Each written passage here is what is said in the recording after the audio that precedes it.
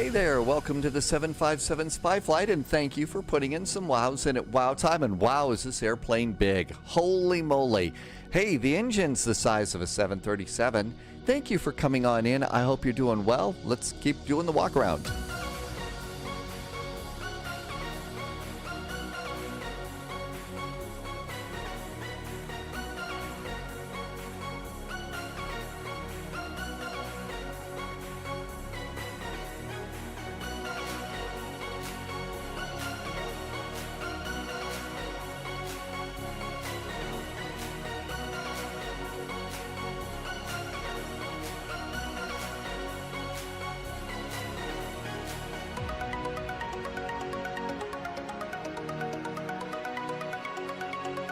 Hey there, welcome on in. Thanks for coming by today. Good to see you.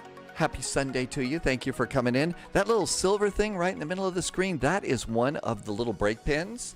And so PMDG, they modeled the brake pins, and I think the brake pins actually move around a little bit on this particular airplane, which is really pretty amazing. Just absolutely an amazing, cool thing there that you get to do with this airplane is, check the brake pins as you're doing your walk around. That measures the wear. But, even those hydraulic lines that go down to the brakes there like that, and then if you look on up in here, you'll see a lot of that stuff is also modeled up in there too. So they really, there is so much stuff to go and just check out. You can even go and open up the engines. They've modeled the end sides of the engines and stuff. So that's pretty awesome. Just all sorts of things that they've modeled in the 777 here. But welcome aboard. Thanks for coming in. Widget Warrior wants to know if there's a livery for a Delta. I believe that there is. I think that I did see a Delta livery. It's probably one of the older ones or something, but I think that there is a livery for that. So yeah. Let's see. Martin found a bird on the balcony, and you're taking care of a baby bird now. That's really nice of you. That's awesome that you're taking care of that. That's a big responsibility too. But obviously, the little baby bird needed somebody to be there. So I'm glad that the baby showed up, on your balcony and stuff too. We're using the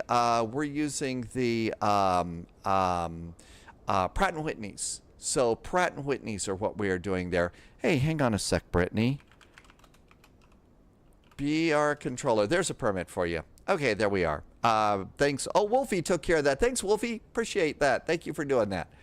But thank you for coming on in. And I missed a little chat going in. So, yeah, the bots, we put that in there. What engines are we going? I think I'm caught up today. So, originally, we had a flight plan today. And the flight that we were going to be doing today was a flight down to Cancun. But it looks like that event got canceled. 3 cheers to Loviz for catching the fact that they caught that and that they canceled it. So now what we get to do is we're flying for Havana on the Havana Sunday event, and we're going to Orlando. And at this point in time, we get ready to keep going. And from Orlando, we'll stay in the same airplane, refile, and go to Atlanta for the Return of the Jedi event. And that is on May the 4th. So May the 4th be with you. Thanks, Cap Nody. Yes, a definite Star Wars day. So we've got that. Actually, the engines go with the airplane, with the liveries. So the liveries, when you change liveries and stuff like that, that's what determines your engines on that. So you can do that.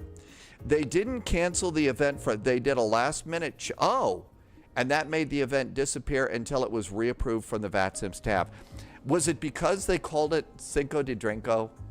Maybe it was because there was a illusion of they were acting like, well, maybe there's booze involved. I don't know. I thought it was a very, very clever event, but maybe that had something to do with it. Loviz is busy with a busy Miami, and your PMDG is all fixed. Manafee, welcome aboard. Thank you for coming in. We're on our way. And this was an incredibly cool view that I got. So I was just kind of zipping around here. This is the scenery that we all have for Havana. And it was sort of like, wow. And the thing is I remember, I was never in Havana, but I remember this very view of the 777.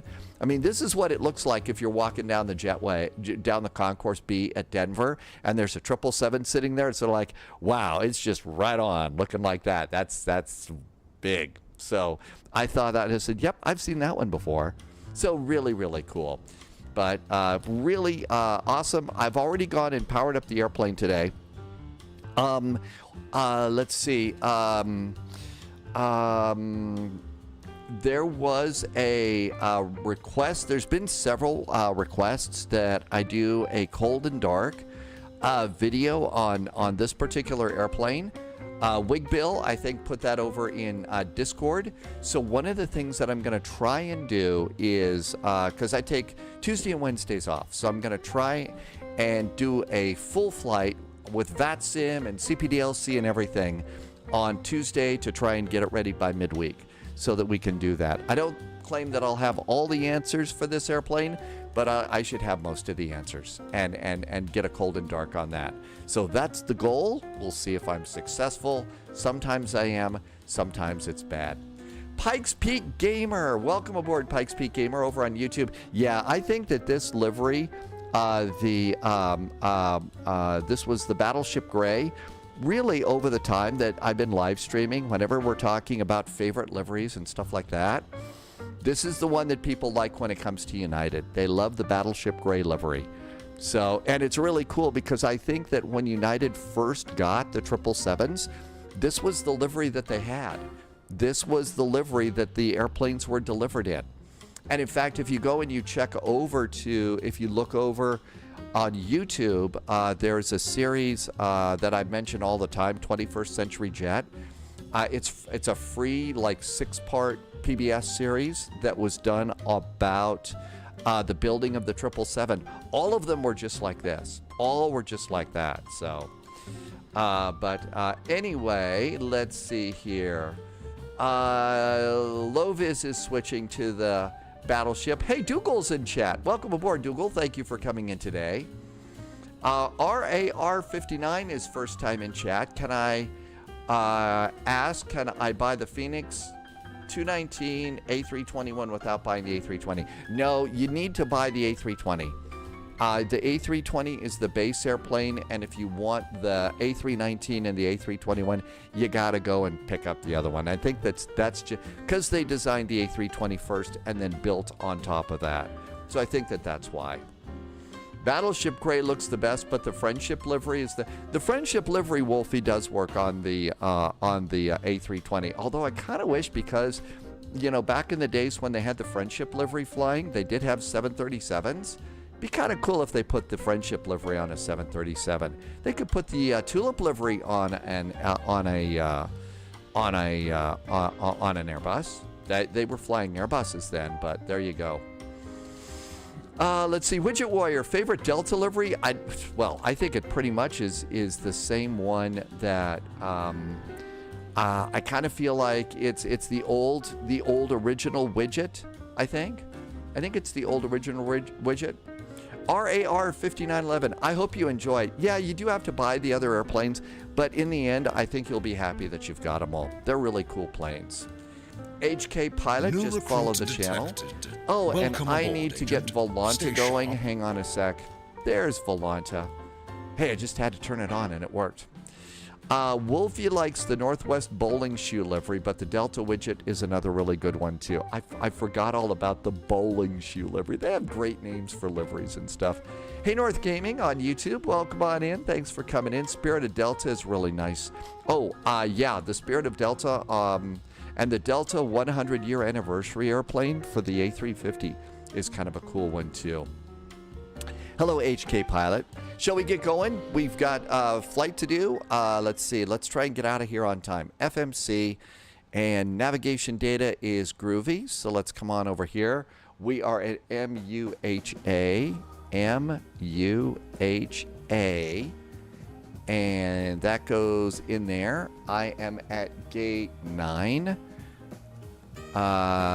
And doesn't know about gate 9. That's okay. Let's just go ahead and grab the GPS position and pop that in there. Your dad was a part of paying for that airplane in the 80s. Dougal says yes. FNL Aviator was going to say if they do the Friendship on a 737, then do the Sol Bass Tulip on a 7.5. Yeah, the only thing is I don't think United's keeping the 7.5s, but they're going to keep some 7.3s. And so you could put a Sol Bass on a Max, and it'd be around for a long time. So that might work. And yes, I would love to see the Friendship on a 777. You probably have seen, what I call the wide shot here at Spy HQ, and I got a couple of airplanes right on top of it's on some shelves there. My 3 little model airplanes over there are all the blue Tulip, and one, of course, is a 757. So I'd love to see them put a Tulip on a 757, but they're going to retire them, so they're no fun at all. Gemini jets are really cool. Yeah, I've got 3, and they're just great.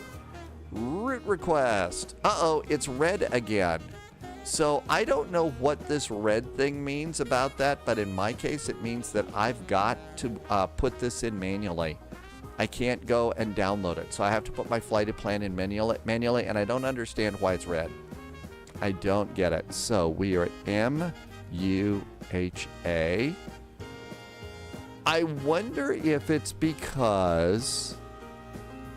No, the airplane's in pounds, and I'm doing the flight plan in pounds, aren't I? Maybe that's it. Maybe we've solved a problem here. Let's see. Is this in pounds or is it in kilos? No, it's in pounds. It's not that. It's not that. I don't know. Don't understand. Hey, Israel Rios, welcome on in. Slightly Madness is here too. So MUHA, we're going to KMCO. KMCO, Orlando. There we go. It is due to incorrect flight level, odd or even. Is that what it is? I don't know. Can the runways... Oh, they got long runways here. Hi, Deep Blue. Welcome aboard. Thoughtsiders here. Did you request the flight plan through the EFB? Yes. I did request the flight plan through the EFB. Is that the place to do it, Loviz? Oh, by the way, I've also, every day now, since we got the airplane, I've had to re-enter my SimBrief ID and my Hoppy ACARS each time. I don't know why, but that's been a thing. Very annoying, but, I mean, there's other things to be annoyed about, right? Then it sends it to the FMS, so you should be good. Yeah, it's being weird. So UAL, flight 441. On the other hand, I'm not going to whine about it too much, because in this case, it forces me to put my flight plan in manually. EFB before FMC. I did do that.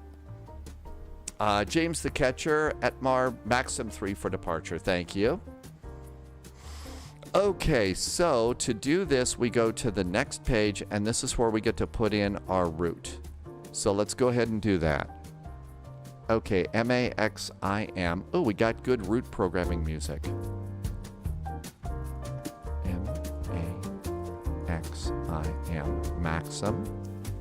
After Maxim, we're on the Y262. Y262. And we're going to go to Lulls. Lulls. Give me just a second to put all this in. Otherwise, it'll take forever. After Lulls, it's direct to Wigna, W-I-G-N-A. W-I-G-N-A.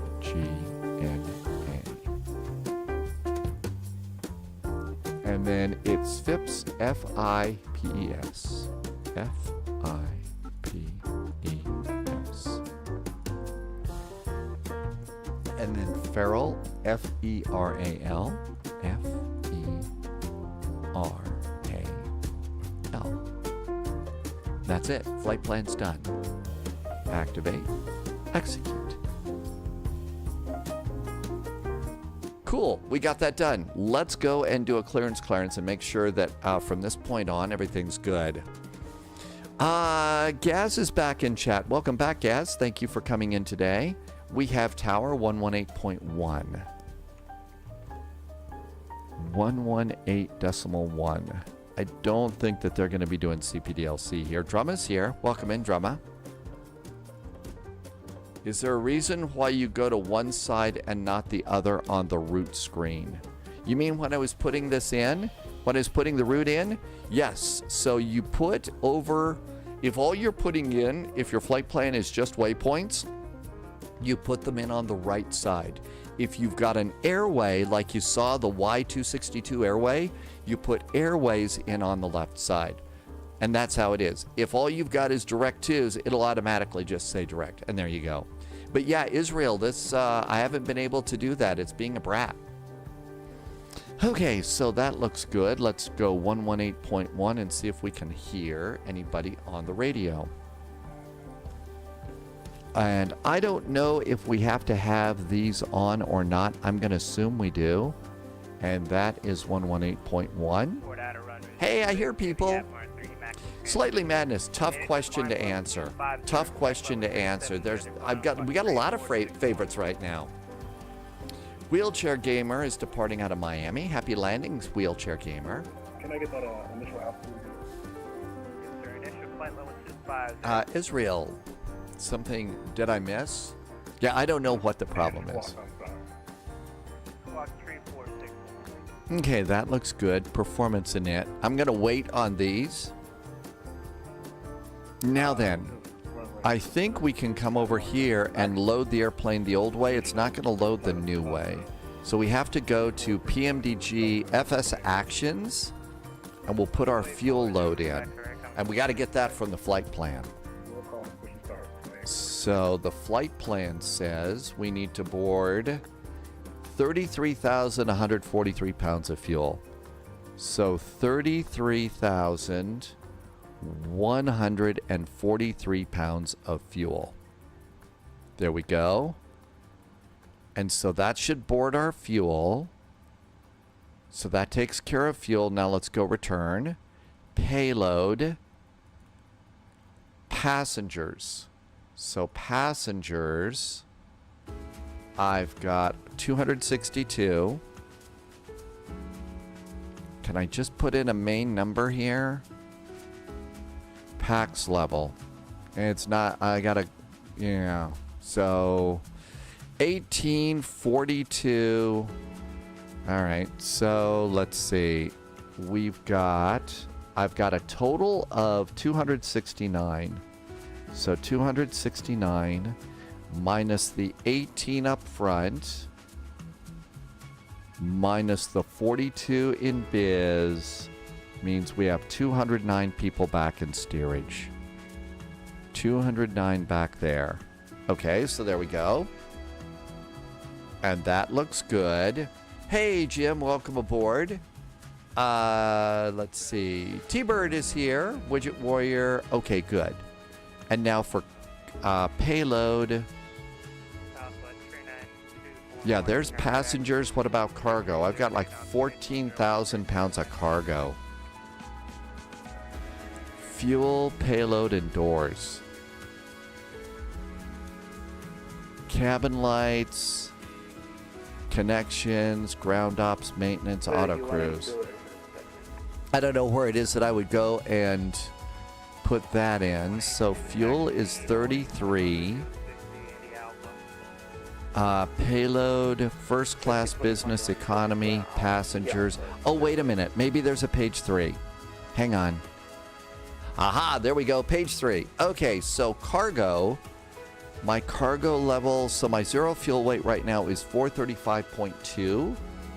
We're supposed to be at 368.8. Jim is doing a sassy flight. Pratt PT says stopping. We'll do a spy hat, posture check, and everything else, Pratt PT. Thanks for coming in. You can just insert the zero fuel weight, really? So if I put in my zero fuel weight, it'll do everything else, which is 368.8. So 368.8, just put that in over here on zero fuel weight, and that'll do it. Okay, we'll do it that way. Thank you. Posture check 2 for Pratt PT. So thank you for telling me, Deep Blue, that I could just do that. Okay, all of this looks good. And let's just come out of here, and I'm going to assume that the airplane is loaded. Or at least the booze is aboard is aboard, so we can get loaded that way. Okay, let's do a clearance. Marty Airport Information Kilo. We are at stand 9. Marty Tower, hello there from United 441, a big old 777 at gate 9. We do have information. Kilo aboard, requesting clearance to Orlando. 441, great to see you again. You're cleared out for Orlando via the Atmar 3 maximum transition. Your climb level 250. Expect level 370 as your final. 3407. United 441, we are cleared up to Orlando via the Atmar 3 departure, Maxim transition. Initial climb is flight level 250, expecting flight level 370 as our final today. Our squawk is 3407 for United 441. 441, readback is correct. Come for push and start. Call for push and start. Thank you from United 441. Okay, cool. So we got all that. That was great. Now we can go and do flight level 370. So 370 is our cruise. Cost index today was 68. So 68 is my cost index. Now, somebody was asking about reserves. Where do you find that, Wheelchair Gamer? Over on the flight plan. I usually, this is the number that I use, final reserve and alternate. That may not be correct, but I use this as that number, and that's 11.6. That's going to be 11.6 for reserves. And that's what I do. That's my final reserve and my alternate. So that's the 30 minutes, the 15 minutes, and the fuel to get to the alternate. What we're supposed to have in the tanks when we land, if we don't have to divert or turn 30 degrees to the right or something like that. Our zero fuel weight is 368.8. 368.8 is our zero fuel weight. And that has gone and computed our gross weight. Cool. I could have just clicked this line too. 368.8.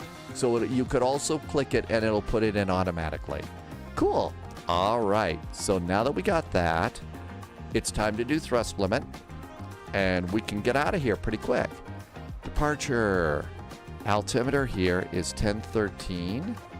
So that's going to be hectopascals. So 1013. I do have an APU up and running, don't I? We sure do. That's good news. Okay, cool. Let's come over here. And let's do... I haven't done any charts yet. We better get a few of those in. Hang on. Gotta do a couple of charts here. Departure, MUHA. And over here, I'm going to go and we just need the main chart. Our SID is going to be Atmar 3, and that's good. For our arrival today, the star is going to be Joker arrival. They are landing on 18 right and 17 left. I'm planning 18 right because we're United and we go to airside 3, but let's get 17 left in case they move us over to the other side. And airport info and airside 3. And now we'll go to pinned charts and go to airports, and everything looks good there. SID, star, approach, everything's groovy. All set and ready to go. I usually put it in dark mode. It's just a little easier in here to see. And that looks good too. Okay, now then, with that in place, let's go and do performance tools. Let's see, we're expecting runway 6 for departure. Import. And import the weather. And calculate. Okay, so all of that looks really good. Now, you do have to copy this over, so I don't think you can send it over there. So let's go and do, we're going to do a takeoff -2. So our D rate is -2. Our selected temperature is 38 degrees. And that looks great. Go to takeoff page. The computer says flaps 5 is best for us. Center of gravity, just like Deep Blue said, I know you can click center of gravity, or you could look it over here, and it says 25.1. So it says 25.1, but it's kind of cool to see that in there. And it did not do the speeds because I didn't do my runways yet. Okay, let's go runway 6. It's going to be the MR 3 via Maxim. And that looks good. Let's go to the index and plug in an arrival to make the computer happy. 18 right is what we're expecting. It's going to be the Joker arrival. We're coming in via Farrell. And I usually get Hollop and plop that in. Go to legs. I bet there's going to be at least one route discontinuity in there. There is a vectors to Hollop, but it's not a discontinuity. I'm going to leave the vectors in because that's what we're expecting. Now let's go, and we got our speeds. And our speed should be 128, 132, 137, 128, 132, and 137. Let's pop 137 in up here. Hi, Hydrospace. Happy Sunday. And may the 4th be with you. 137. Cool. Let's see. Olivans, I tried to have a look, and this may be the issue. According to PMDG, you must enter the origin and destination in the FMC before clicking route request, after which the route should import from SimBrief if it's entered into the EFB. All right, you know what? I'm going to copy that into my notes, Olivans. Thank you for looking that up. I'm going to put this in notes, and we're going to try it next, and see if it works on our next flight. How about that? Okay, Widget Warrior, how do you best set up your cameras? You mean the ones that, as I'm zipping around the cockpit? So it's just like we used to control the airplanes in X-Plane. In X-Plane, they're called quick views. It's called something else in here, and I just have the number pads, and I try and make all of the views the same. I try to make them all the same within all the airplanes. So the 0 button, that's captain view looking down the runway for takeoff. Number 5 is always an upper panel, that kind of a thing. Okay, runway 6 is 059 degrees. So 059. 059. And the tower has cleared us up to flight level 250.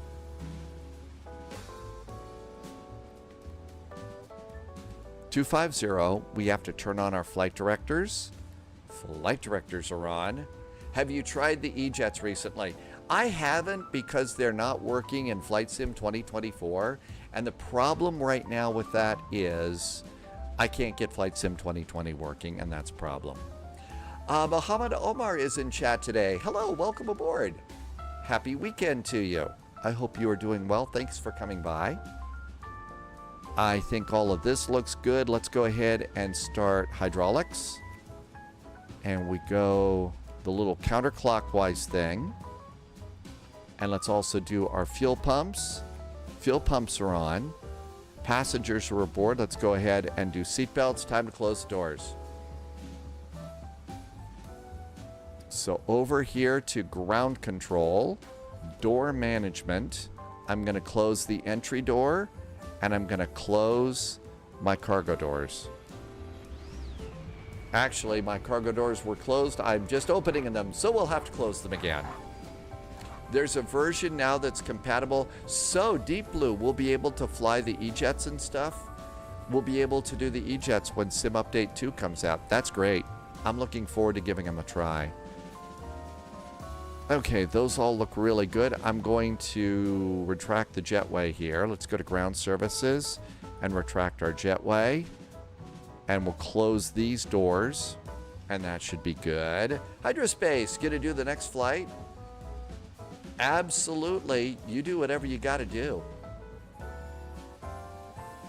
I'm probably not that great at the subtle differences and stuff between these airplanes. So I'm sure that they are. But I don't know exactly what they are. Okay, Mohammed, we are departing. I guess perhaps that's Omar. We're departing from Havana. We're going to Orlando. 34. Yep. Havana for Orlando. 3407. There we go. That looks good. With the 7-7 whiskey, you want to rotate gently and slowly to avoid a tail strike. Otherwise, they will fly pretty similar, and the fly-by-wire system will make it easy for anyone to learn. Thanks, Landy. And really, if I can learn it, you can. APU is good. Let's disconnect from ground power. Ground power is disconnected. I'm going to arm my doors for departure. And let's go ahead and we're going to release ground power. I'm going to check my brakes. Oh, brakes are not on. Push toe brakes all the way down. Pull the lever up. And there's the brakes. I'm going to remove my chocks. And now we're done with that panel over there. And now we can come over here and we've got the map up here. That looks good. I think we're ready to go. Yep, I think it's time to go and do airplane stuff. So all of that looks good. We don't have to bother with anything else. Got the fuel pumps on. Let's check the ATIS again. ATIS is information mic now. Altimeter is 1013 still. We are at 1013. Let's see. Do we still add 5 knots? I always add 5 knots or something like that to a Boeing. Just always do that sort of thing. Just cuz. Okay, how about pushback helper? Amagarosa likes to do the cargo variant. Well, there are passengers flying around. I think it just depends, Amagarosa, on what you want to do. Dufferegg is back in chat. I think it is. I think that they've done a really good job with these airplanes. I like them. I'm having a blast with them. So, you know, and it's great to finally have a Boeing and a PMDG in Flight Sim 2024. When Sim Update 2 comes out, I think the iFly 737 MAX is going to be available, so that's going to be nice too. Marty Tower, hello again from United 441 at Gate Charlie 9. Information Mike is now aboard requesting startup and pushback. Hey, United Baba. 441, thank you from Mike. Push and start is approved. You can tell to the left the QNH 1013. Push and start approved to the left 10113 on the altimeter for United 441. United 18 Heavy, after departure, contact Havana Terminal 120.3. The wind's 3308 knots, clear for takeoff, runway 06. 120.3s are next. Contact Terminal 120.3. We cleared for takeoff, runway 6 for United 18. 120.3. I always like to set those things a little bit in advance. Shall we go? Parking brake is off. Parking brake is off. Out we go.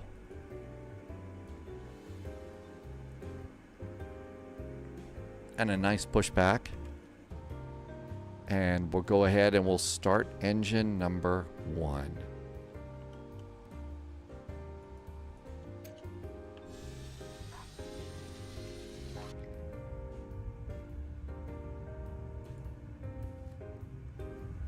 Listen to the start sound from in here.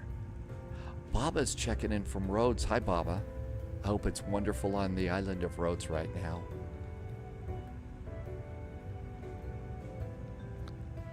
I usually have trouble with GSX. It doesn't work as fast as I sometimes need it to. And I would like it to work a little bit faster.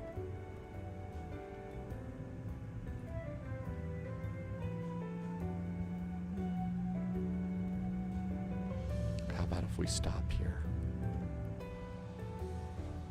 Parking brakes, toe brakes, parking brakes, release the tug. That's a pretty good start sound. Havana Tower, Spirit Wings 887, ready for push and start.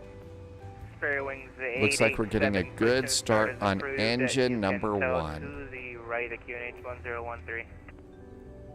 1013, and we'll put the tail to our right, Spirit Wings 887. Starting engine number 2. And there goes the N2. I think that this is like the other 777s.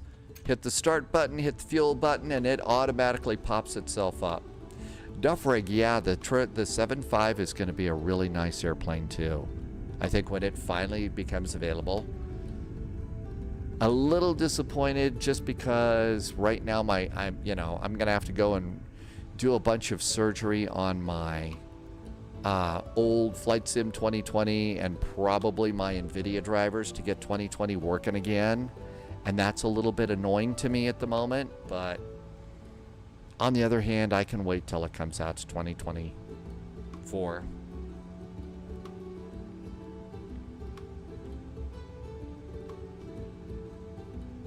And we're getting a good start on that engine. We have good oil quantity that's not going down, a good indicator that we're not going to have to, replace the oil anytime soon.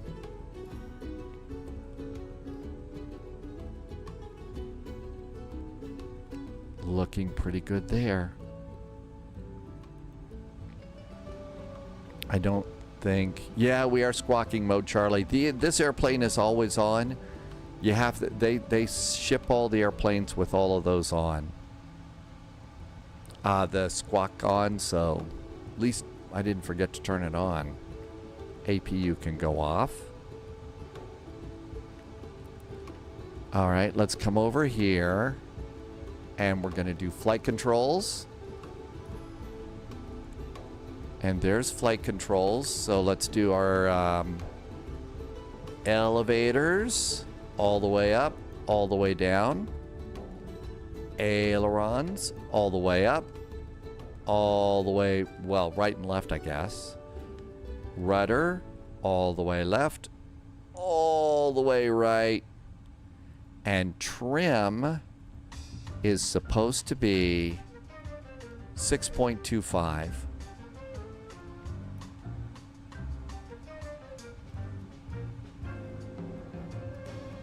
So there's our stabilizer trim right there.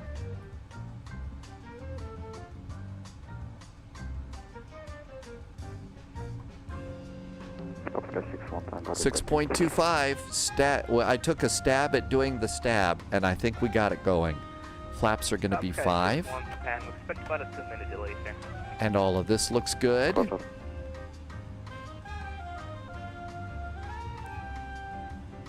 We'll do the rest on the way.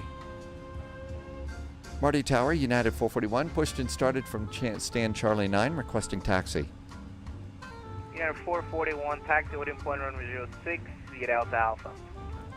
Delta and Alpha for United 441. Thanks. Delta and Alpha. I don't think that we should be able to do that. You know why? This is a United flight. We should not be on the Delta taxiway. I say we get the jokes going, right? It's time. Havana Tower, Spirit Wings 887. Hi, Speedbird. Welcome on in. Spare Wings 887, taxi to holding point runway 06, via Delta Alpha. You're going to follow a United Boeing 777-200. 06, taxi via Some Delta of my Alpha, jokes Alpha, are kind of hard to get. It's a little, they are a little obscure. I admit it. Top Sky 61 Tango. Do you My have jokes that can be Boeing a little bit weird. 200 in sight? Affirmative, 777 United inside, Top Sky 61 Tango.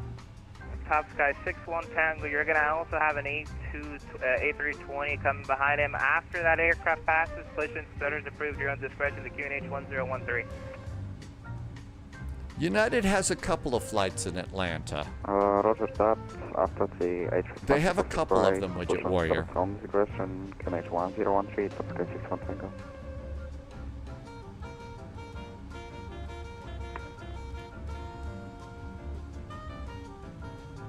And there's taxiway Delta. Okay, Think Tower, Dogs has Delta arrived. 2840 Welcome in, for a quick Dogs. Start, and I'll fall behind the Airbus to my left. Delta 2840, I appreciate that. Yeah, and after that A320 to your left pushes, then you're approved. TNH 1013. Good to go, Delta 2840. Connor just arrived in chat first time, and so did George. Connor, George, welcome on in. We're just getting ready to depart in the brand new PMDG 777 for Flight Sim 2024. So happy to have this airplane in here. Tampa International Airport out of runway 06. Loviz has got tacos today, and you're watching Star Wars. Which one did you start with today, Loviz? Which is the one to start? 3470. Which Star Wars? Is the taxi light on? Yeah, the taxi light. So there's the taxi light right over there. This is the 200 ER. And you can see my two little light, the smaller lights are on. So the taxi light is on.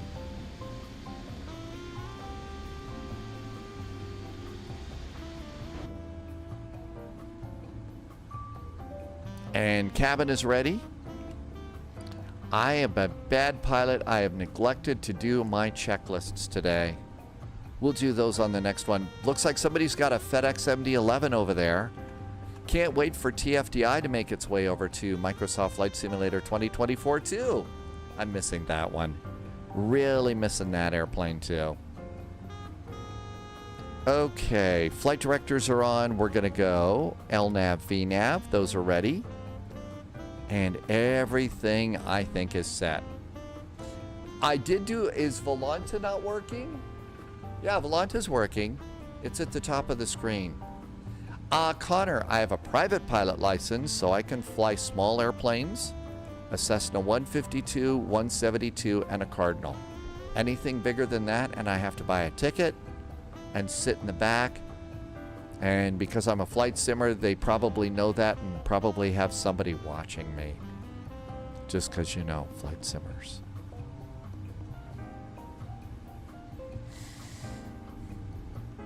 Everything looks good here. I've also noticed that if you look away from this map, it moves around a little bit, which is too bad. That's kind of a problem. Okay. There's our departure. Straight out and a left turn.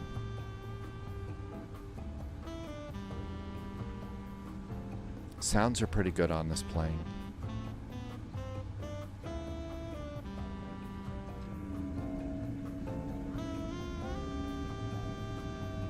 The airplane also has wing flex and engine wobble. Top clearance Wing granted, flex and agent. engine wobble. These engines are so big they will wobble on the wing a little bit. Z1 plays games, just did a nice resub. Hey Z1, thank you for a 6-month resub. I really appreciate it. Thanks for helping me to keep lights on. I could not keep the lights on without you. Thank you for keeping that going. Green Giant is back in chat. Happy Sunday, Green Giant. Welcome aboard. I have been flight simming for an incredibly long time, Israel. I started flight simming a long time ago. Air 441 after departure, contact Havana Terminal 120.3. The wind is 3308 knots. Clear for takeoff, runway 06. Have a good day, sir. Runway 06, we are clear for takeoff after takeoff, 120.3 for United 441. Whoa. Okay, strobes. Why do they not fill the tires with helium? Because they go boing boing. Okay, strobes are now on. Southwest 3923, you're coming a little bit broken. Say again, sir. Hang on. Southwest 3923, push and start is approved. You can tell to the right the QNH 1013, caution of Boeing 757-200 on taxiway. Back to tail right. All right, looking good there. Landing lights, 1, 2, and 3. What don't you like? Checklist incomplete. I didn't even do the checklist. Leave me alone. Shall we go? Throttle up about halfway. Start the elapsed timer clock. 61 Tango, taxi loading point on 06. Auto thrust. Alpha. Yep, I didn't do any of my checklists. I'm a bad pilot.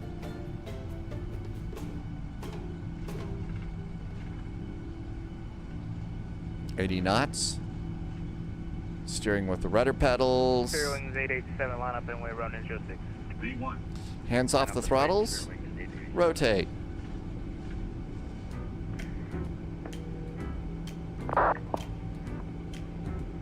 Tower, Delta 28. Positive climb, gear going up. Delta 2840, follow the 8320 in front of you, holding point on 06. Follow 820, holding point 06. Delta 2840. Delta 2840, verify your squawk 3461.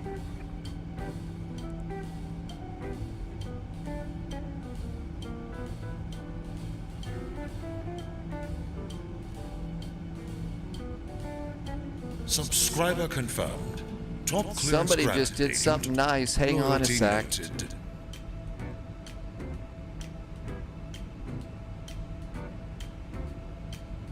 Havana Terminal, good evening from United 441, passing 2,600 for flight level 250. United 441, good afternoon to you, sir. Continue climb, flight level 250, you're ready to contact.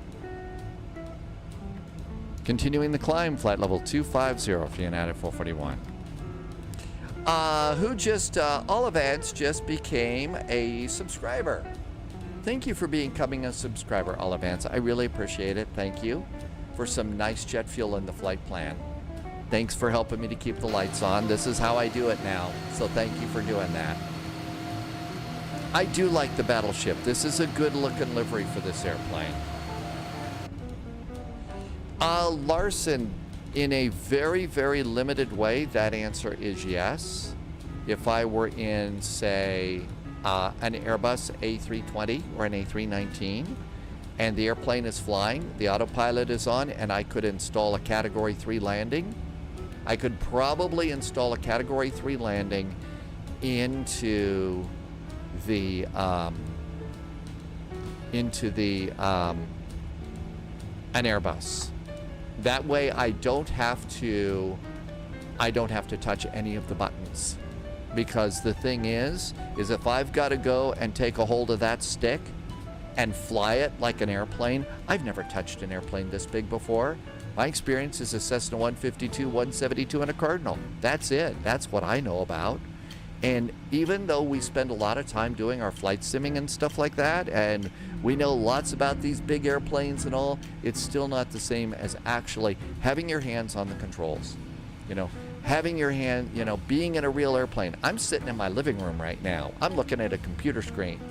Okay, the real pilots, they've got G-forces acting on them. They're being bounced around by the atmosphere. I'm sitting in a relatively comfortable chair drinking iced tea and lemonade. It's a very different thing being a real pilot in a real airplane. So yeah, I could probably put a Category 3 into an Airbus A319. Maybe.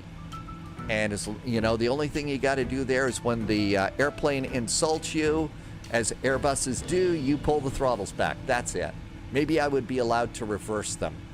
And then after the airplane brings itself to a stop and the engines are idle, they would all tell me, don't touch anything. Well, somebody gets a ladder and climbs up there and throws me out of the cockpit, you know, because I'm a danger to, you know, the airplane, the runway, and birds. Because it's just, you just don't know about that stuff. Yeah, and then there's the pressure of also having actual lives in your hand. Absolutely, Widget Warrior. Battleship, it's because it's gray. It was the gray color here at the top of the fuselage. They called it the Battleship Gray. If you look at that airplane and then go and look at the cover of a Navy battleship, pretty much probably pretty close to the same thing. Hi, Lord Plankton. Welcome aboard. We learn flows and we learn procedures. My guess is I'm probably doing about 60% of what the real pilots do, and that's probably on a good day. You want to get higher than that, you could go and watch Agent Bravo 7. Agent does a lot more in her flights, you know, in the hot start. But, you know, we're not doing nearly what the real pilots do, and maybe what I'm doing is closer to 40%. Lord Plankton, you have to download the airplane first. Once you download the airplane, then you should be able to use the PMDG's Ops Center to go get some liveries. You should be able to do it that way. Sounds like all you need is a cockpit simulator in your room with G-forces and passengers screaming in the next room. Yeah, and a bunch of corporate paperwork, and a boss that I don't like. And that'd probably be it, right? I don't think I'm going to face the problem. Yeah. Yeah, we've got 2 pilots sitting up front. They know what they're doing.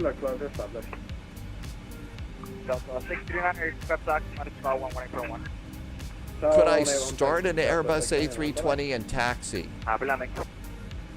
I could probably start the APU.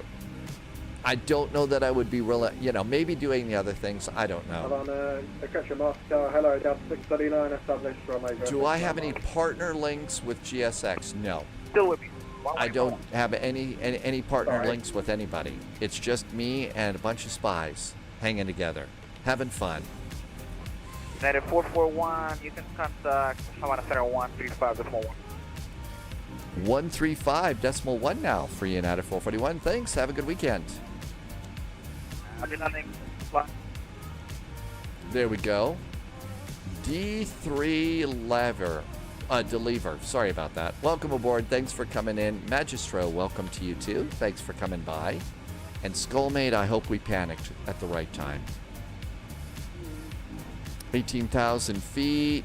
Altimeters are already set. Cabin call. Let the flight attendants know they can get up.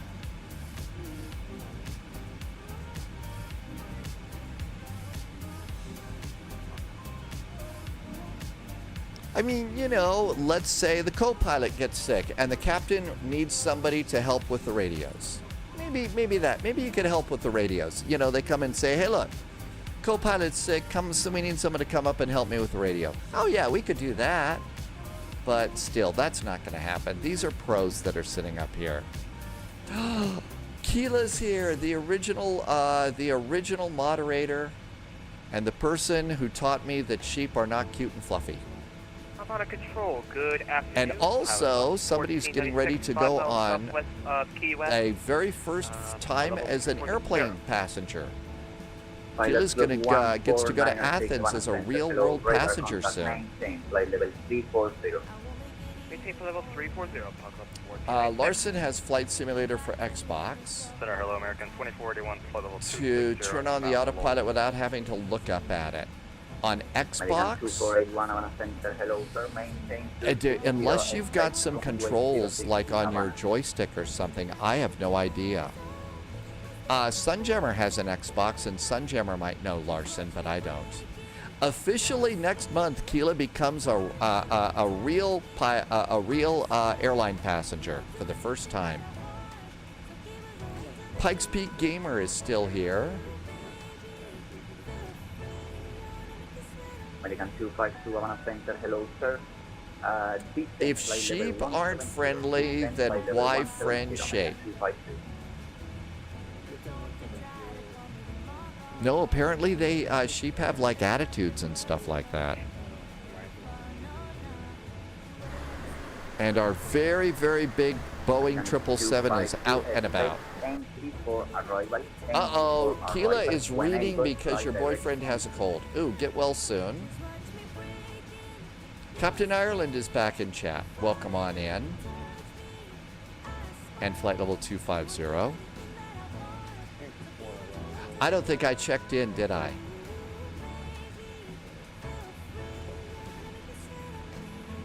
I don't think we checked in. Center, hello, American 2481, we had an issue. there. We are inbound lulls at level 260. Give it to me and develop the evening before I left. Oh, okay. One copy, maintain 260. After Canoa, continue descending to 170. Alright, we'll maintain 260, and you said at Kanoa, descend to Twitch on my 170. phone sucks. Yeah, I hear it sucks on That's phones. correct. Thank you very much. Good afternoon. Trying to break in now. It's terrible.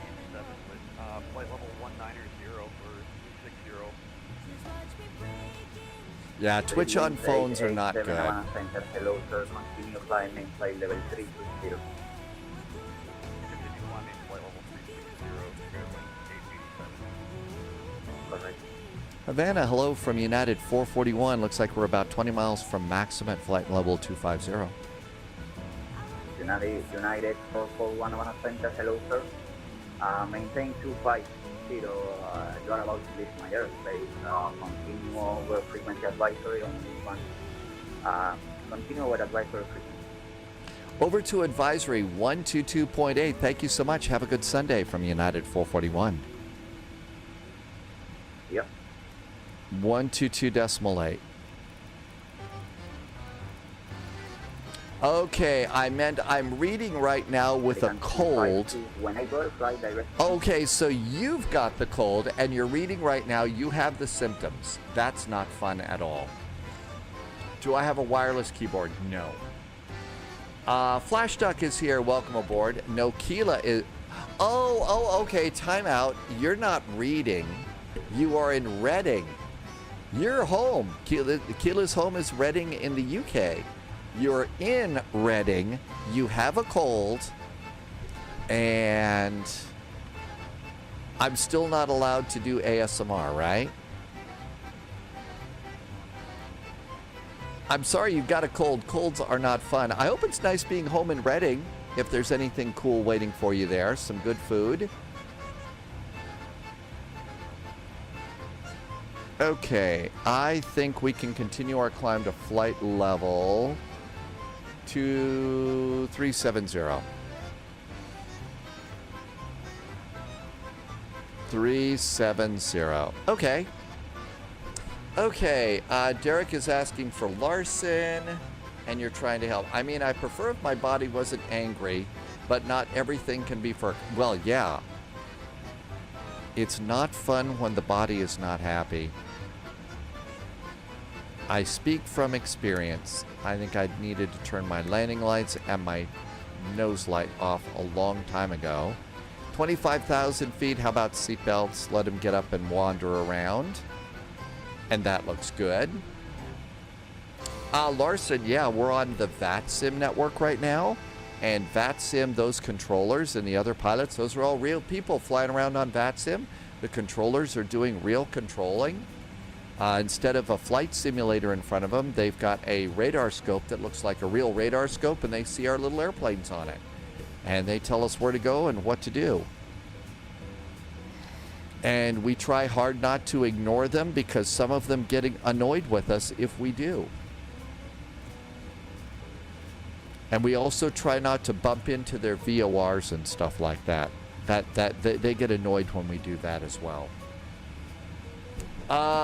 Cream Cheese says that for all the 787 lovers, the Horizon works very, very well in Flight Sim 2024. Okay, I think we're doing pretty good here. Just kind of cruise on in. So once we get to Orlando, we're going to stay on VATSIM. We're going to stay in the sim, and we are going to continue our flight service to Atlanta. James the Catcher is one of those controllers. Keeps things from getting out of control.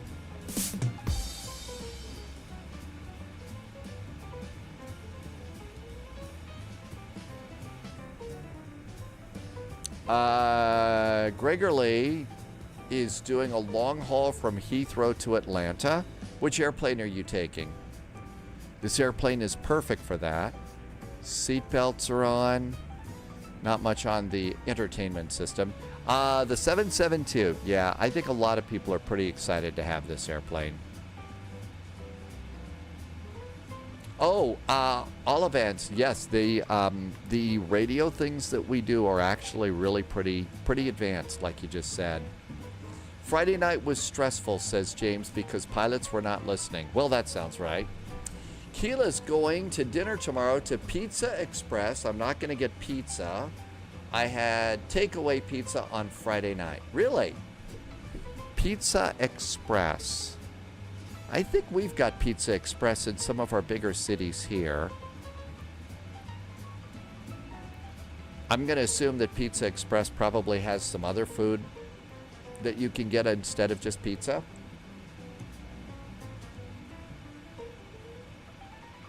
Power Blaster is in chat. Welcome aboard. Next flight for us is Orlando to Atlanta. We did scrub the first flight because it was canceled. But we could figure out something else or make it a short day and go outside and do things. I don't know. The vegetarian options are not very good. I can get a salad or a cannelloni.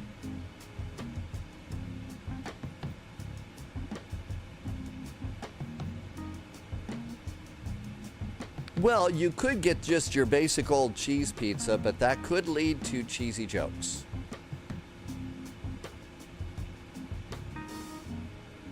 It's been a long day for Green confirmed. Giant. Top clearance granted, Agent. Loyalty noted. Let's see. Pufflefish just did a nice resub. Hi, Pufflefish.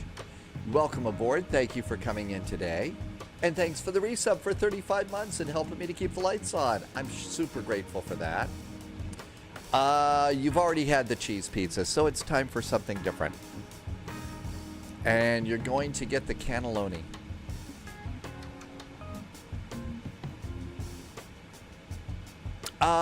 So we'll be able to get a lot of the things that haven't been working lately.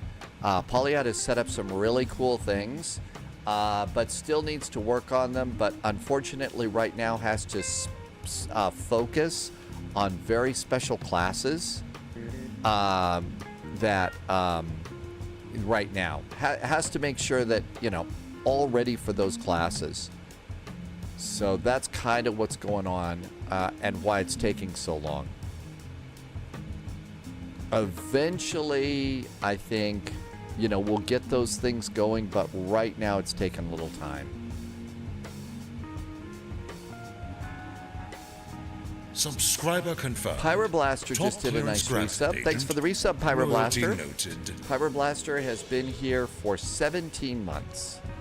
And thanks for some awesome jet fuel in the flight plan. Plus, one of the reasons it's also taking some time is Polyat's trying to make as many things work on YouTube the same time that we're on Twitch. So that's another reason why it's taking some time. Because we're on YouTube now at the same time. That's right. I think it'd be kind of cool, super big congratulations. These are tough classes. I mean, the tests take like 4 hours. These tests take 4 hours, and they're all written. You can't use Chat GTP or anything, and it's some pretty serious stuff. So,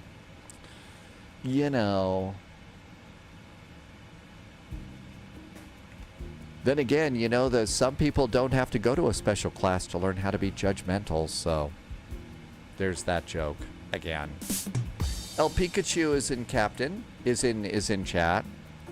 Hi El Pikachu, welcome aboard. And there is the silly little guy, smiley little guy there. One of the happiest emotes on Twitch. And there's our final cruise coming up. So let's see if we've got any ATC ahead of us. I think probably not at the moment. So here we all are coming out. I don't see anything at MCO right now. Let's see. Garanectors is in chat. Do people use CPDLC? This airplane does when it's available, but it's mostly available only in Europe. Pretty much every airport, every place in Germany is using CPDLC. The UK and other parts of the EU have it. Not an awful lot. They've experimented with it a little bit in Atlanta on VATSIM, but that's about it. Let's see what's going on at the Real World Orlando. Okay, arrival, information, hotel in the real world. Simultaneous approaches 17 left or 18 right. That's what we're planning on now. Taxiways are closed. Bird activity in the vicinity of the airport. They should put alligator activity in the vicinity of the taxiways here. Seriously, alligator activity in the vicinity of the taxiways for Florida. Winds are 240 at 12, a little gusty. Some clouds, not so bad. That's the weather camera disconnecting, as it always does. Let's see. FNL Aviator is flying as UAL1 today. You're trying to configure CPDLC. Really, to configure a CPDLC system in something like this airplane or, the Phoenix A319 2021, the A350, all you need is your Hoppy ACARS. And you need to put that in the right place in the airplane. If you've got your Hoppy ACARS, you're in good shape. That's what you need.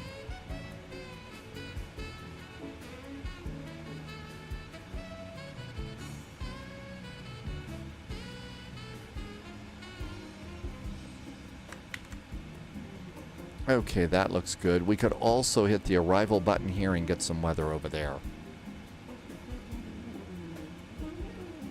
You have your ID on your tablet? Yeah, you do need to put your Hoppy ACARS probably in your airplane. So you, like in this, if you go and click the settings over here, that's where you would plug in your Hoppy ACARS on this airplane.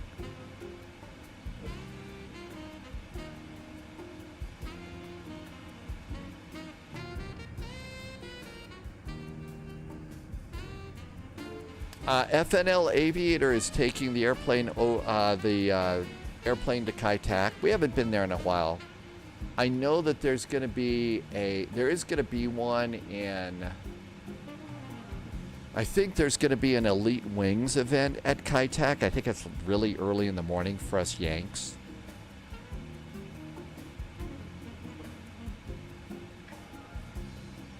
And I think slots have already gone out for that.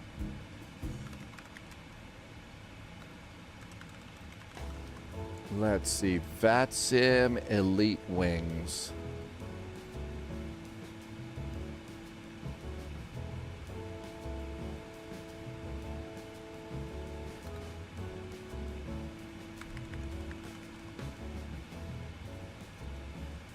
So here's booking. So there's VATSIM Elite Wings Caribbean. This is May 18th.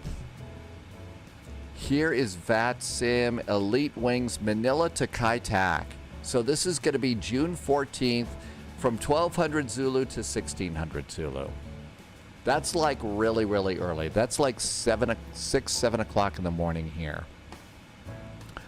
On the other hand, it is KATL. One of the reasons I like going to KATL is because I get to tell tacky jokes.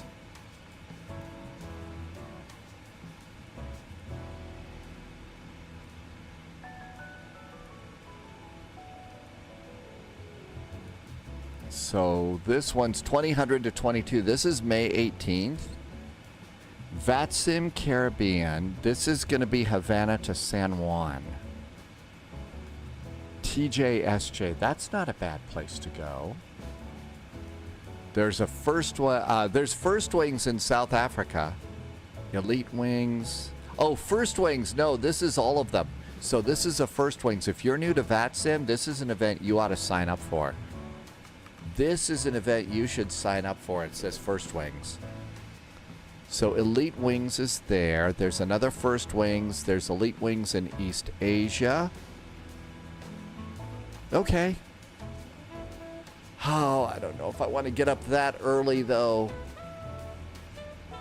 Yeah, that's really early. On the other hand, Low-Vis gets up early for these all the time. Let's see if there's any slots available. Bookings will be available 7/6 of 2025. Today is the 4th, so we got to wait a couple days. Okay. Well, maybe we ought to plan on an early wake-up call or something. Martin, could you fly between Sydney and Brizzy in the F-28A Qantas livery? That would be a good flight to put in over on the Spy Discord, over in suggested flights. That would be a good place to, that would be a great place to do that.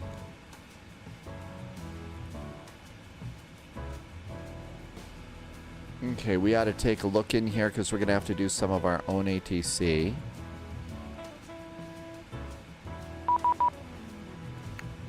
That's auto ATC. I generally ignore auto ATC. You know, we're going to do our own descent. We'll do a good one. That is next month. That's in 2 months. Oh, it is. It is in 2 months. Okay. Uh-oh. Coming up on the Florida coast. Gotta be on full-time gator patrol here.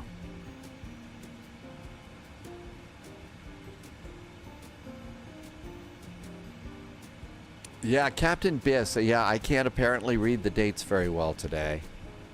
Hey, I got my 777 out. Yeah, June is next month. This is May. It even says so on the little date bar there. So, okay, so it's May. Thanks for putting it in suggestions. That's where the dispatchers are going to look for flights, so that's the place to put it. Israel's going to be back. You have to do maintenance on your laptop. Good luck with your laptop. That doesn't sound like fun to me at all.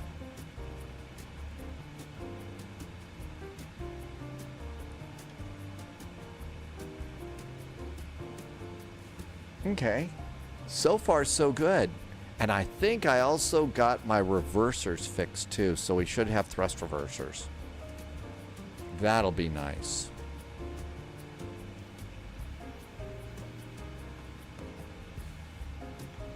Okay, it's on us, so over here on charts, the Joker arrival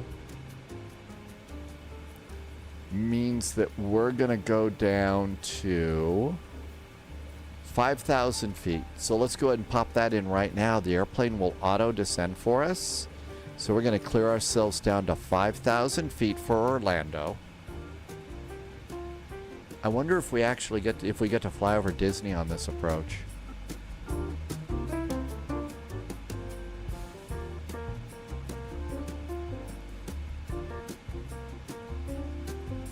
For airports, we can clear out Havana. We're not going back to Havana. And on SIDS, we don't need the SID anymore. So I do like to try and keep those things clear. That's going to be June 14th. That would probably be a fun day to go and do that. So we can sign up for it on the 6th. We haven't been to Kai-Tak in a while. This airplane, we haven't taken the 777 into Kai-Tak. So that might be a good thing to do.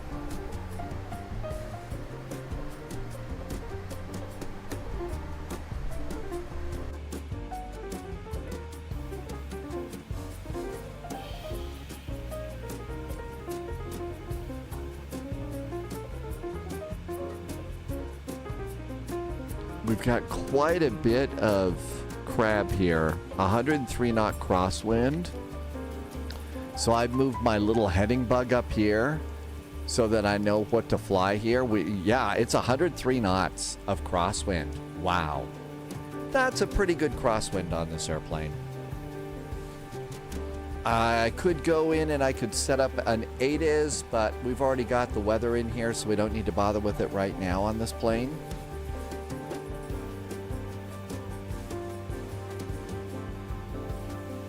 One thing that James has learned about these aircraft is the auto descends as long as you have the altitude set. Right, you've got to do that. Now in the Airbus, you actually have to press a button. Mr. Airbus wants the pilot to actually tell the airplane, yes, you can descend. Then it'll follow your descent path just fine. but it wants the human in the cockpit to press a button first before it starts descending. This airplane, if you've got your descent loaded like we do, and you've got the altitude in there, this airplane says, you know what? You put the numbers in, I'm going to descend.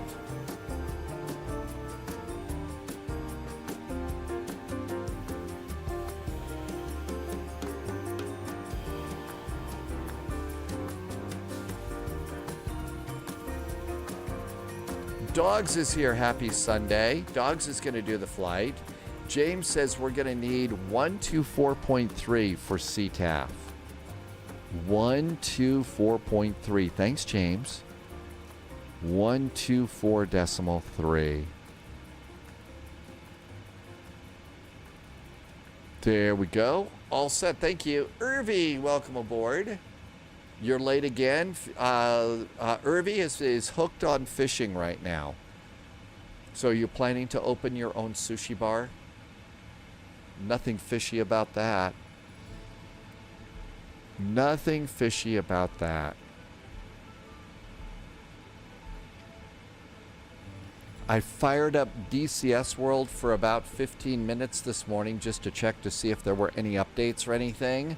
Nothing has happened, but they did start to do previews of part 2 of the Cold War Berlin map. And that's going to include Hamburg, the port of Hamburg and stuff. And so they've started to put videos like that over on YouTube. So my guess is we should expect that updated part of the map coming out sometime soon. Subscriber confirmed. Top clearance granted. DMK agent. just did a nice Loyalty resub. noted. DMK6 has been here for 30 months. DMK, thank you so much for a nice resub and some nice jet fuel in the flight plan. Thanks for helping me to keep the lights on here. Really appreciate, being able to keep doing this live stream and flight simming. I'm absolutely loving this. So thank you for making it possible. Make Simus is in chat. I think that the performance on this airplane is actually really, really good. I think that it's good. I think it's probably a little bit better than perhaps the A350 right now. I haven't had any real problems with it at all. So it's actually been a pretty good airplane for me and really happy with it. That said, I've been having a blast with the AnyBuilds A350. It's a really good airplane too. The A350 has WASM issues and stuff like that. I haven't heard anything about fixes for it at the moment, but I hope that happens. And A-Like says to hydrate. I'm going to do another hydrate because the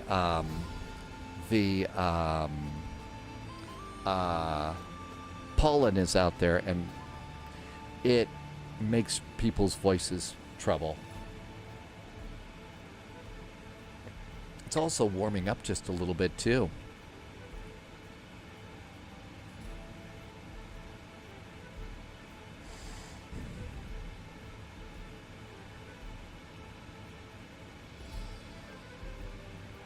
Very nice. Almost 80 degrees. And we're starting to get that white haze along the horizon. So it's probably going to be smoky season before too long. It does look like it's going on, dogs. Well, I think our timing is working out so that we'll continue on to Atlanta. Didn't get to do that this time.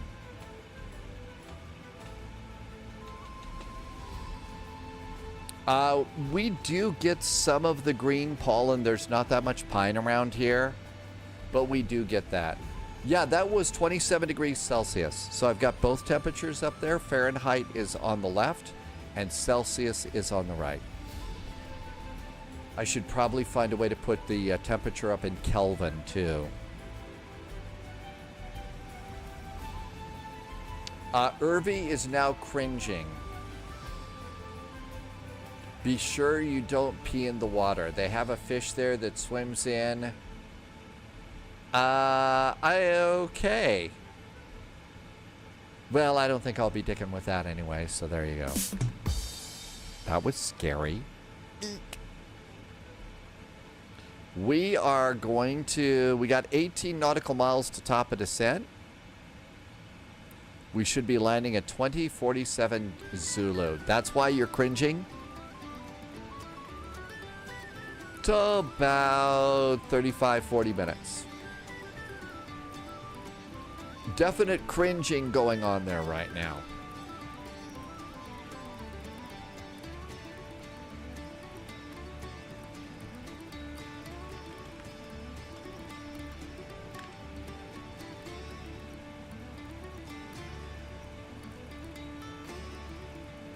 Widget Warrior, I would not want to put them on top of each other.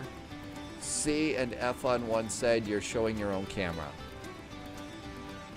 Might want to put them on, so you'd like me to move the temperatures like one on top of each other?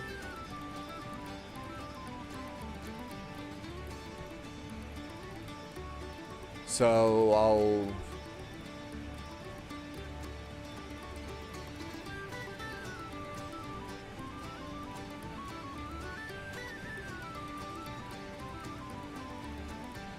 like 79 on top of the 26. It won't, I tried to go and make it and put an F in there and a C, and it wouldn't let me format that in. It's a free service, so I can go out and just get, you know, that it'll just go out to the internet and get the data. So if I could, I would have liked to have formatted it like that. But, you know. Almost time to start our descent. What do you say we be good pilots on our descent and do a checklist?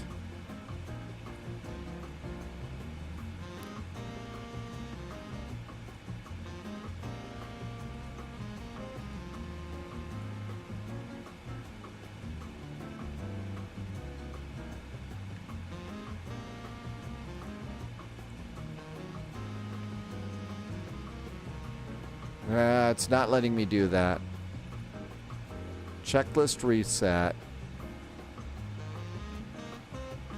Checklist reset. Normal menu. Descent. Okay, we'll pick it up there. So we got to do a cancel recall. So cancel recall. There we go. Nothing on recall.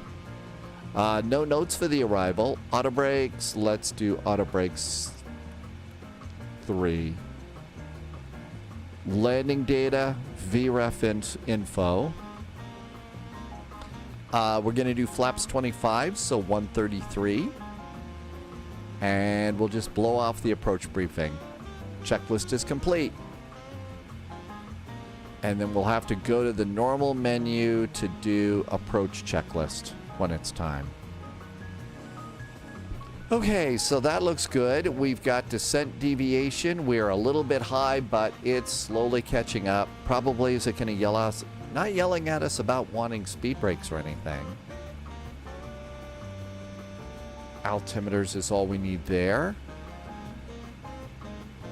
And MCO altimeter is 2985.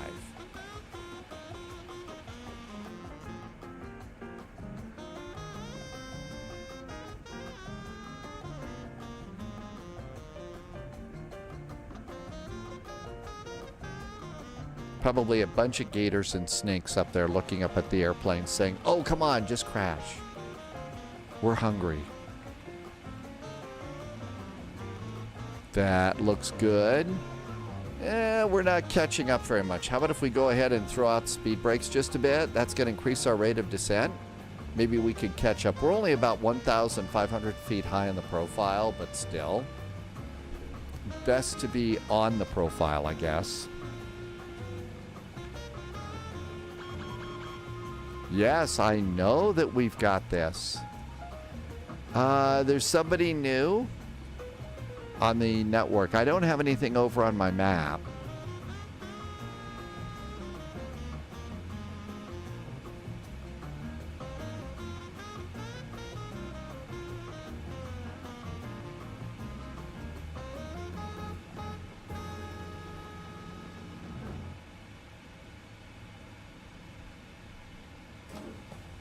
Oh, aircraft-wise. Oh, not ATC. Okay.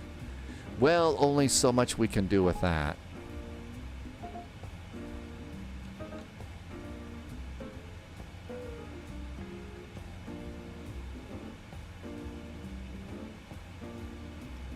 Gee, we just keep getting higher and higher on this approach. More speed brake, I guess.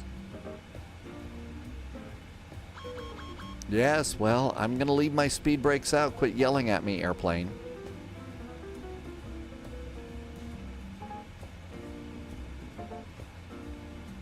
It will not catch up to the descent. So speed brakes are out and everything, and it just won't catch up. We can either go slow or we can descend, but not both. Oh, all right, now it's finally going down. 11 heavy Orlando traffic, or we're just about 10-mile final here, 17 left. We'll call back 5 miles. Uh-oh, I think we just got a raid. More agents joining the spy flight. It's DigiDriver. Hi, DigiDriver. Welcome aboard. Thanks for the raid. Come on in. We have just got the PMDG 777, the brand new one from for Flight Sim 2024, coming into Orlando. We're slowly catching up, so I think we're going to be okay. It's just not that responsive.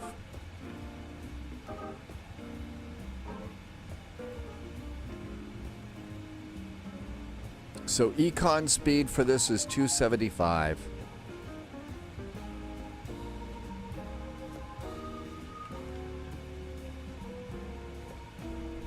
We're not that high. If we have to, we'll extend the downwind just a little bit, and that'll be good.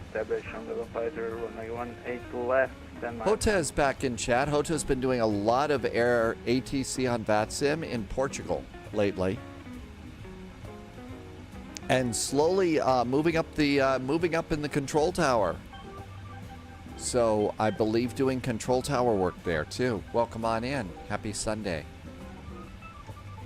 And that looks good there. So far, so good. That was the camera disconnecting again. That's become a real pain. I don't know what it is.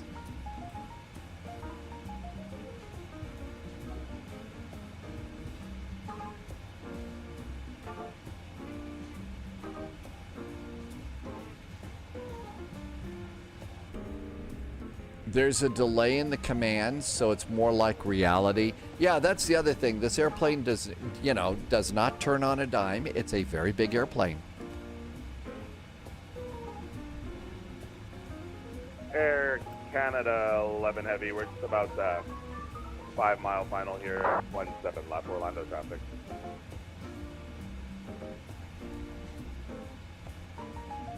Okay, seatbelts are on. Everything's good there.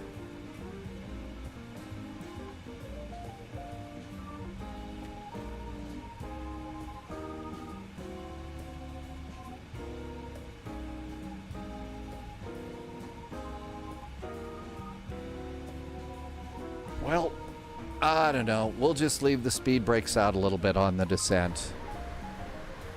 I don't think it hurts anything. Simmers called the speed brakes the boards of shame, that you have to throw those out. It's sort of like, why is it the boards of shame? You have to slow down sometimes, and that's why they put them on the wings. Traffic, very 182 on 5 miles final, running 18 right. The Butter Machine 777 is on approach. It is. Gave the passengers a little heads up in the turn. Amagarosa, we're not here yet, but we're getting close. Is there blue juice out? Seatbelts on, I'm afraid, and we're not flying Finnair today. Sadly, we're not flying Finnair.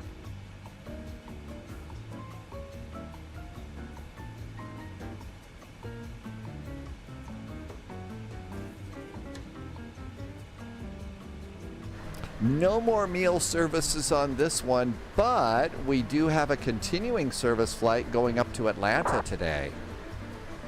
So we do have a continuing service flight from Orlando, so maybe you can get a stroopwafel on that flight. Air Canada 11 heavy, we're just a few meters off the runway here, 17 left, Orlando traffic.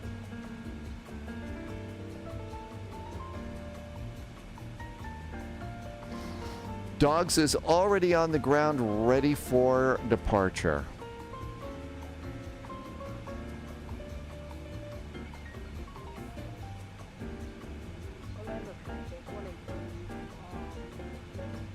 Ah. Yeah, we're going to try and do, I don't know. I'll do push hard 18 left for takeoff. Very good 182. We should be able to do a nice, easy spin on this.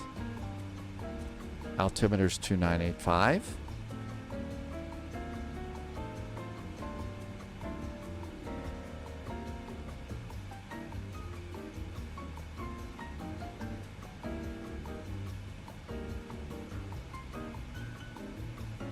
Minimums for our arrival. We didn't do minimums.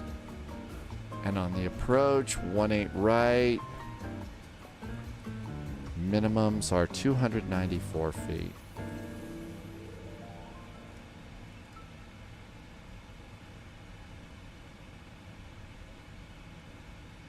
BV Hawk just arrived in chat. Welcome aboard, BV Hawk. Just setting minimums for landing here in Orlando.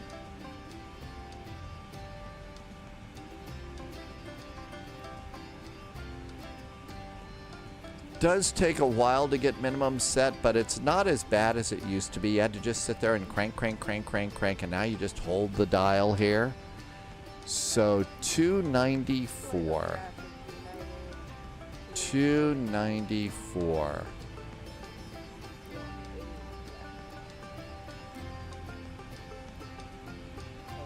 United 18 Heavy, we're turning base from 185.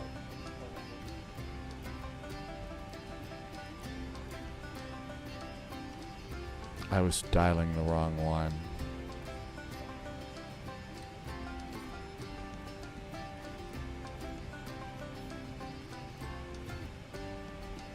$294, that's good. And the altimeter once again was 2985. 2985, minimums are set. Everything's good.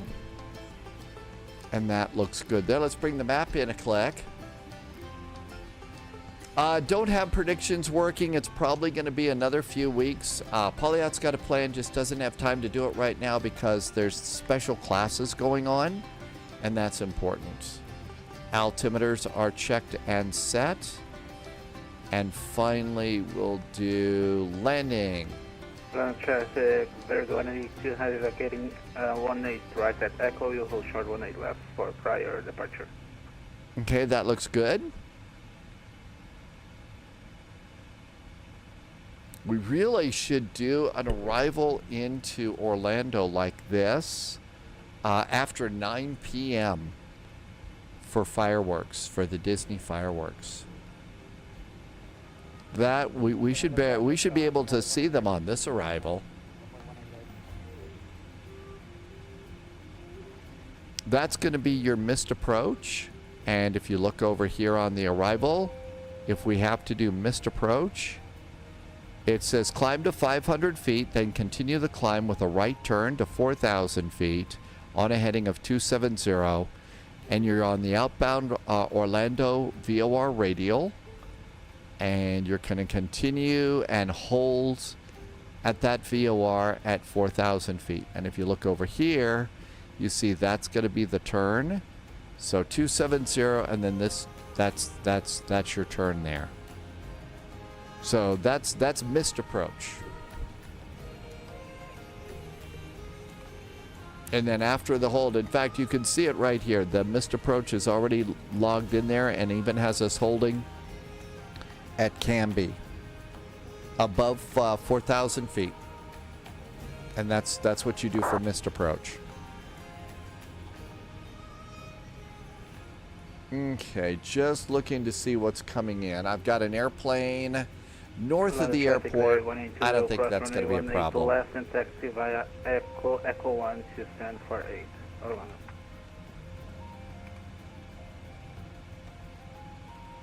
Keep this little bug straight up there in case we have to make a turn.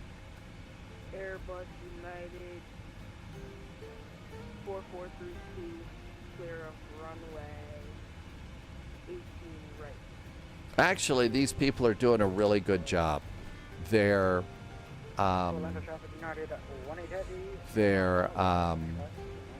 coming in here. These are new people, obviously, and they're just learning.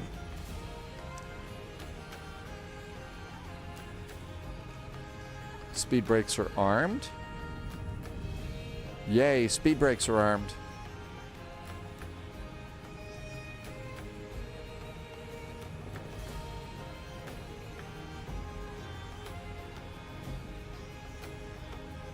Flaps 1. Flaps are 1. Bear, we'll get predictions going in a few weeks.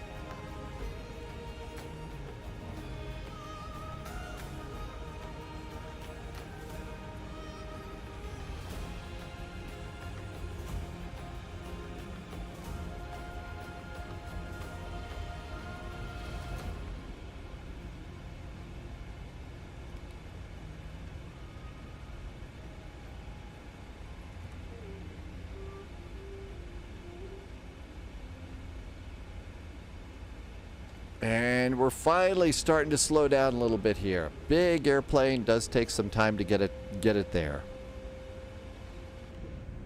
And there's Orlando right out under the wing. So there's our airport. Orlando looking really good.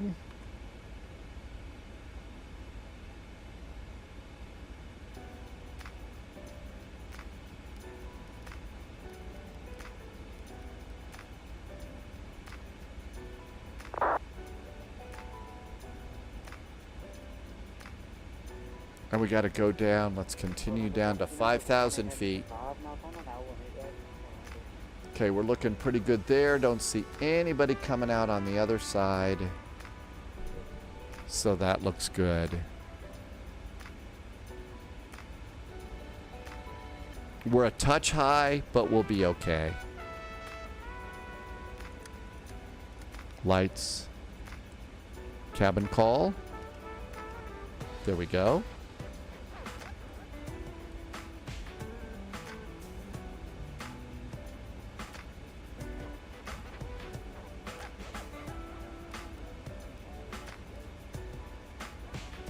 See if we can add just a little bit more down. Air Canada 11, heavy, Orlando traffic crossing 35 left. Okay, everything's clear. I think we're all set for our approach. Lights are good. Landing checklist, we have gear and flaps. And it's going to be flaps 25. So we'll just continue on this one until we get a decent altitude and come on in.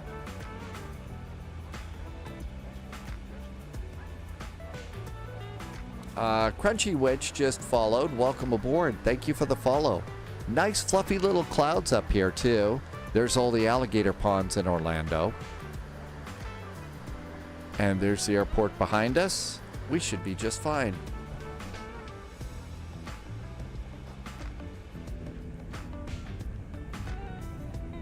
Passengers should be all happy back in their seats. So right now, basically, we're just a touch high. About 5,000 feet high on the profile. Let's see if we can increase our rate of descent without picking up too much speed. Now, we're going to pick that up. Speed brakes. Polyot is here. Hi, welcome aboard. Just coming into Orlando. I've, of course, been behaving. Haven't caused any trouble at all.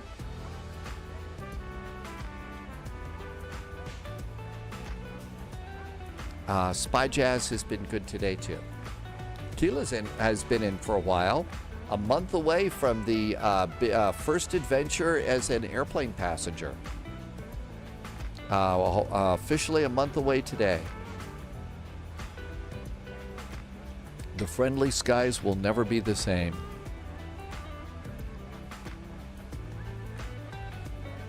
And I'm going to go ahead and do heading hold now.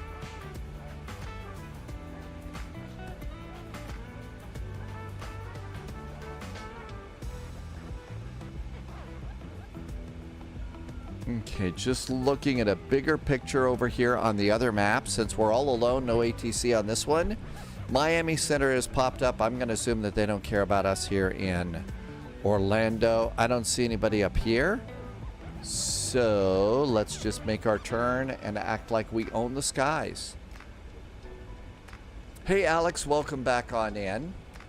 Good to see you. It has been a while. I hope it's been pretty good. Thank you for coming by.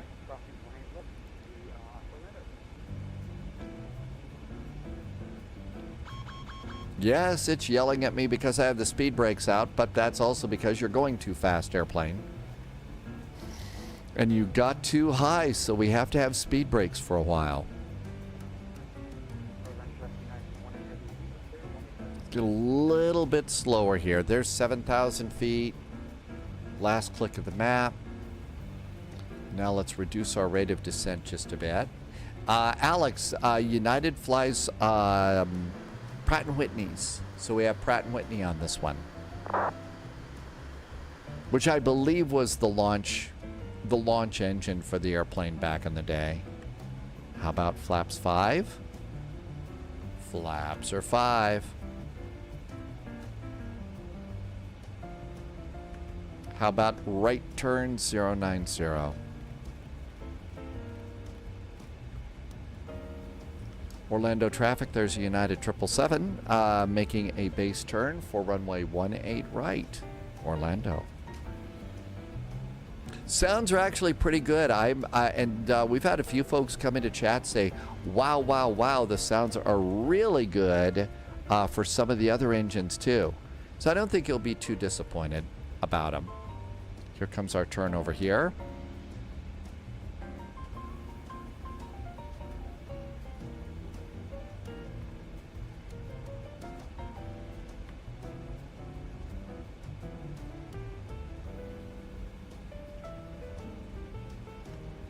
Let's reduce this rate of descent now to about 1,000 feet per minute. Speed's good. We'll put away the speed brakes, but we've got to remember to arm them again. Speed brakes are armed. Let's go ahead and start a turn into the runway. That's good. That should help us intercept. How we doing here? That looks good.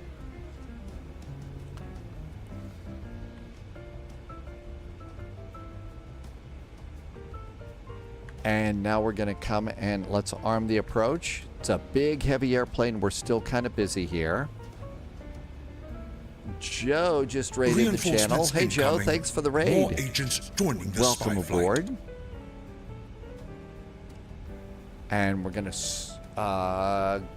localizer and glide sloper armed.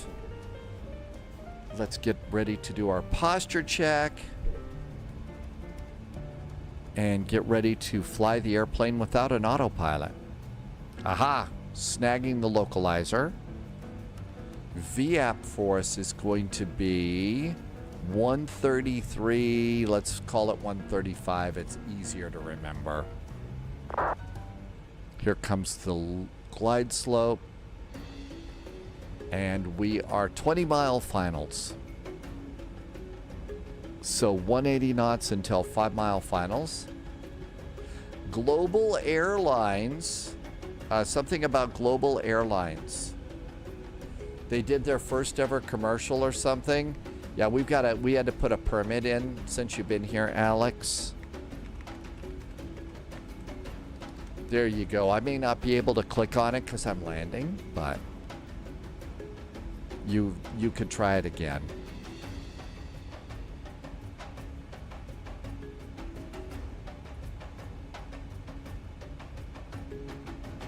Got a bunch of clouds between us and the runway, so we'll let the autopilot do the job for us for now.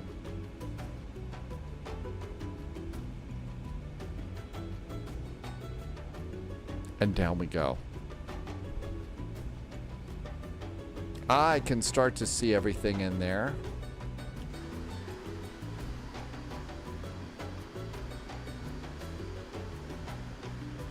I think wheels might be a good idea. How about landing gear? Here comes wheels.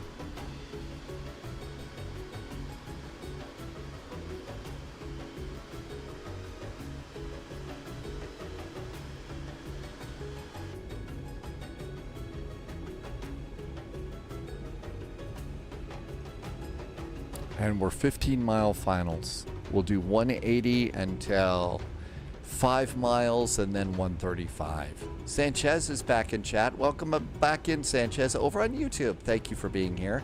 Next flight for us is Orlando to Atlanta in the Return of the Jedi VATSIM event. And then after that, I don't know if we want to keep flying today. Another thing that we might do is we'd call it an early day today.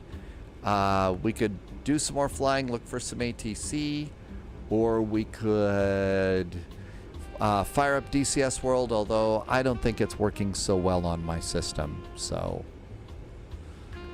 and checklist is looking good.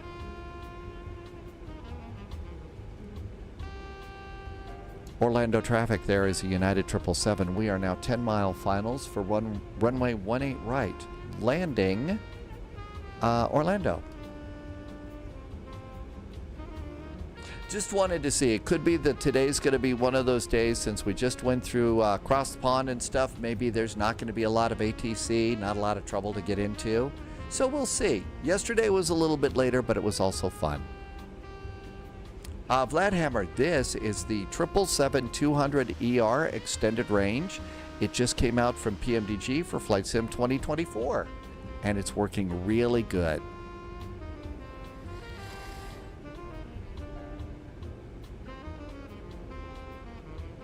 Dogs would like us to think after we get into Atlanta, maybe we'll go and do something in Phoenix. Vladhammer, it's working really good too. Bear says there's ATC to look for in Canada, so let's wait until we get halfway between Orlando and Atlanta, and then after that, we can look and see what kind of VATSIM there is.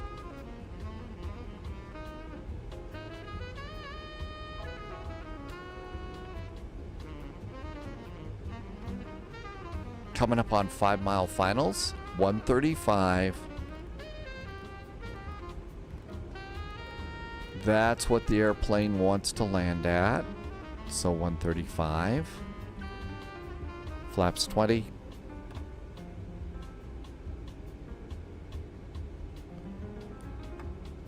Flaps 25. Airplane's nice and stable on the approach. 5-mile finals. I think it's time for the captain to get to have some fun. Autopilot's off. It doesn't squawk and yell at you. I hit the button and it turns off the autopilot, but it doesn't do anything.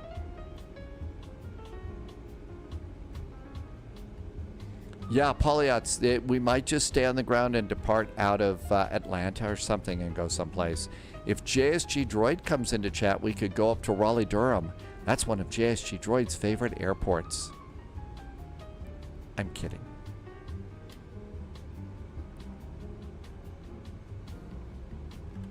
Checklist is complete. Yeah, we're a little low. Widget Warrior says we look at Cincinnati. As long as we don't have to watch out for flying turkeys, right?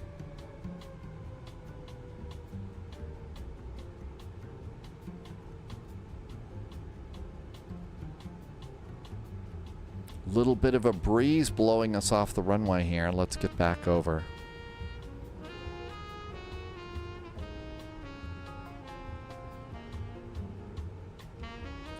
I'd say we're a little crabby coming in here today.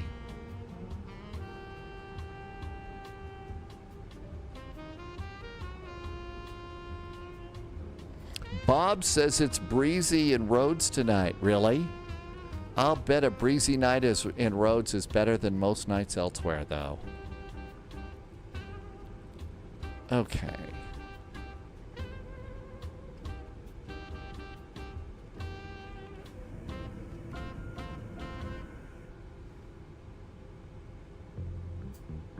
Limburger Plane Spotter is in chat. Welcome aboard.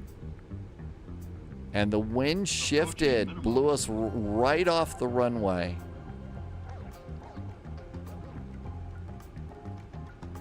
While I was back in the cabin looking out the window. Landing.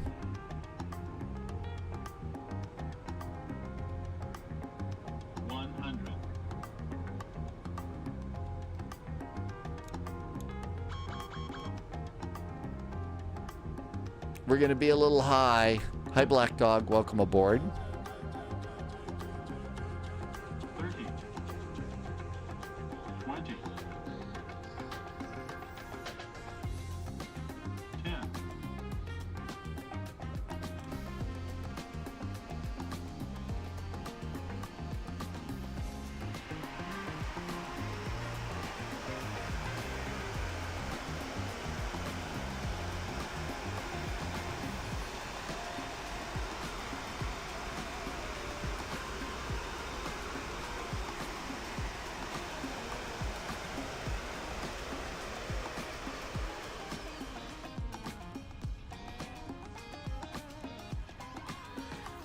Wigbill wants cake. The reversers worked. The reversers worked really good on that landing. I know I should have gone around, but you know, it's a spy flight and we tend to be kind of crazy like that. Lights are all off.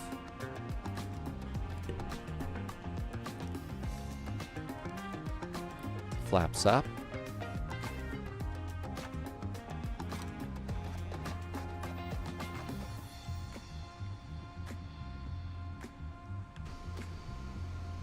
Flaps going up, all cleaned up, and I'll bet we had a nice landing rate too. Let's see. Can't wait. How bad was it? We did float a little bit, so if we're gonna float like that, we should probably minus 136. So yeah, we were a little bit beyond the touchdown point, but everything else worked good. That was a nice landing. Minus 136. I'll take that. Let the unsportsmanlike celebration continue. I think I'm the only one here right now. I don't think there's anybody down here. Nope, don't see anybody there. So let's just cross and go on in. Captain Walder is in chat. Usually Captain Walder's the A320 fly-by-wire. And, oh, it's a totally different, I mean, the airplane, it's an airplane. Wings, and it's got engines and a cockpit and lavatories and galleys and seats, but they fly totally different, don't they? I don't get to celebrate a landing rate if I take up the whole runway to get it. Oh, come on, it's Sunday. We get to celebrate a little bit, right? Uh-oh, yellow flags on the field from USMC VAT. Yellow flags on the field.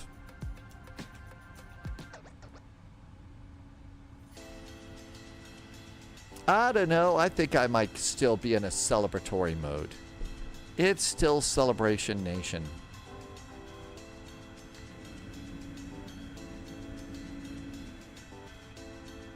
Okay, remember, we're going to stay on VATSIM. So we're going to stay on VATSIM. I should have gone down to Terminal C. It's much nicer. Is that going to be what, their new international terminal? Or, oh, wait a minute. You told me that's going to be some other airlines. Any landing that we can survive. Here's United Land. And there are the alligator moats to help with security here. It's used by International, BA, and Emirates uses that. J-Phils is here. Hi, J-Phils. Let me hydrate when we get into the gate area. How about if we go straight into gate number 48? And taxi light goes off.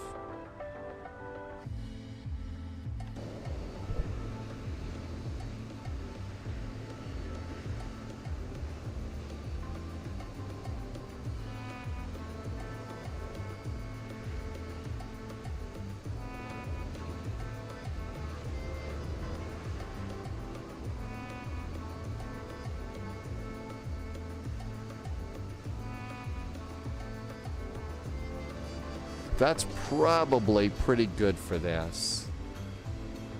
Yeah, that's probably pretty good for this. That other one's going to be for another a longer airplane. Parking brakes going on.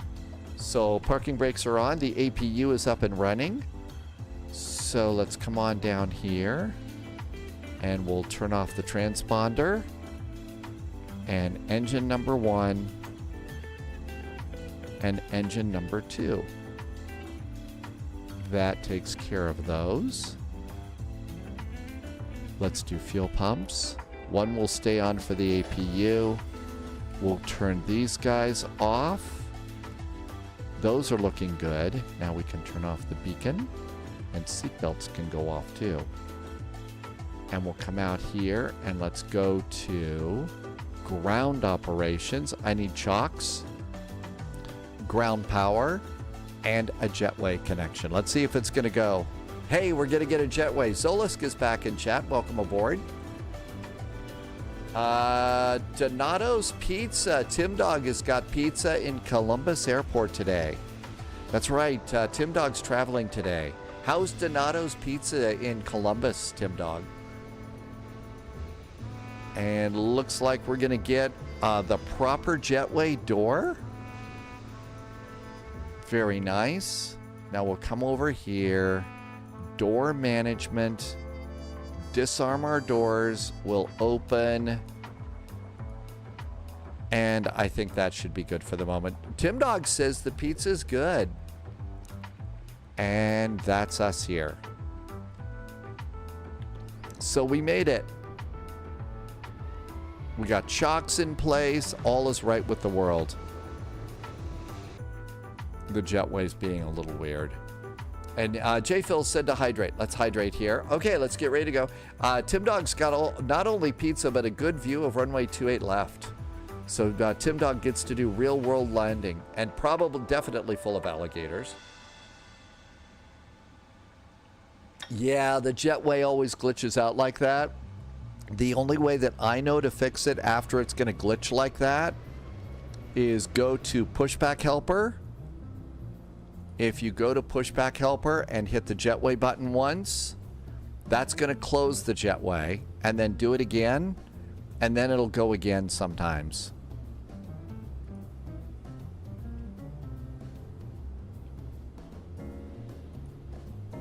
Well, nope, it's not going to go again there. Let's use it to close the jetway, and maybe ground ops will let us grab it again. Let's see if it'll grab it again.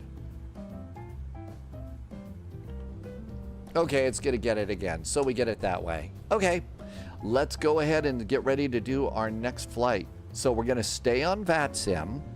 Don't leave VATSIM, but we need to go and do our flight. So over here we go.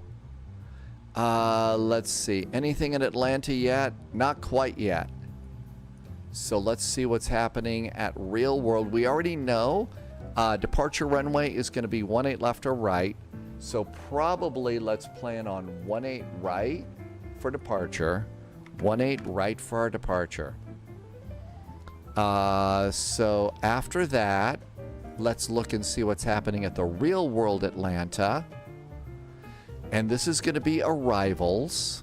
And 26 right, 27 right. 26 right, 27.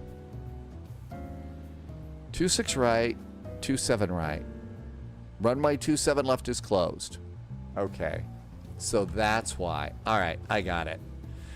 All right, so this looks good here. Let's go ahead and do our flight plan. So new flight plan.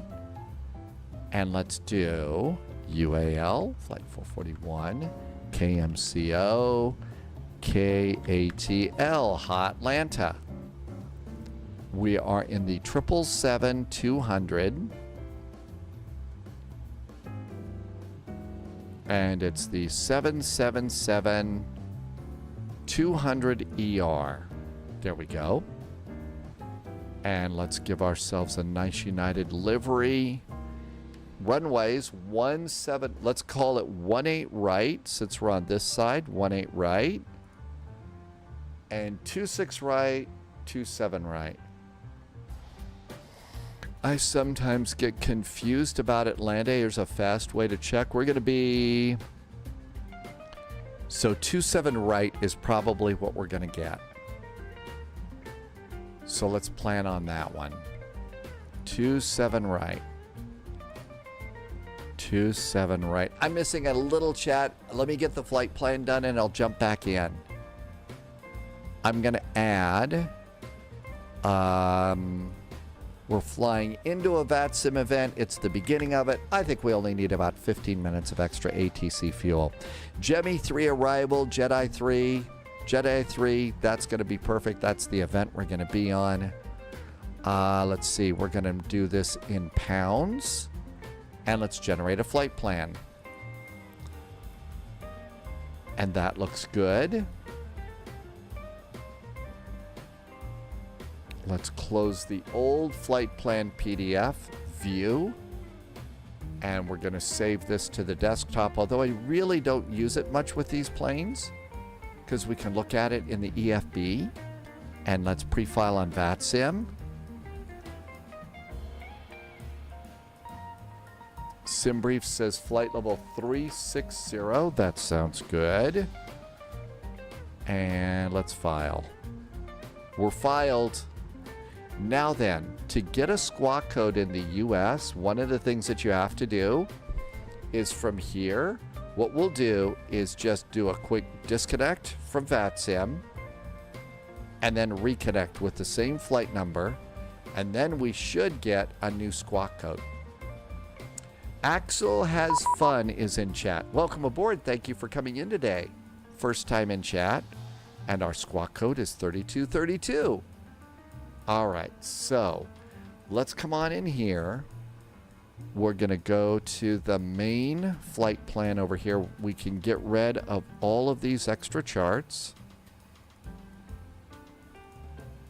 Although we'll leave the MCO charts in. Yep, Alex, that's the next flight. So now we'll come up here. And now let's request new data from SimBrief. And that's in. And that looks good. Now let's come on down here. And we're going to go to the index, ident, position in it. We are at KMCO. I don't know if we need to go and checklist reset. Let's reset the checklists. We are at gate 48. Let's see if it knows that we're at gate 48. Hey, it knows gate 48. How about that? So 48. Let's note that in there and check that. Use the GPS position, but if it's close to your gate, that's good news. And now the route. Now, this is where I've gotten into trouble here. So it says we need to put in our origin, and this was Olivant says we have to put in the origin and destination, and then it will request our route. So KMCO.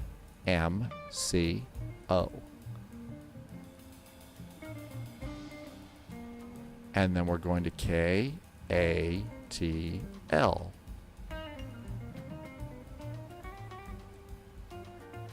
Let's just do the flight number.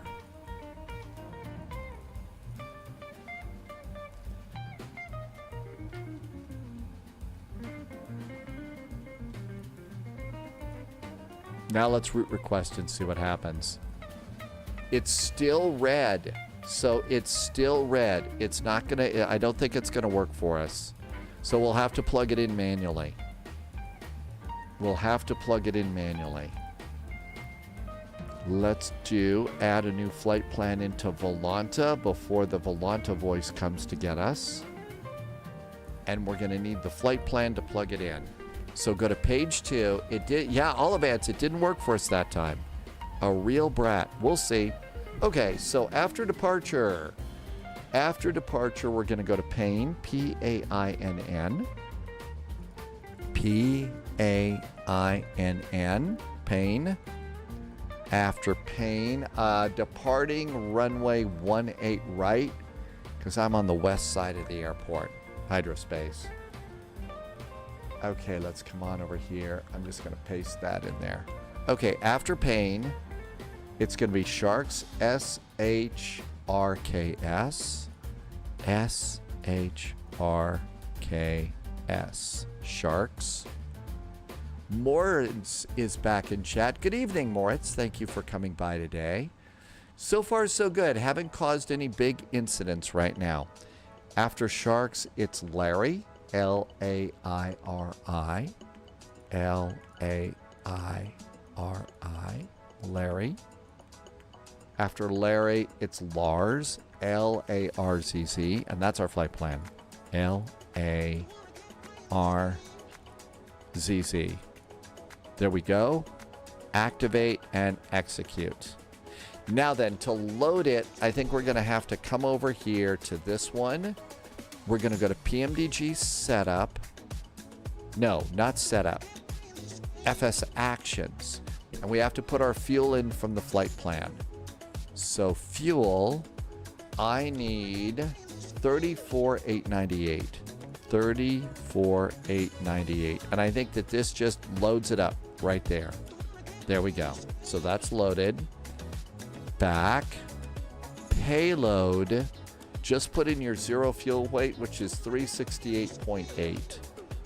368.8. 368.8. And I think that should do it. So 368.8 is our zero fuel weight. And that should take care of all of it for us. Baba says, may the force be with you. Polyot says, execute order 66. And cream cheese, have a nice landing in the 787. Oh, into Tel Aviv, a minus 170. That's going to be the one with the horizon, right, cream cheese? Alex, the furthest flight we've done, it's probably Paris to Chicago or Frankfurt to Chicago, something like that. One of the two. Okay, this looks good. Let's do departure and arrival. I'm expecting 08 right on the Gemi 3 departure. 18 right on Gemi 3. And we're exiting at Payne. And execute that. Index arrivals. We're expecting 27 right. 27 right. We're coming in on the Jedi arrival. We're coming in via Lars. And it's either MCAP or UU. I don't know which one, so let's go and do some charts real fast. Briggsy's back in chat. Welcome aboard, Briggsy. Sorry about that, Briggsy. Yeah, we had to make some changes here. Okay, airport's good, Sid. And now we're going to come over here and do, it's going to be the MCO SIDS. It's Gemi 3. Now let's do Atlanta, Jedi. And then the approaches that we're going to need. Let's get 26 right, 27 right.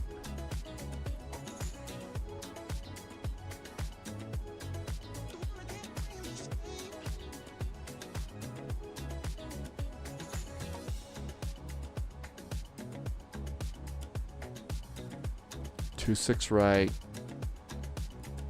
27 right.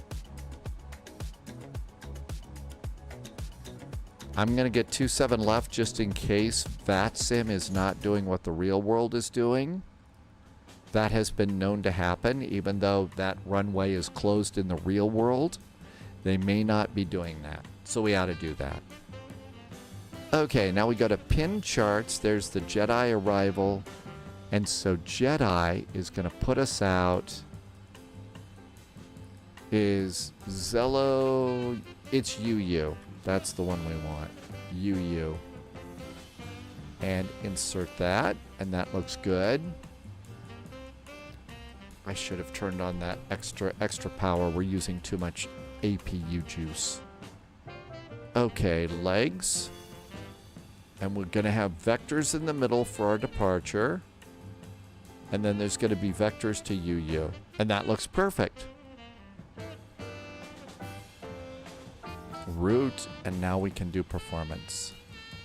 Cruise altitude is flight level 360. Cost index is, wow, rip-roaring 17. Big numbers there. Reserves is 13.2. And our zero fuel weight should be 368.8. Let's see if that's it. Hey, look at that. That's correct. Cool. Let's do our thrust limits. So over here, the airplane should be loaded. So let's do the performance tool.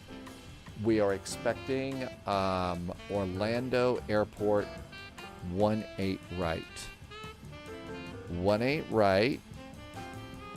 Import the weight, import the weather, and calculate. Simulation of closed runway is at controller discretion. There we go.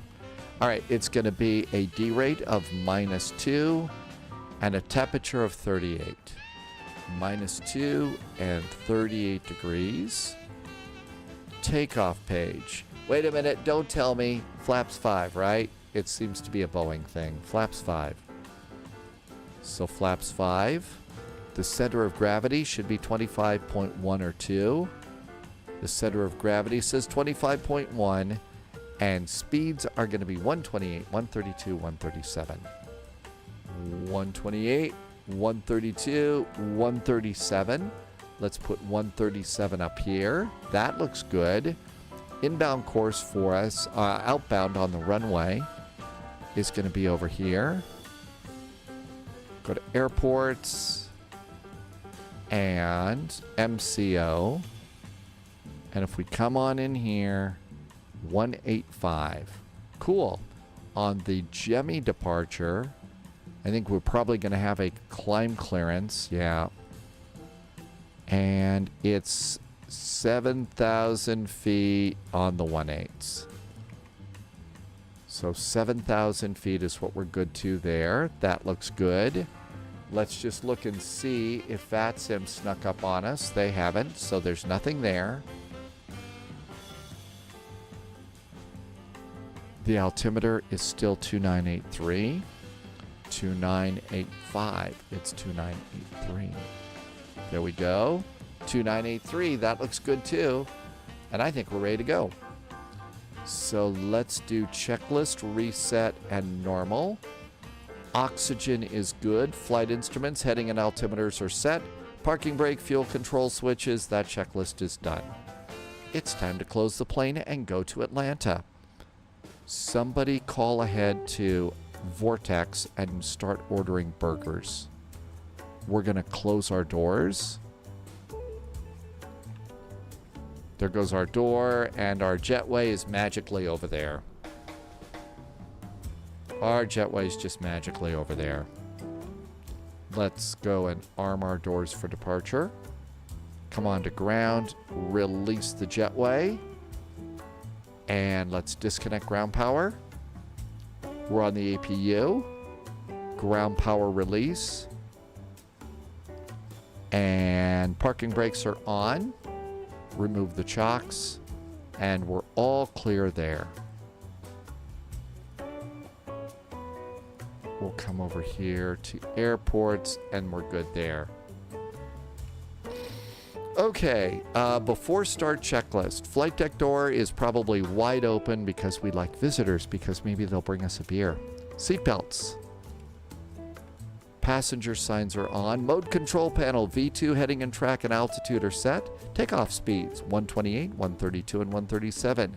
The CDU pre-flight is done. Trim has not been set. It's 6.25. Let's get some hydraulics on. That's also when I usually come and do my fuel pumps. And trim is 6.25.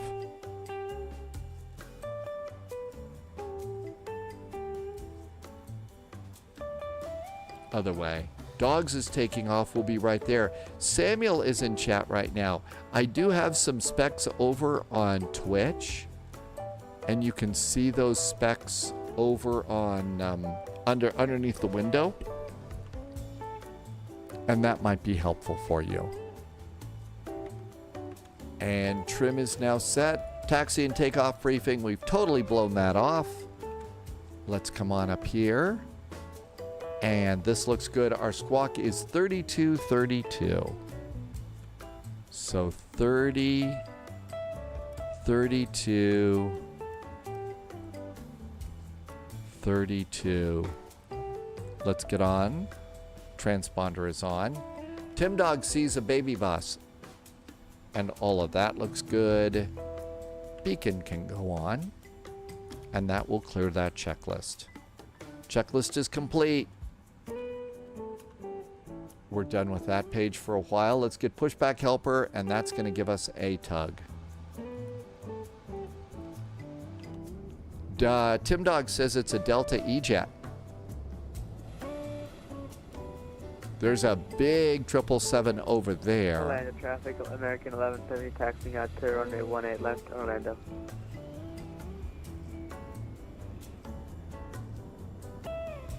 Okay, I think we could go, shall we? Parking brakes off.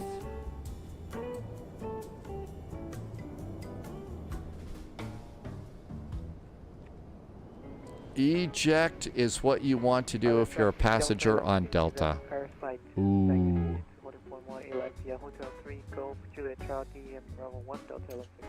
Fuel.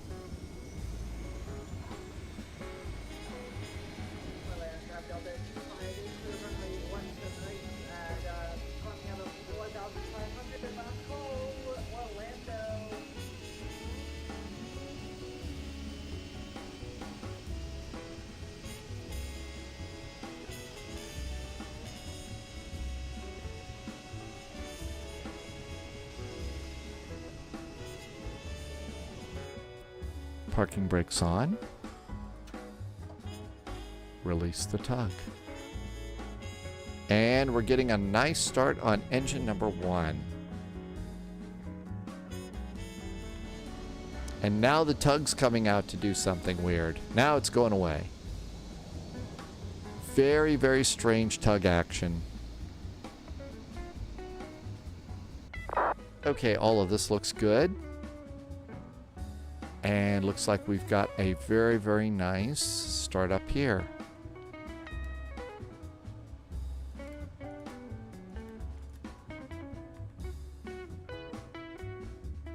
Says auto throttle disconnect. I hope I've got it going again. How about if we start another engine? And starting engine number 2.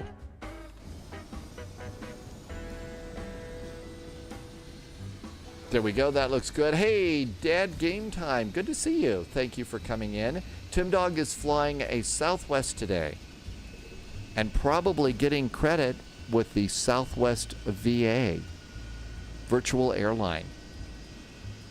Dad, game time. Thank you for coming by today. Orlando traffic, Fairbanks 35 is on. We are 50. Correction, we are 15 nautical miles to the west on the inbound at 10,000 feet. We'll be making right traffic for the ILS runway 18 right, Orlando traffic.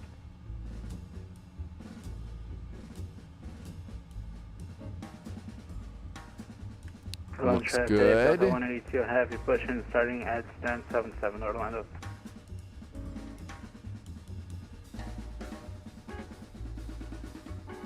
Electrical is switching over. Gonna wait until that one goes off there. There we go. APUs can go off now. APU is good. We can come over here and do flight controls. And flight controls, rudder works, elevators work, ailerons work. Flight controls are good. Checklist time. So before taxi, anti-ice, we don't need it. Recall, we'll do that in just a second. Auto brakes to RTO. Flight controls were checked. Ground equipment is clear. That checklist is clear too. we can do that taxi thing. Flaps are going to be 5. We'll be texting out. Let's come on out here. Cargo ramp. And taxi light goes on. Cabin call. Let them know we're going to start rolling about. Parking brakes are off. And we'll exit up here. Out we go.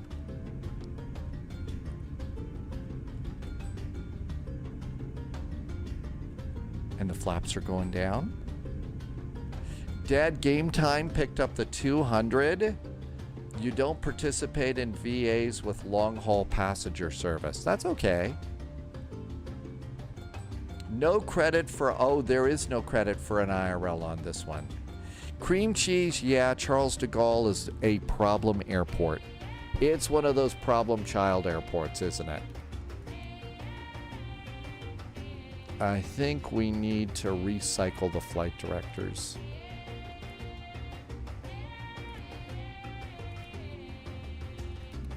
There we go. Recycled the flight directors there.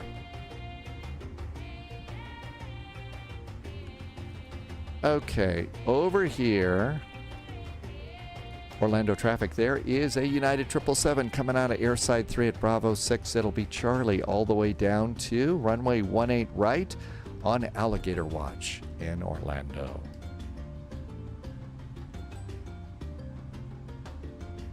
LFPG is international to keep Paris for Parisians. They did it specifically because only a Parisian can understand getting through there. Okay, I think we're all set and ready to go. This has been a good spin for this airplane. It's actually seemed to have worked really good for us.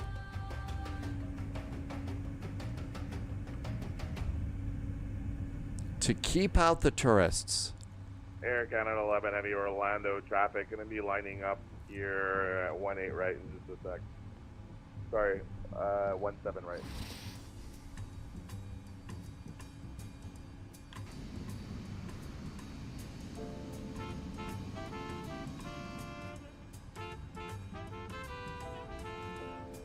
Mark is coming in from Houston. Mars, so you took off from the Houston airport. And nobody coming over there. Yep, nobody coming over there. We're good. And we'll look over here, and there is our runway. And again, just there's these ponds all over this airport, so it's sort of like, okay, that's probably what they use for security. The alligators help with security here. Lining up and taking off runway 18 right, so we'll be departing initially to south and then head north up to Orlando. Is it time for cheeseburgers? That would be good today. I'd enjoy that. Let's do a checklist. Before takeoff checklist, flaps are good. Before takeoff checklist is set. Cabin is secure. We're ready to go. It's flying time. Tim Dog, your first flight is to Houston Hobby today. Well, at least you don't have to worry with the annoying double taxiway line names. 3035 is turning right base for the ILS runway 18 right at 5,000 feet Orlando traffic.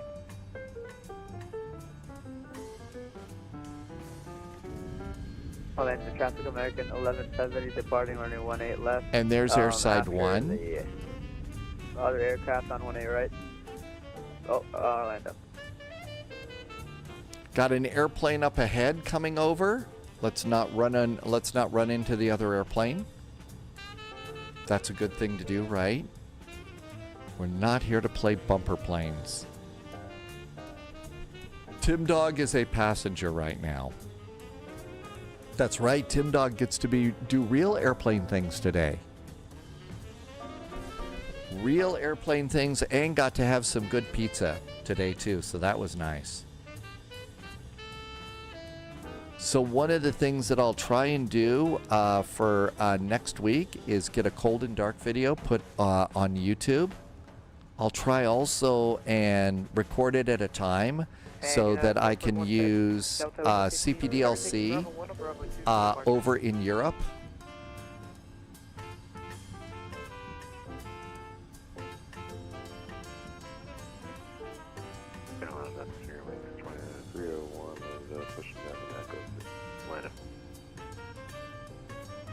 Traffic 497 Papa, can you clear when they're right? Oh, was I yapping around and somebody was asking about something? I didn't hear, Alex. And United 441 is up. United 441, hello. Hi from Delta 1160. Are you taking Bravo 1 or Bravo 2 for departure? United 441 will go for Bravo 1. Probably take Bravo 2. You can go first for just putting on some checklist here. All right, we'll go first from Bravo 1. Thank you from United 441. Have I done good luck clicks? Okay, what Pauliot is talking about is the pen here. You come over to the pen. You have to click the pin 3 times for luck. 3 times for luck.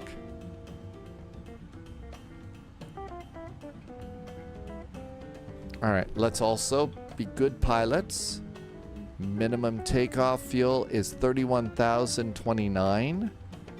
We have 34,003. So we got plenty of fuel. No reason to panic about that.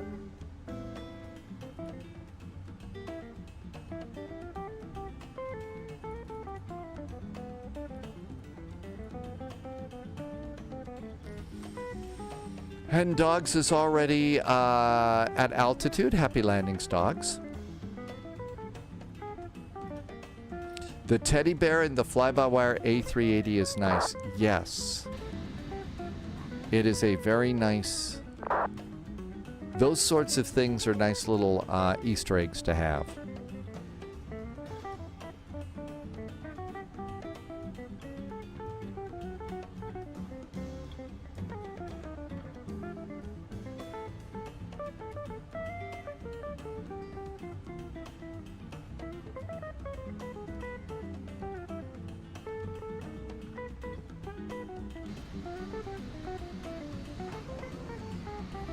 Okay, looking for lights. I don't see lights. I don't see anybody on final. And that airplane's doing checklist items. We're ready to go. So, Orlando traffic. There's a United 777 going on to runway 18 right, making a fast getaway from Orlando.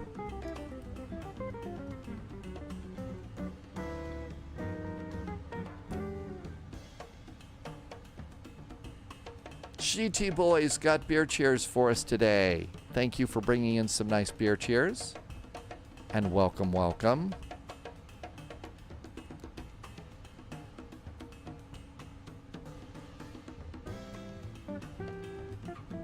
And landing lights. Looking good. Shall we depart scene of the crime? Throttle's going up. Clock's running. Auto throttle.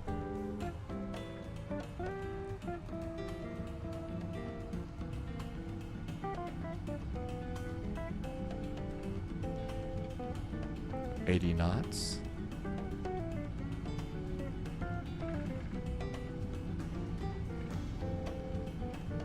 Atlanta traffic, Fairwing 3035, short final for the ILS from 18 right for Atlanta traffic. Orlando traffic, Delta 1150, line of points 918 left. Gear.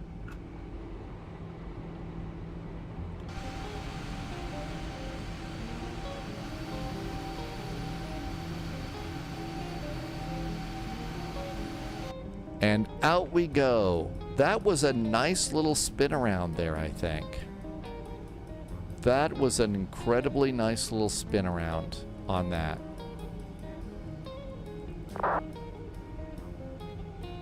Direct villains.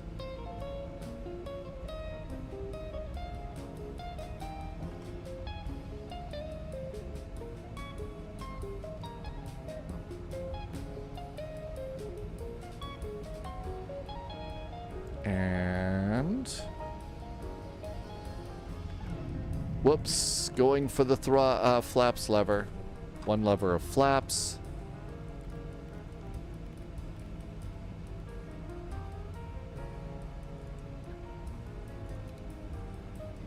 Heading hold. Direct villains. Orlando traffic. Runway 18 right is clear from that United 777 over to Unicom. Happy landings, Orlando.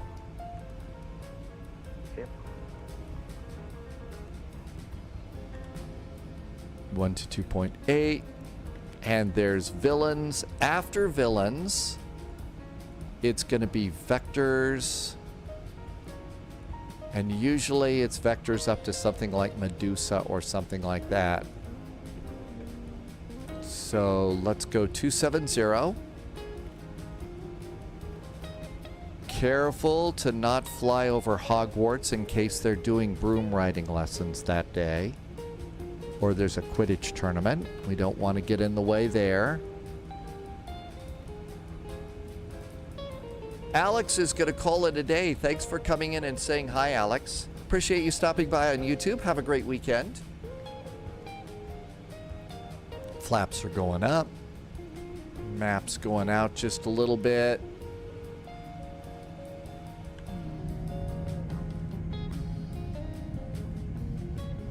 And a nice departure out of Orlando.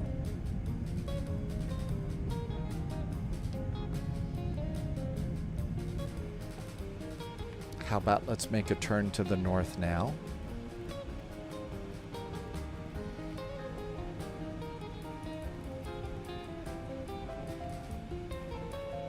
And let's go up to 15,000 feet.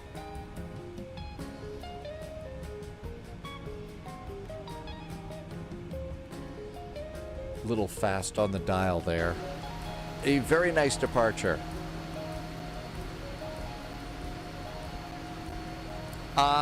Actually, I was going to go to the international terminal, dogs. I think this airplane is too big for the Tango gates, where United, I believe, normally parks. So we're going to have to go to the international terminal for a big bird like this one. Gonna have to go a little bit bigger places to go. And there's Jemmy right there, so we'll go direct to Medusa in just a sec here. And Atlanta, here we come. Continue the climb, flight level 360.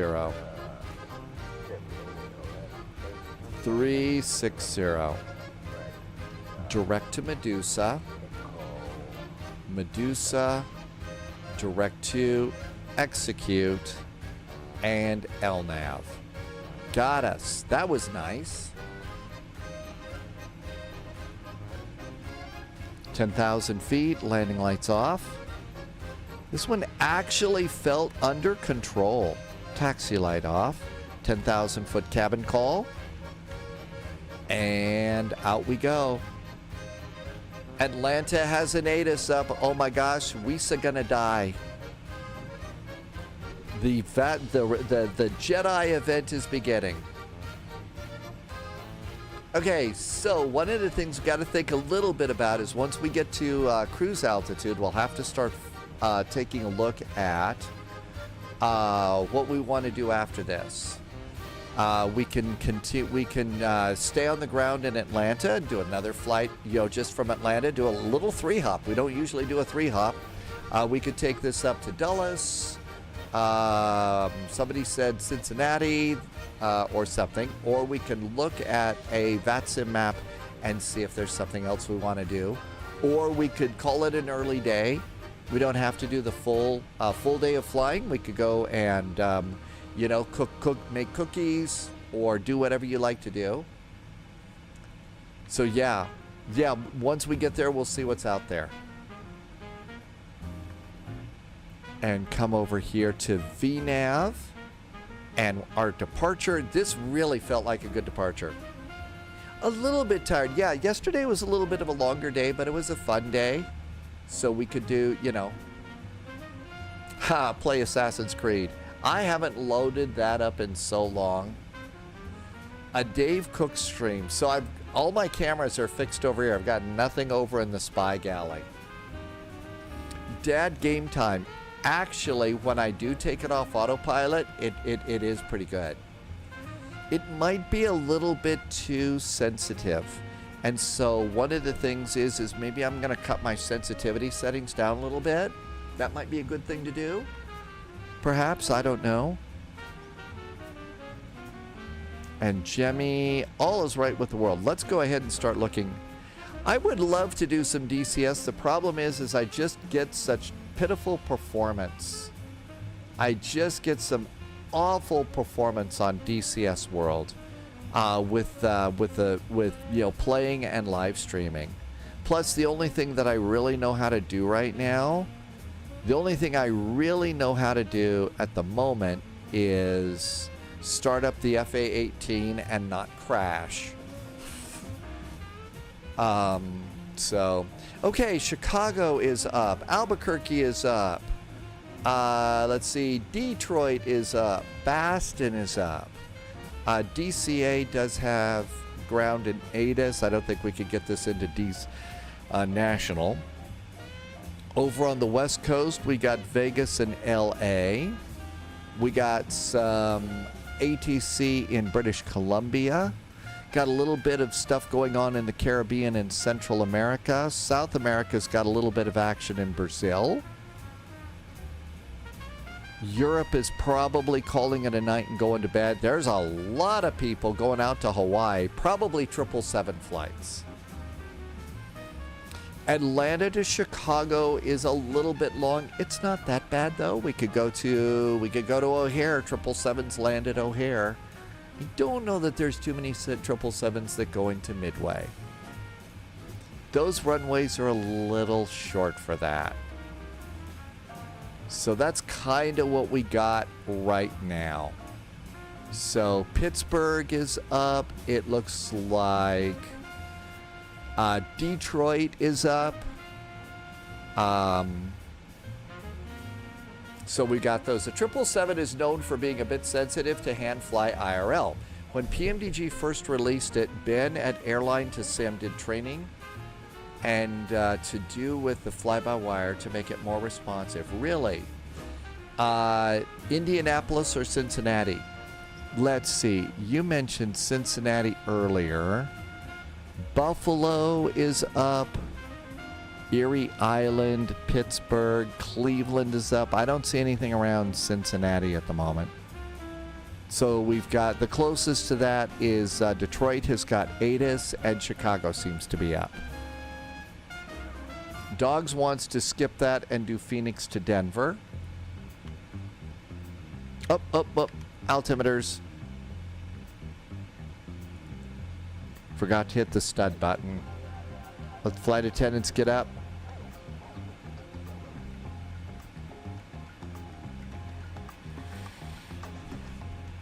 It was a little bit sensitive in the A400 yesterday, too. And 25,000 feet, seat belts.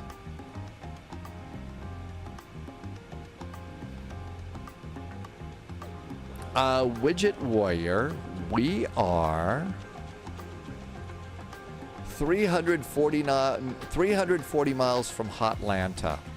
We're gonna go, and as soon as we get to Atlanta, I'll try and do a poll, and we can decide on some things. I've jotted down a few of the things that you were suggesting, and I will put those in a poll and do that when we get to cruise.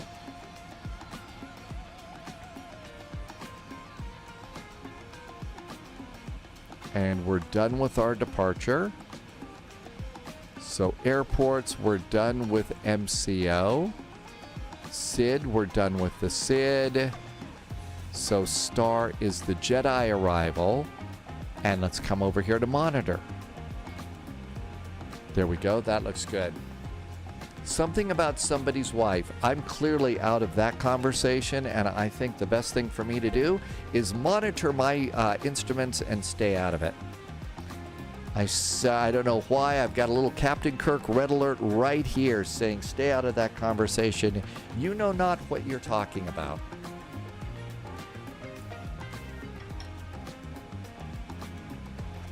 No coffee on today's flight. It's actually been nice and warm here, so I mixed up some spy tea in my wine carafe. That makes me carafty. So lemonade and iced tea, the perfect combination.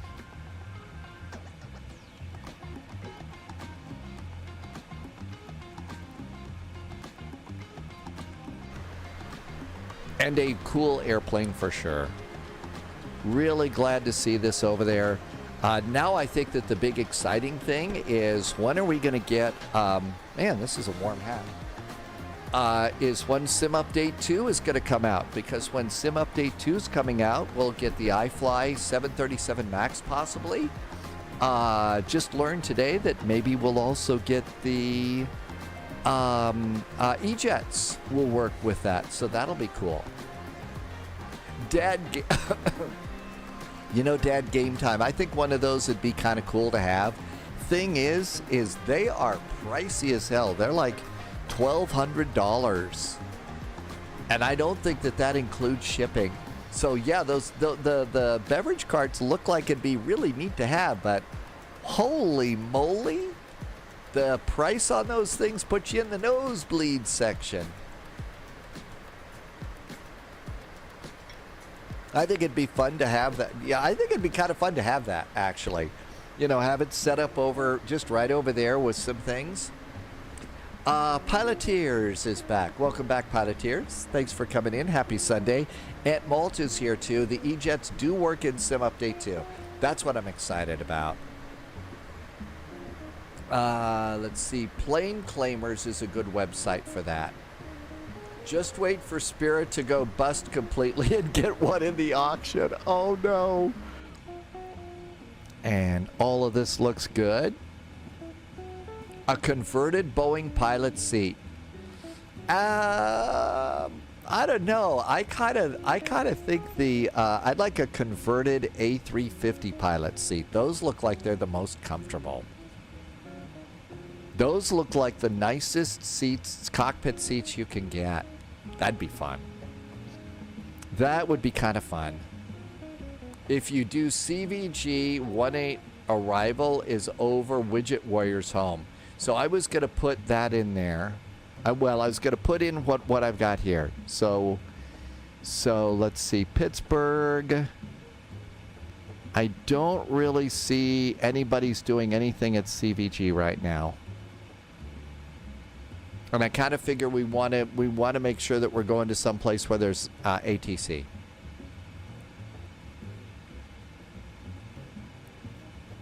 Face down and a can of Sprite and a bag of peanuts. Polyot says there's converted seats in your LA office. They were a gift from a client. Yeah. Polyot, somebody needs to put those in a lifty cargo flight and send it over. Those should be in your London office. Absolutely. I mean, seriously. The LA office? Come on. They're never there anyway. They're always out partying at the beach, right? Flight level 360. Okay, I am going to attempt to do a poll, and it should work on both. So I won't be able to see what you're saying for a few, because it will be wiped out. I can't see you because the poll's there. What should we do next? Okay.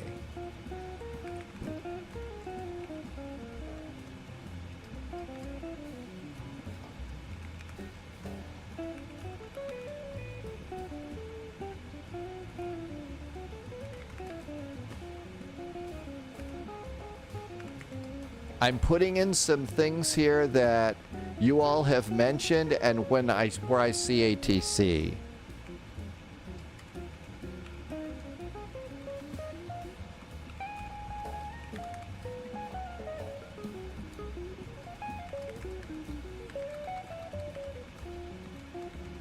Okay, here comes a poll, and it's going to be up for 5 minutes.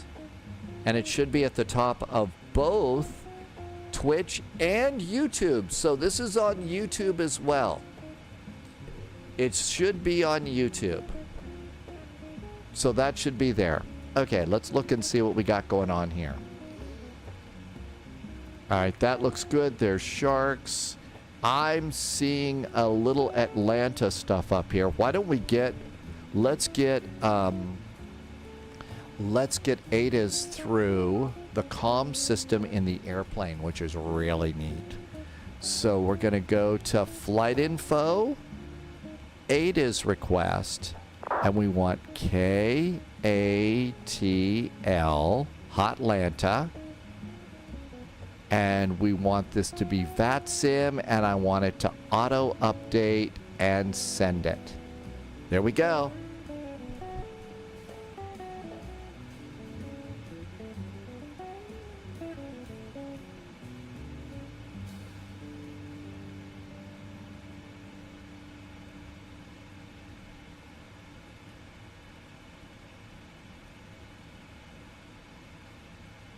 All right.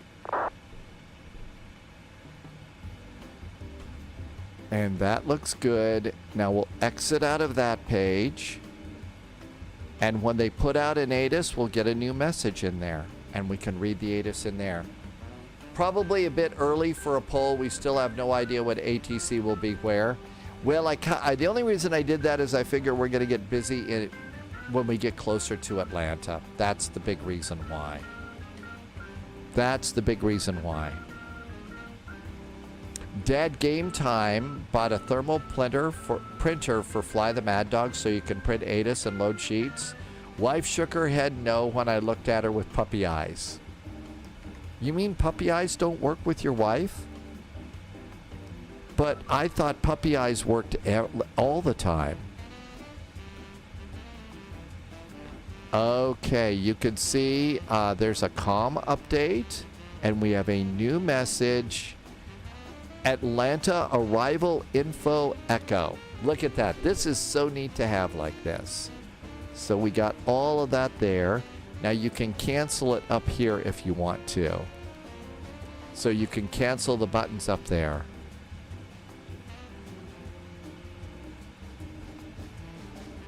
Okay, quick update. It looks like the Phoenix to Denver is winning.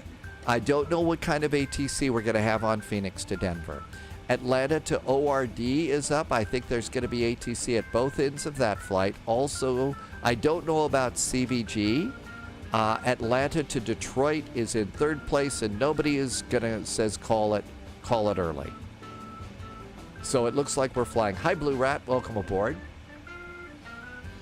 So no guarantees about what's winning at the moment. Denver to Phoenix about ATC. Piloteers has a fun fact about the 777. Boeing never thought of calling it the 666.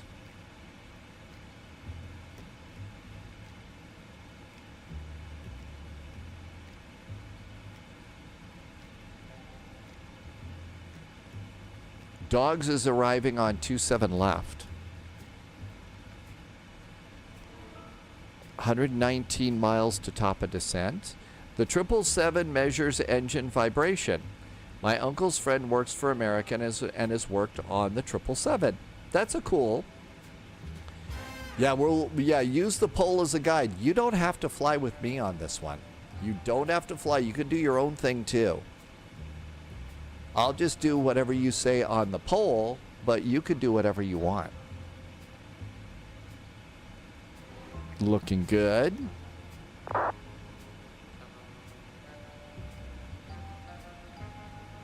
Uh-oh. Oh, you meant me. Oh, the poll is a guide for me?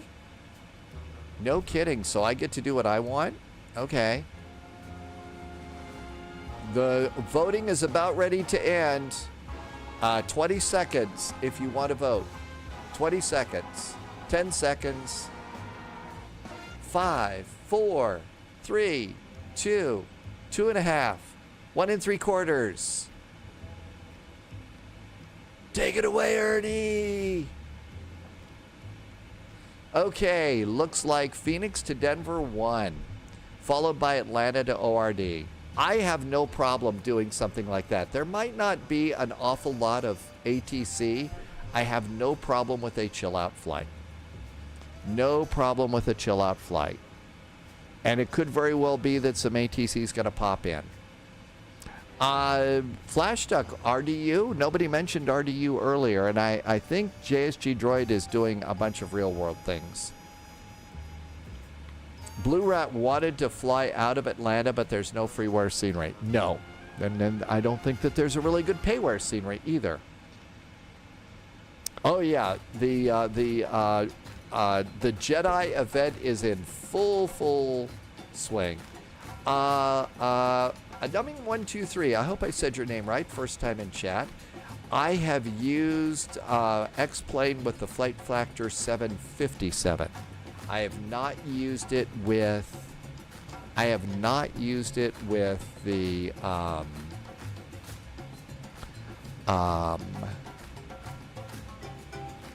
777. I don't have that one for X-Plane. And since X-Plane has been a little bit hard on frames, I deleted that recently, so I would have space for DCS World.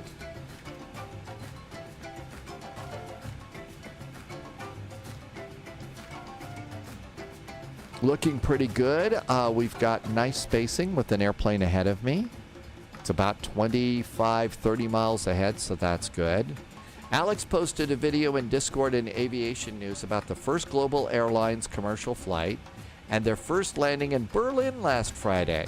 Hey, thanks, Alex. I will look at that later if that's okay.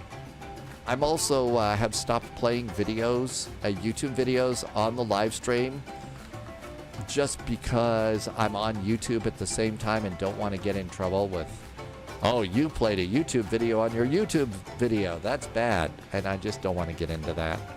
Make all the chicken sounds you want, but I've got to do just a little bit of growl. Yeah, the copyright police are going to come get me. And I like doing this too much, so I don't want to give that up. Dogs just posted the ATIS for arrivals. Thanks, Dogs. And around we go in here. 91 miles to top of descent.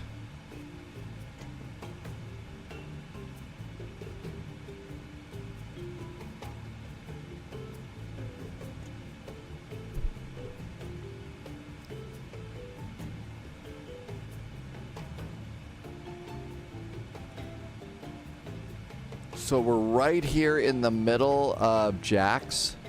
So there is the blue, there's the green line for Atlanta Center. We may have to start our own descent.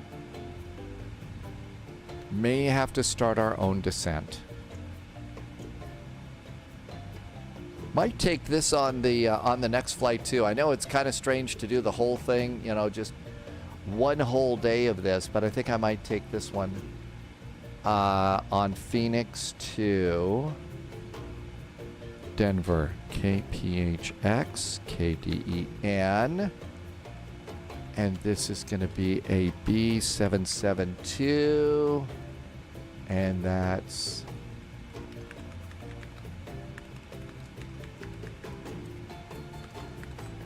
Okay, got that all set over there.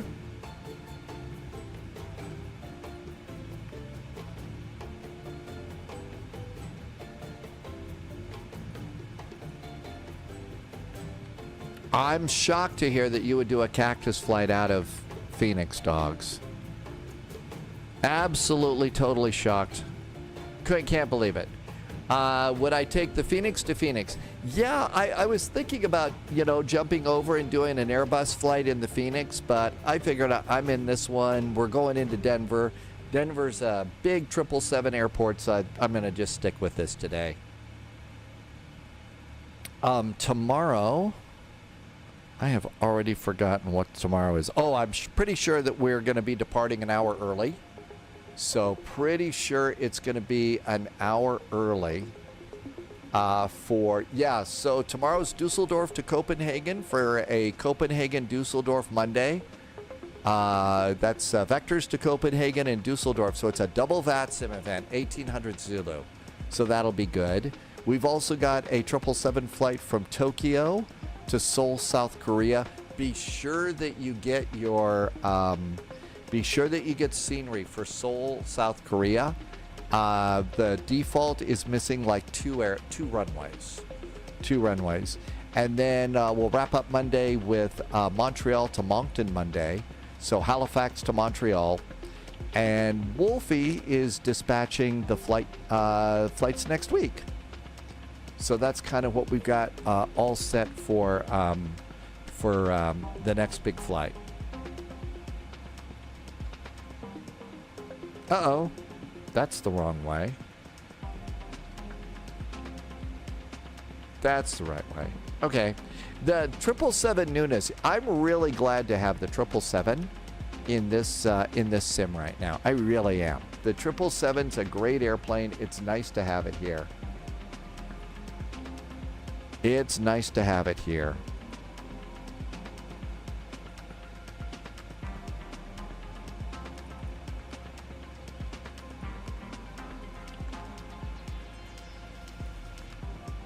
I'm just cleaning out a few things for our next flight and also for our arrival into Phoenix, Atlanta, because I'll need to write stuff down. Always good to be able to write. So I'm basically just cleaning out this. So we're going to clean that out.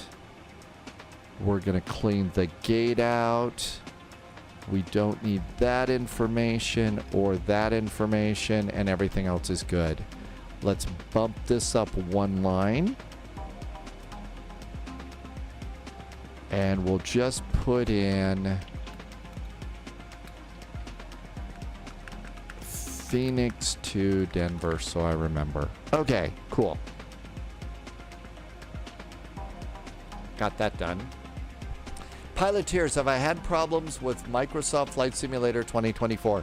Some people have reported some things that are a little bit buggy, you know, sometimes depending upon the airplane and stuff like that. Like they have WASM crashes and stuff like that. So, you know, some people have problems with that. Mostly that was over in the... Oh, that was over in the A350 is one of the airplanes that's been a little bit cranky about that. Let's see. Oh, so Dogs gets to do a real world flight. What is my signal call? I don't have that. And I just need to go, there's no Denver scenery, but I need to put in KPHX. We've got a Phoenix scenery.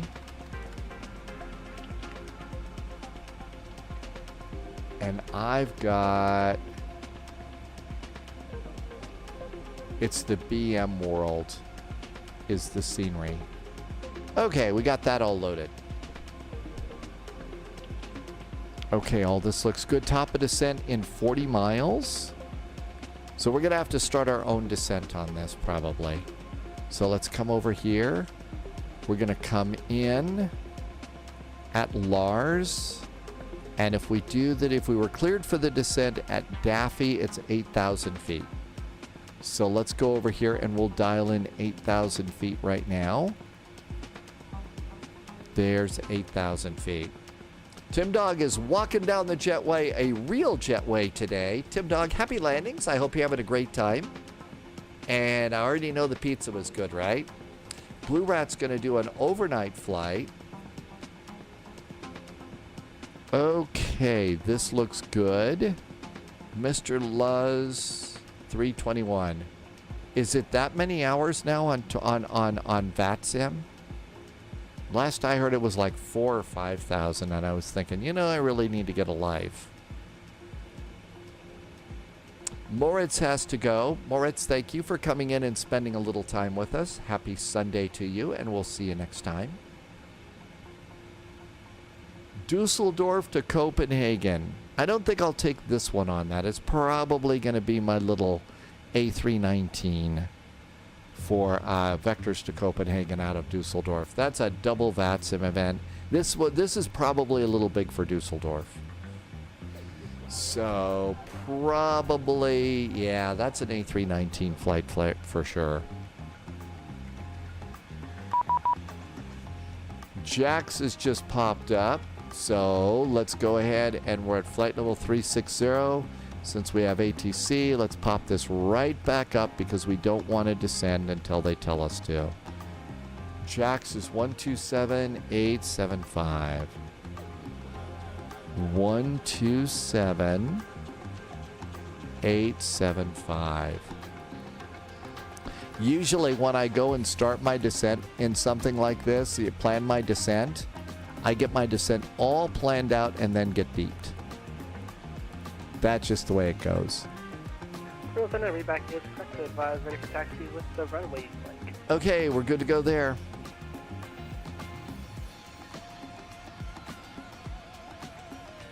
Alright, that's 59. We were checking, squawk 1, stop, sorry. We squawk 1501. 1501, ready for taxi. And it's Delta 2179, if runway 21 is okay with you, Alpha cross 33 at Alpha. Alright, runway 21 via Alpha cross 33 at Alpha, Delta 2179. Jack Center, hello there from United 441. We are level at flight level 360, approximately 30 miles from top of descent.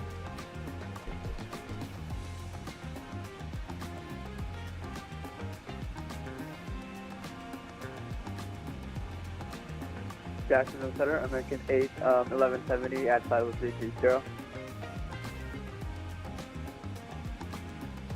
Stand by 1 second. The United aircraft calling, you guys do not see you at all. Where are you flying into?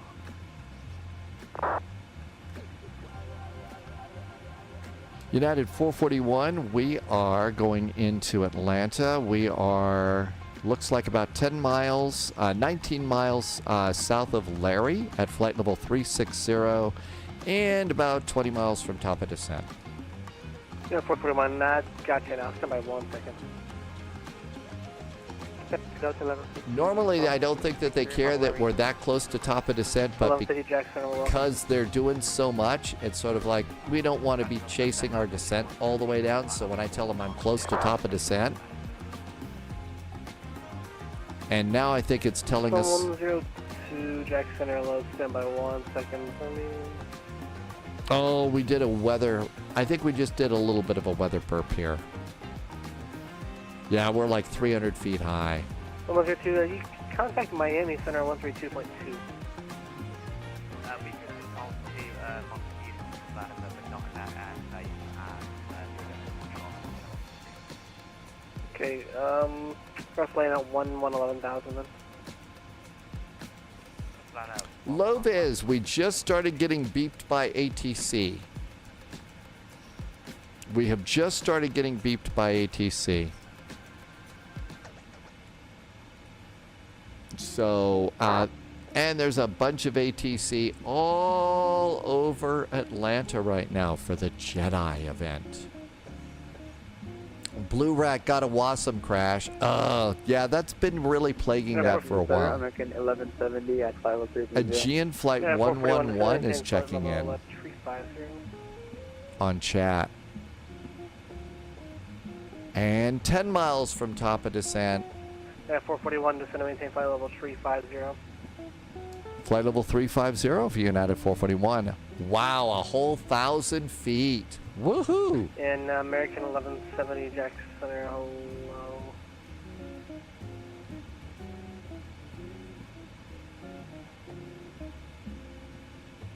Blue Rat pushed 2 buttons and got a WASM crash. Delta 182 have with you for a level that's 400. 182 Jackson, welcome. Jackson Center, hello, Delta 150, 400. 150, hello. Delta 1150, maintain Mach point, your same Mach number? Mach point 80, Delta 1150. 150 is now possible, maintain Mach point 82. Tim Dog has got a nice seat right next to the engine. right. So Tim Dog gets to do real-world flying today. Mike, This should be a fun flight. I hope it's a nice one. 1150, maintain Mach 0.81 or greater. 0.81 or greater, that's 1150.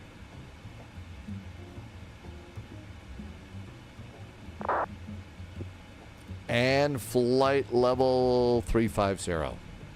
Delta 182, maintain Mach 0.77. Mach 77, Delta 182. Delta 150, contact Jacksonville Center 135.9 or 2. I wonder if he meant to say flight level 250. Over Jacksonville Center 135.192, Delta 150. Delta 150, short is 4 and ready to go. Hey, look who's back. It's Transmitech. Top clearance granted, Agent. Hey, Loyalty Transmitech, noted. thank you for a really nice resub. Been a while. I hope you're doing well. Thank you for a 48-month resub and helping me to keep the lights on. Welcome in. And we got the new 777 flying in Flight Sim 2024 now. PMDG just popped that out. Connor says to stretch. We'll do a quick stretch there too. Our next flight should be a little more chill out than this big VATSIM event that we're going to do. It's Phoenix to Denver in this.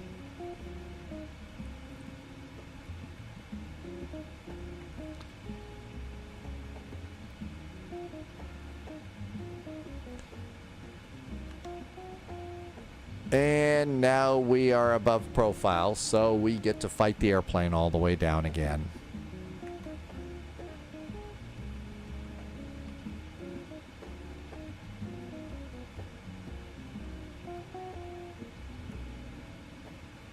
Actually, we've got a flight tomorrow from Tokyo to Seoul, South Korea. That's kind of a short flight. And Walt, I think maybe 2 or 3 weeks, maybe a month at the most, maybe, before the 300 comes out.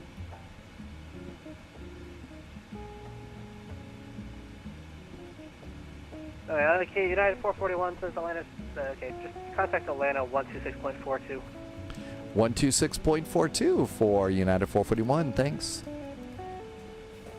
126.42.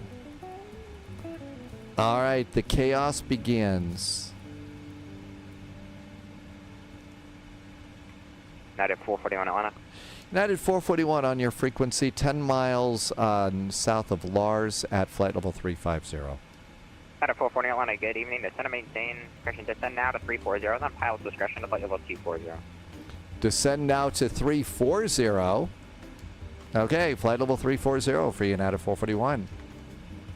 441, descend it now to 340, and then pilot's discretion to 240. Pilot's discretion is 240. Okay, 340 now, and then when we want to 240 for United 441. Well, we're a good 3,000 feet above profile, so we are going to, at pilot's discretion, descend right now because we're like super ridiculously high. Lima to Alpha 744, KMCO Center 123.905.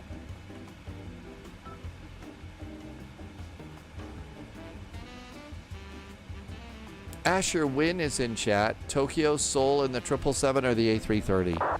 Probably going to take this one. I don't know. I haven't even figured that out yet. I've got to go and pick up a couple of liveries for this. I don't think my Air Berlin livery is going to work too terribly well on the A330 for that flight, though. Hi, Andy. Welcome back in. Good morning.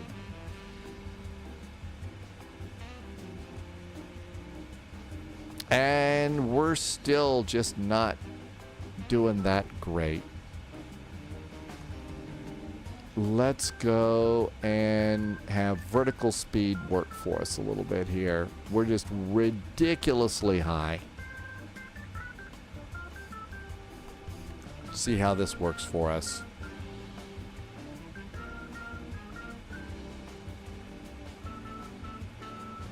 Now, we were supposed to be a flight level 240 or above at Lars here, so. Yeah, picking up a little bit of speed, that's not too bad. I don't think that there were any speed restrictions here. 280 at Death Star. So 280 at Death Star. Let's just pop that in right now since we're going to have to do this manually. Thalo is in chat. Hi, Thalo. Yeah, Center a little... 441, connect to Atlanta Center 123.905. 123.905 for United 441. Thanks. 123.905. Here we go.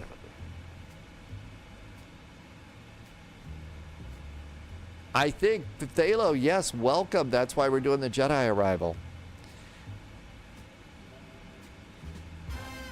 Delta 215, contact Atlanta 127.9, good night. Yeah, Asher, we're going to do Phoenix to Denver. A little more chill out than this event.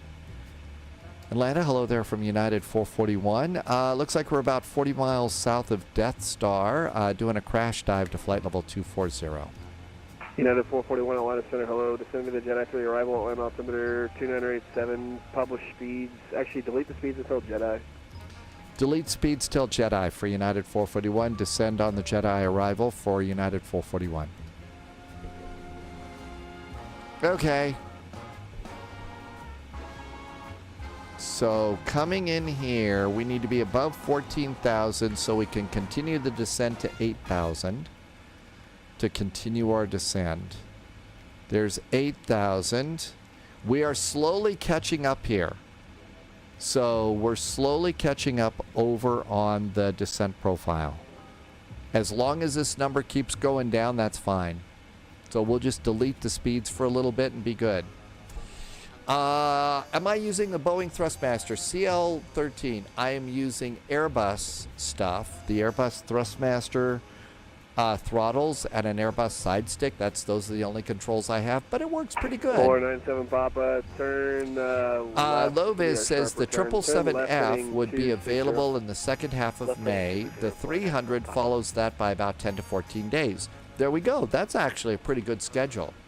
So first half of May, January, February, March, April, May. Hey, that's this month. That's pretty cool news. Papa, descend to maintain 10,000. 10,000, 497, Papa. And you can resume normal speed, no faster than 250 knots, please. Resume low speed, no faster than 250 knots, 497, Papa. So what I've gone and done for reversers is, you know how in an Airbus you lift the little levers and pull the throttles back for reverse? I've lifted those levers up completely and locked them into place. So it's just the full throttle all the way down and all the way up. These are my throttles here. When I get down and I go to thrust idle on a landing, I hold the little red button on the side of the throttle down. That puts it into reverse mode and then push the throttles forward. And that's how I get reverse in a Boeing. In the PMDG Boeings.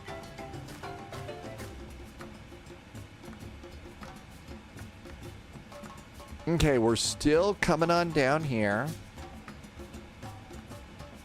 So that's how I'm able to work. And what you do is there's two kind of reverse throttles. Yes, press the button, Frank Thalo. There's two kinds of reversers in Microsoft Flight Simulator. 497 Papa, turn right direct. So if you search for that in your control bindings, you know, reverse, R-E-V-E-R, and search for that, you'll see two kinds of thrust reverse. One of them is toggle thrust reverse. Toggle. The other one is what you want in a PMDG, and I don't remember what that is. But you want the other one other than toggle, and that's how at least I can make my reversers work. Yeah, I think it's hold. I think that's it, CL13. We love our Mystery Science references here. Continue our approach to Daffy, and can we get the frequency again? 127.9er. 127.9, we're happy made the 4. Yep. Okay, deleting the speeds until Jedi, so that's good. At Jedi, we need 250 knots. So I'm going to drop that to 250. There we go. How are we doing on the descent? About 500 feet. We're doing really good here. I don't use the 0 to 100% thing, Blue Rat. I think I've just got the default numbers there. I think I've just got the default numbers on those.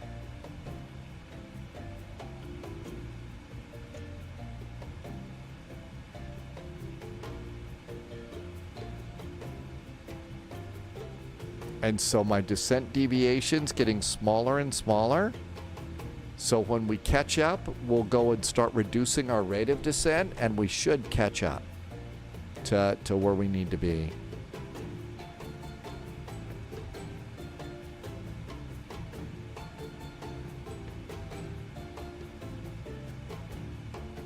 $190.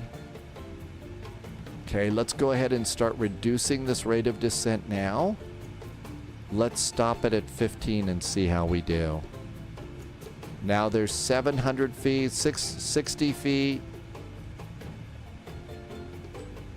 And if it keeps going down, and then our speed should start reducing. We got 20 miles for our speed to reduce to 250. Not bad. Video line center. Hello. Let's see. Atlanta. 2987. 2987, Delta 11. Lima Hotel Alpha 744. Altimeters are set. Asher, have I done a video on settings? I really don't do that many of them. Thanks, Aunt Malt. My settings are really pretty simple. Air, Roger, Leipzig Air. And now we're getting a touch high. But our speed's coming down. Let's come on down here. And Delta 11. Thanks for the reminder on the altimeters. BV Hawk is back.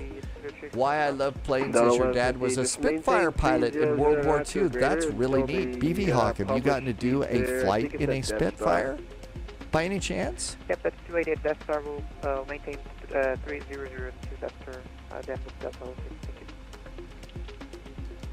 United 441, thanks for flying. Have a good stream there. Contact approach 127.9. Good night. 127.9 for United 441, and may the 4th be with you. 127.9. 4th of, yeah, May the 4th. 127.9. And it's information mic.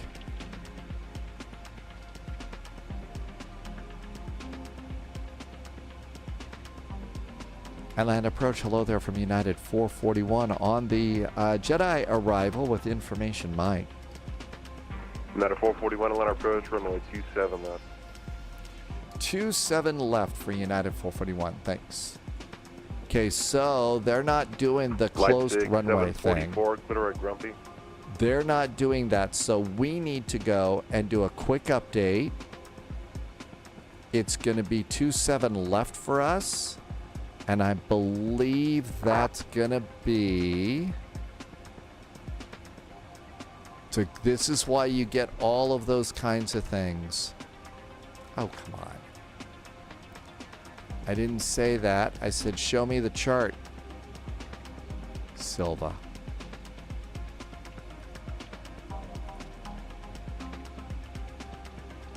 Okay, we got that in. That's really good.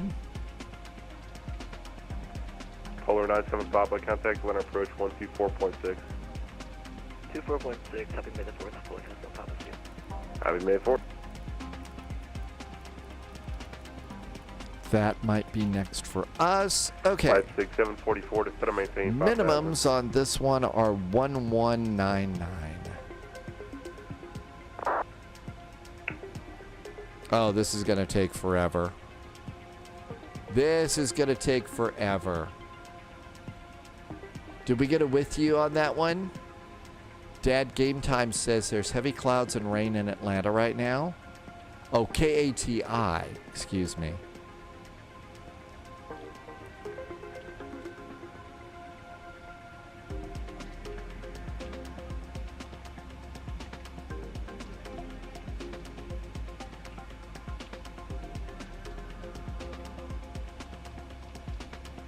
Dad Game Time says it is a stormy weather, and I don't think I'm taxiing by the Fly Delta Jet sign. We're on the south side of the airport.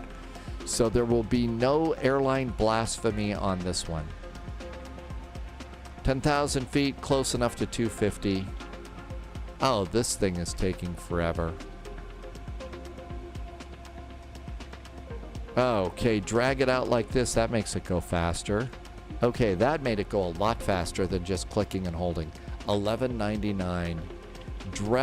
Click and drag makes this work really good. United 441, correct Grumpy to set and maintain 8,000. 8,000, we are direct Grumpy, United 441. Direct Grumpy. Subscriber confirmed. Top clearance granted, Agent. Loyalty noted. Somebody just did something nice. Hang on a sec. And direct Grumpy. There we go. Oh, it's Jesus Saves is in from Minnesota. Hey there, welcome aboard. Thank you for the resub. 37 months. Thank you for 37 months of really nice jet fuel in the flight plan. And 99.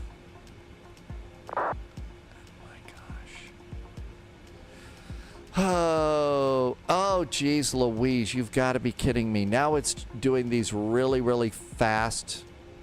You know, you click it and hold it. Just trying to set these numbers are ridiculous. Just got a new ATIS in. It doesn't 441 to set and maintain 5,000. continue to 5,000 for United 441.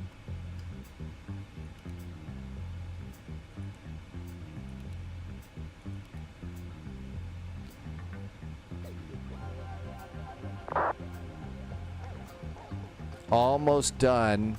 Setting the minimum shouldn't take this long. Okay, minimums are set. Now we can concentrate on our airplane. Let's do a init ref. And init ref flaps 25 landing is going to be 133. We'll call it 135. Checklist time. What do we got here? 567, After takeoff, descent, recall, notes, auto brake is going to be 3. It's a short runway. Landing, VREF is 135. Approach briefing is good. And that checklist is great. We're done over there. And that's set. This is set. I think we're in good shape. Going down. 250 knots. Life is perfect. Holy moly. Our next flight is Phoenix to Denver. Should be a little more chill out than the Atlanta flight that we're doing right now. If you are new to VATSIM, unless all sorts of ATC hell is broken loose, this might be a good flight for you to join us on. And Trashman Tech and Jesus Saves were the last 2 resubs. Thanks for the nice resubs, and thank you for being here. Dogs has made it too. Very nice. United 441 to set and maintain 4,000. 4,000 for United 441.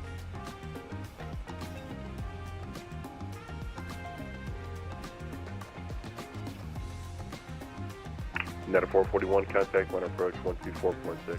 124.6 for United 441. Thanks. Western 3382, heavy reduced speed to 180. Going to 180, Western 3382.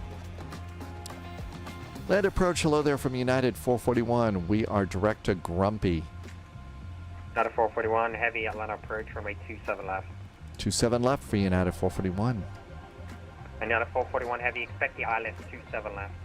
United 441, expecting the ILS 27 left. Western 3382, heavy, turn left heading 305, during the 27 left localizer. Left 305, join the localizer, Western 3382. Leipzig Air 744 heavy, expect the ILS 27 left.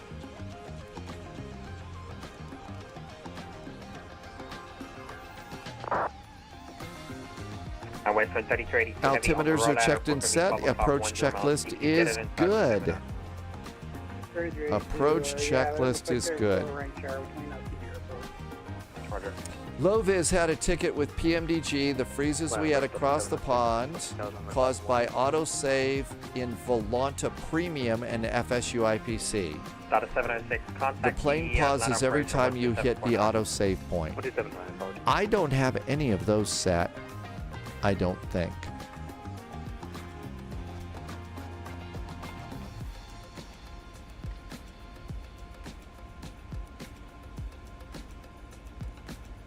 Speed brakes are armed. Lap to go 744 heavy, reduce speed to 180. Okay, we're looking pretty good there. So I don't think I have any autosave set on any of my PMDGs, Western 3382 Lopez. heavy, 2 miles from the final approach, cleared ILS, runway 27 left approach. Cleared ILS 27 left, this one 3382. On 3382 heavy, maintain 180 knots until the 5 mile final. You can contact the tower 119.3. Any sign of the field? Negative field, and go ahead and contact the tower, maintain 180 till 5 miles. 3382. Lap to go 744 heavy, to left heading 305, join the 27 left localizer.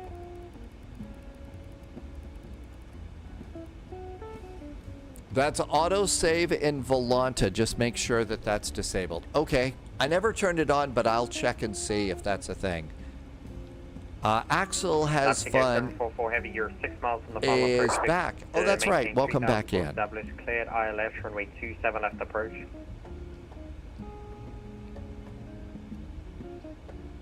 Cabin's all secure. Checklist is up, ready to go. Lap to go 744 heavy, maintain 180 knots until depot. At depot, connect the tower 119.3.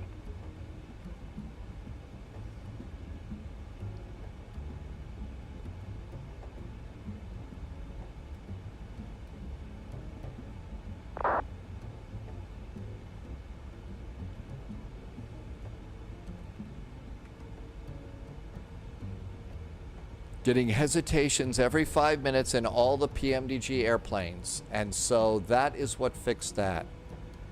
Turn off the autosave. That's right. We use the Force all the time.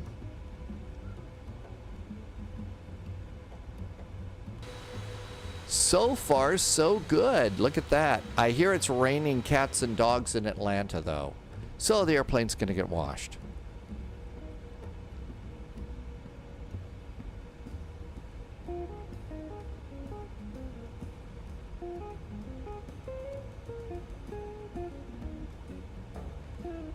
United 441 heavy, descend to maintain 3,000.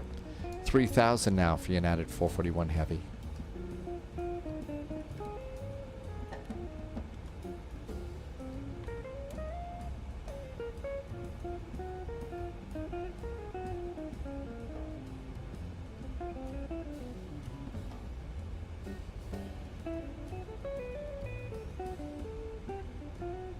Oh my gosh. United 441 heavy, turn up heading 305, join the 27 left localizer.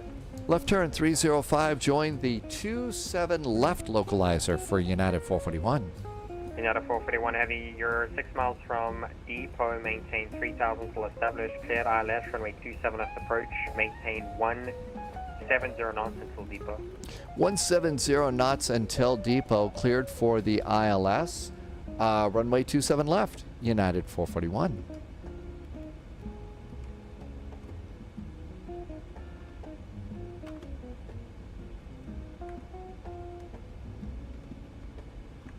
I'm going to switch over to approach mode now.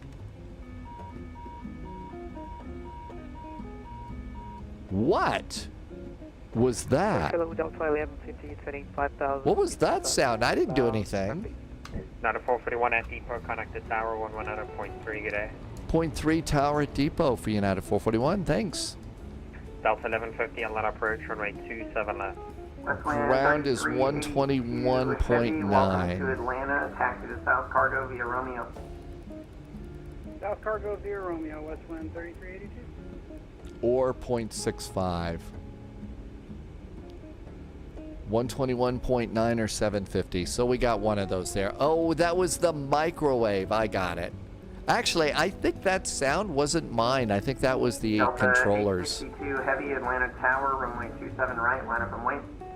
Line in the way 27 right, Delta 862 heavy. Atlanta Tower, hi there from United 441 on the ILS runway 27 left. United 441, Atlanta Tower, wind 290 at 13, runway 27 left, clear to land. 27 left, clear to land, United 441.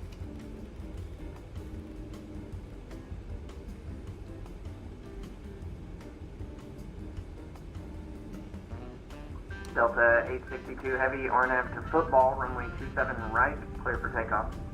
RNAV to football, clear takeoff 27 right, Delta 862 heavy.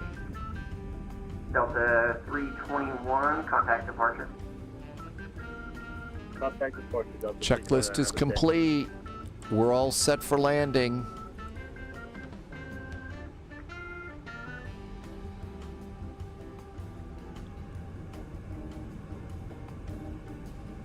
Always fun to look out the window on approach. I don't know if a setting has changed or something, but I think that my scenery is just a little bit better. Looking out the window like this, it seems like it's gotten better in some way. I don't know what I did. Tim Dog is taxiing out right now. Happy landings, Tim Dog. Tim Dog's on a real airplane right now, Southwest flight. And has a window seat too. Ooh, that's scary. Flying on an iPad without a power source? That's scary. AP is off. Captain's got the airplane.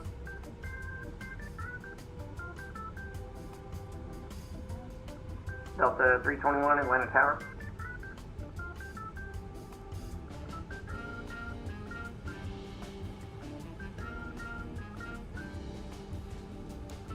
Auto throttles off. 744 heavy, taxi to South Cargo via Romeo.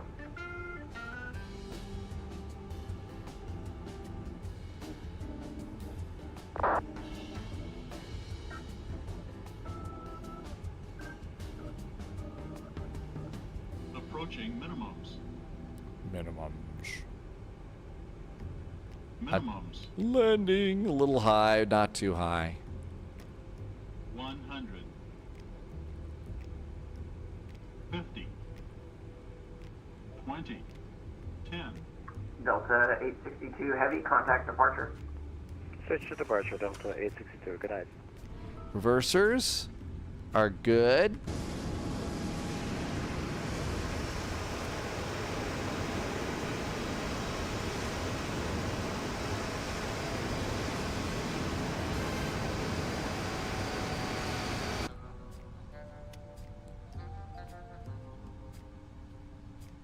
The reversers did good this time.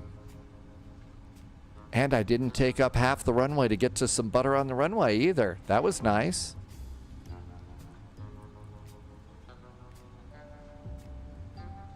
New recruit detected. Welcome Game aboard, Boy Agent. just did a follow. Stay Hi, sharp. Game Boy. Well, Delta 1120 heavy, Atlanta Tower, RNAV to SWAL, runway 27 right, clear for takeoff. We're not slowing, I'm making good way, good takeoff. To the left. United 441 heavy, welcome to Atlanta, hold short, runway 27 right at Tango.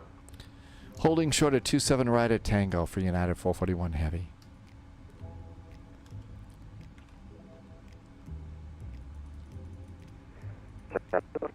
Over table 27 left.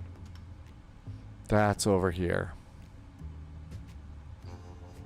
Alex was the Leipzig flight today. I was wondering who was that. And Sunjammer's calling it a night. Sunjammer, I hope you had good flights today.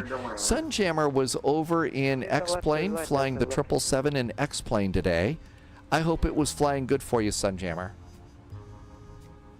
Widget Warrior says, welcome to Delta Land, where if you call the 1-800 number to make reservations, they say, Delta, Delta, Delta, can I help you, help you, help you?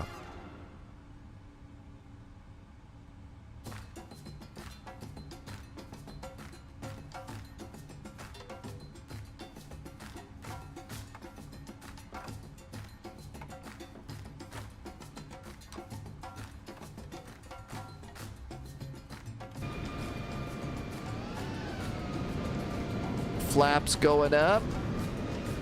There's an airplane taking off. That's what we're holding for. Let's see. Am I going to be humiliated by this landing or not?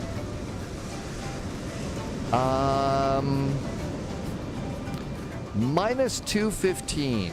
That wasn't so bad. Actually, Widget Warrior has been tempted to say that. I sincerely hope you never do. 441 heavy. Cross runway 27 right at Tango. Join Lima. Monitor ground 121.75 on the other side. 121.75 on the other side. Cleared across runway 27 right. And we'll go over to Lima. Thank you. May the 4th. So it's 11:21. Good. Go over to departure. Lima is the inner taxiway.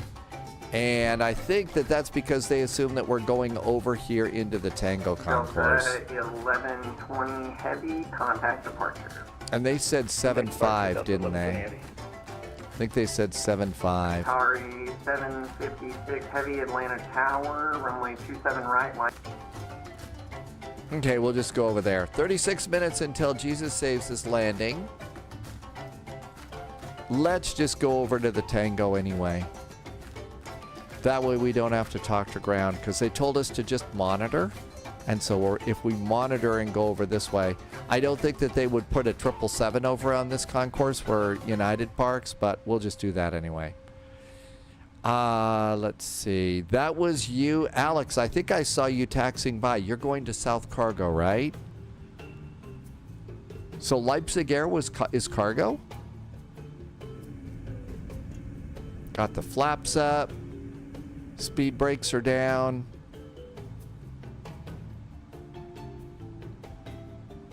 Reinforcements incoming. I think we just got a raid. Joining the spy flight. We just got a raid from Sim Caesar. Hi, Sim Caesar.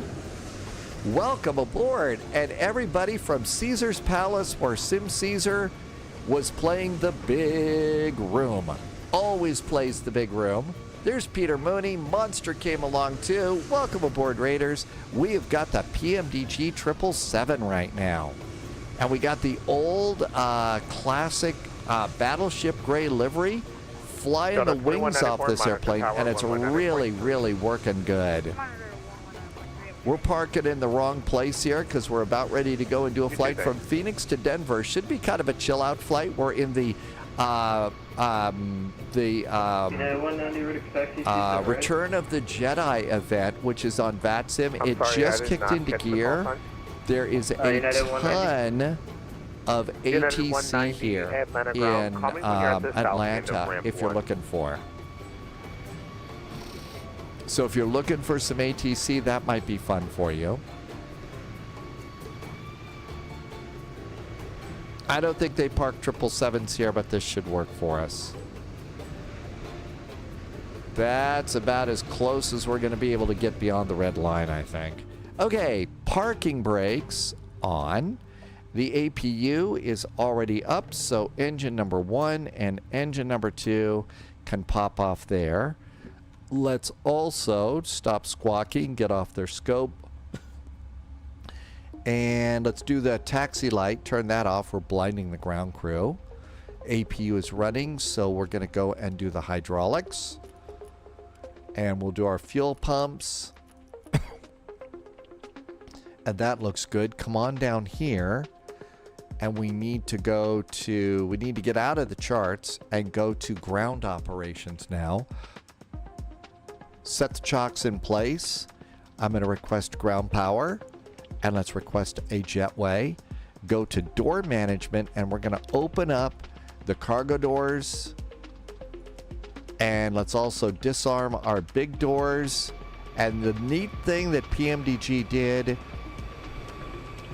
is the jetway always goes for the L2 door, which is what you would do with this airplane. And that's really good. We do need to open the L2 door ourselves. And with that, we're here. Nobody was hurt. Nobody was arrested. And Luminary Sam is in chat. Hi, Luminary Sam. Thanks for coming in. And Atlanta doing pretty good today. Doing pretty good in Atlanta. So this event is going to be going on for a while. If you need to test your sim nerves of steel, I definitely suggest coming on in. There's going to be a lot of airplanes here, and I do suggest probably not having any adult beverages or anything like that while you're in an event like this. We're going to chill out though. Let's do Phoenix to Denver. Are you tired of the 777? Should we jump over to an Airbus for this next flight? We could take the sporty little A319 on this next flight. We've been doing a lot of 777ing right now. While we're waiting, I could come over here and do a very, very fast poll because I've been feeling a little Polish today.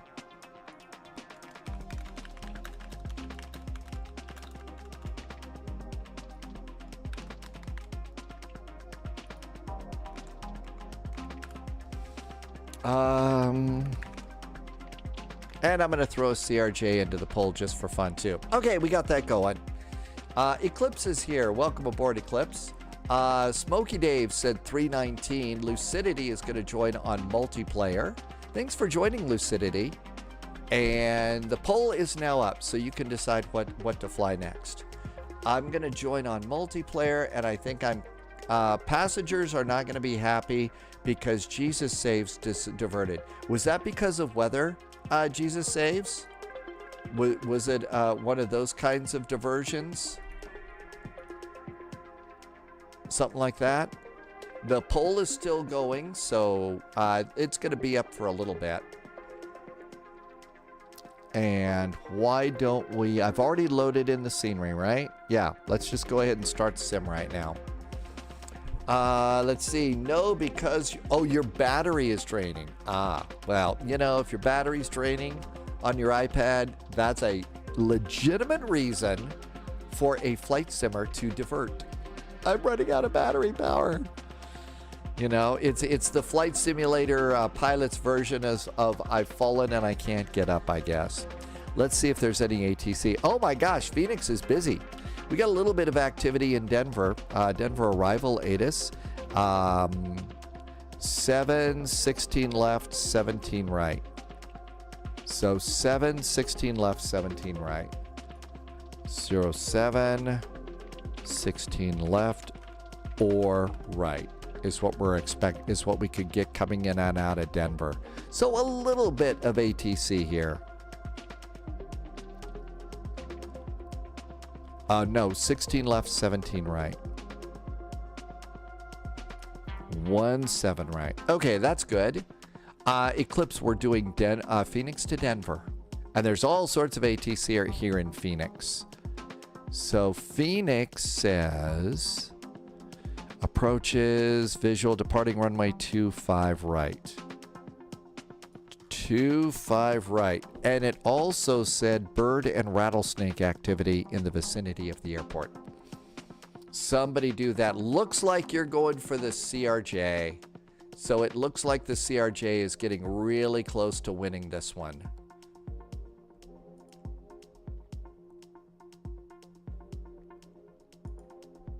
Yeah, you're voting on what? So A319 just picked up another vote. So it looks like it's going to be tied between the A319 and the CRJ. CRJ's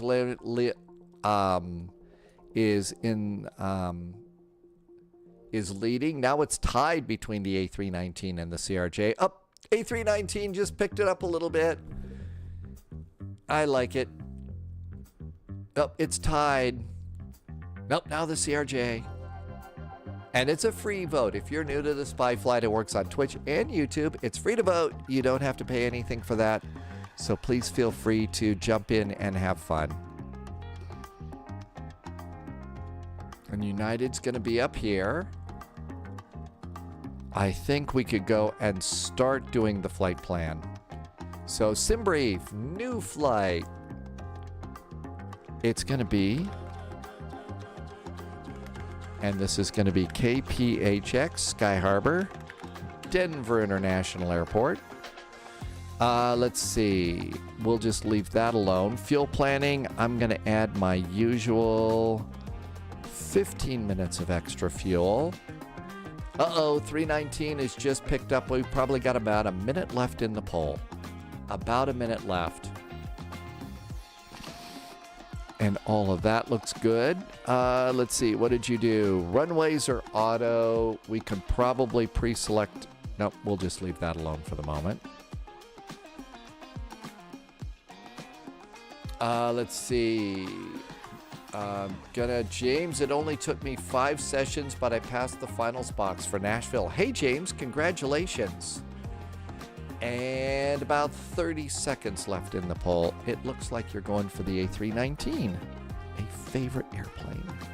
It's cool, it's sporty, it's fun. And I've got a classical livery for it too. Runways 25 right, 16 left. That's probably a good runway for us coming in. ATC fuel, I'm going to board 15 minutes just in case.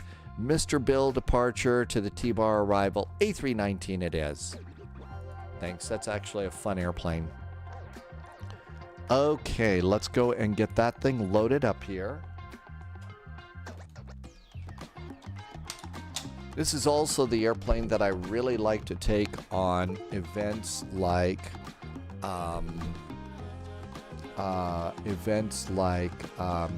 Frankfurt Friday.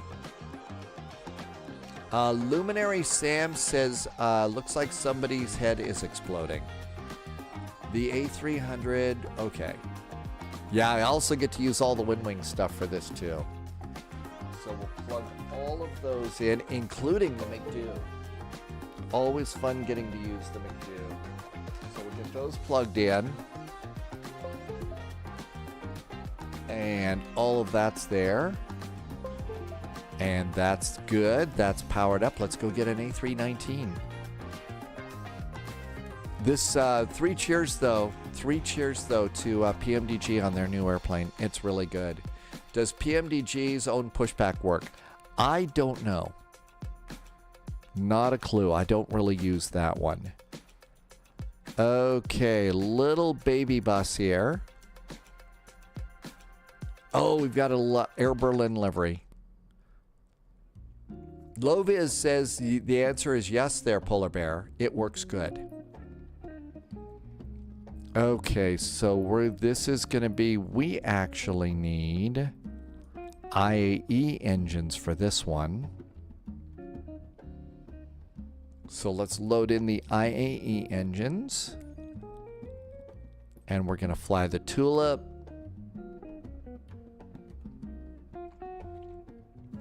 Blue Rat was, you heard on frequency? Okay, that looks good. Let's go get a plane. So Phoenix Sky Harbor, save and go back. And KPHX. KPHX. And there we go over there.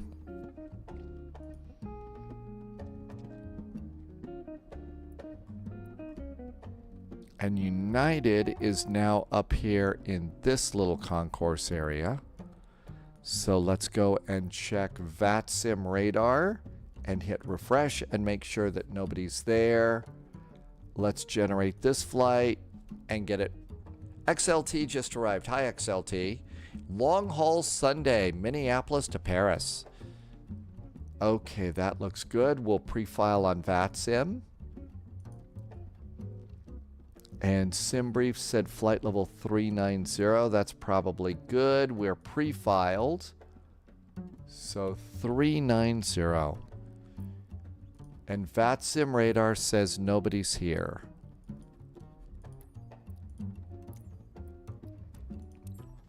Let's note our gate. And I'm going to need to update the title.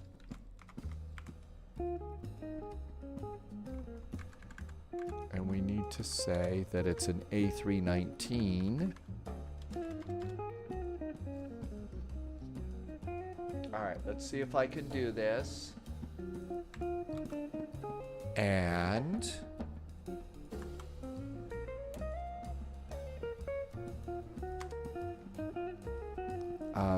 that didn't work too well. Hang on. Let's try it again. There's a lot of convection between Phoenix and Denver. Really? Hey, we got that. Yeah, we do live weather. We do live weather on this. And I missed a little chat while we were getting all this ready to go. And there is our airplane. And Phoenix Sky Harbor Airport looks like it loaded in just fine today. So that's nice.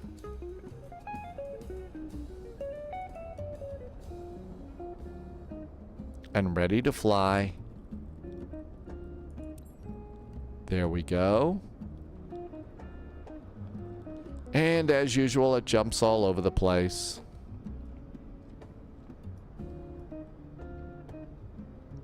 There's our cute little A319. Let's get in the cockpit. Gotta do the JSG droid cold and dark technique. And it'll figure it out in a few minutes, I hope. Usually it does. We'll see. Haven't been in this in a while, so that's why. So this is an A319. And let's see if VATSIM will let us on. Hey, see, there it goes. Now it's all of a sudden clicked in there. Dogs is Griswold the Bear today. Oh, you're doing a Frontier flight, right? Dogs is doing a Frontier flight. Eclipse says the altimeter is 2955. And we are on VATSIM. And it's probably starting to get hot here in Phoenix.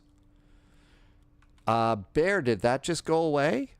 I thought you just did a resub. Let's do Phoenix app.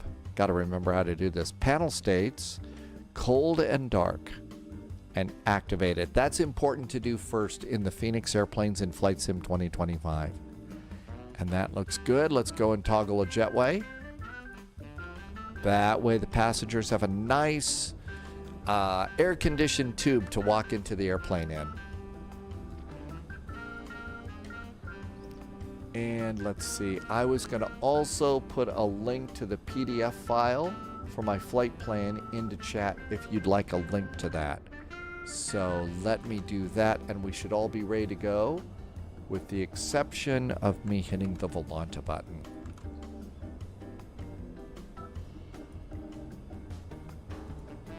Okay, that should be good. Did I call it 2025? I think I need to put a space in there. Hang on. Yeah, I need to put a space in there. Hang on. Although, Polya did it faster than I did, so thank you. And let's see if I can get Volanta going right now. Volanta says, plan a flight, and add a flight, and it should be ready to go. Okay, we're all set with Volanta 2. So we should be ready to go and do airplane things. I'm gonna need to replug.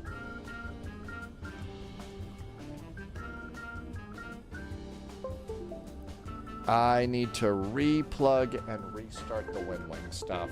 It's being a brat. Usually it is on the, if it's not the first flight of the day. So you got to go in and you got to turn off WinWing and start it again. Loyalty noted. And that'll happen.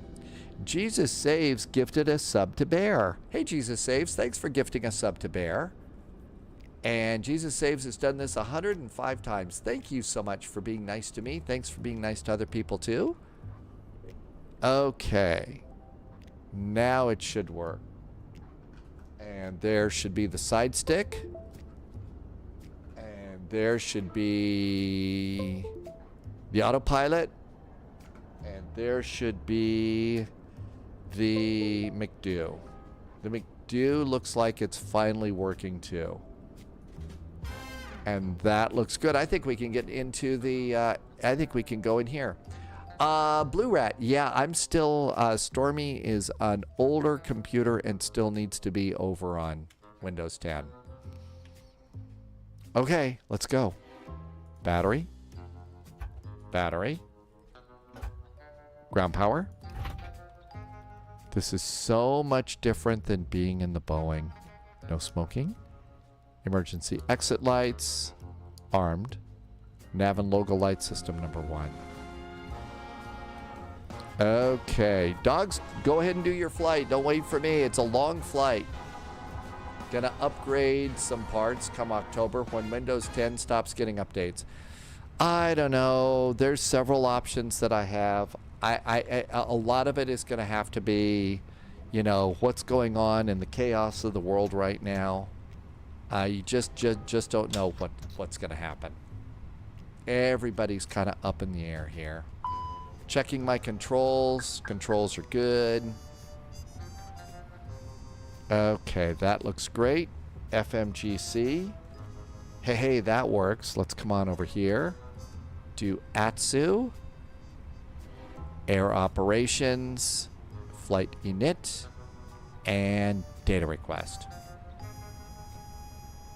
Polyot says that some people use Windows 7.1, so Windows 10 will be fine for a while. Yeah, as long as I don't go to those salty websites and stuff, I think we'll be fine, right? Salty websites. Blue Rat is rusty with the A350. That's the hard part about all of this, is staying frosty with all these different airplanes. I mean, it is. It really, really is. Starting up the APU. And init. And init request. And here comes a flight plan. Pyroblaster, I see your message. Somebody started a hype train too that I missed. Thank you. And this is going to be a United Airlines flight. 441. Looks good.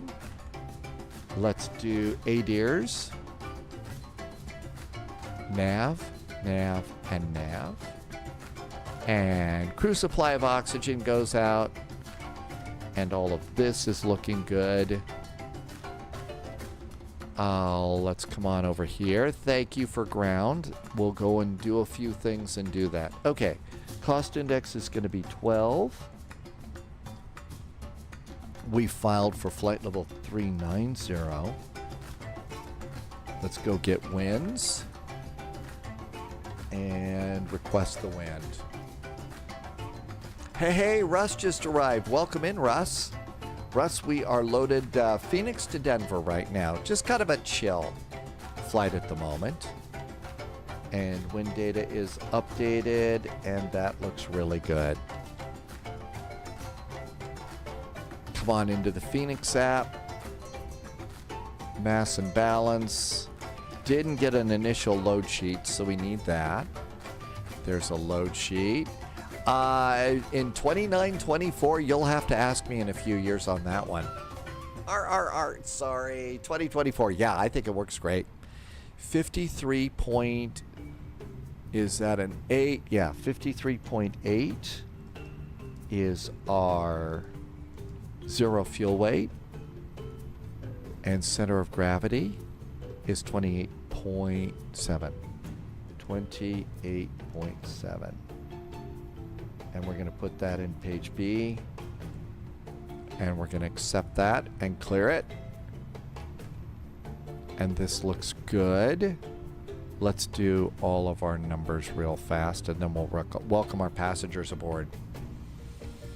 Nice flight. Rain is forecast in Denver for the Tigers and the Rockies series this week. That's right. Russ, you were traveling to one of those, I believe. Okay, 14 minutes until Jesus Saves lands. The reason we're counting down the seconds is because that flight is on an iPad and the battery's running out. The battery's running out. So tension is a little bit high on that flight. 0.150 for taxi. 0.624 for reserve. Alternate. is 1.44. Final is 0.993. Those numbers look good. Hit fuel planning. It's green. And all that looks great. We do have Phoenix ground 132.5. 132.5.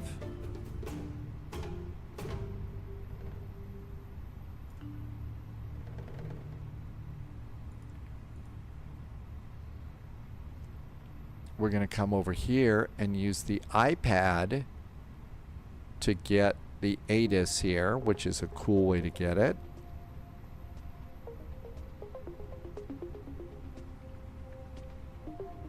And that looks good. It's information. Phoenix. Oh, that's the METAR. There's the ATIS. Information Charlie. And did they change anything? Nope. 25 right. We are at gate Echo 5.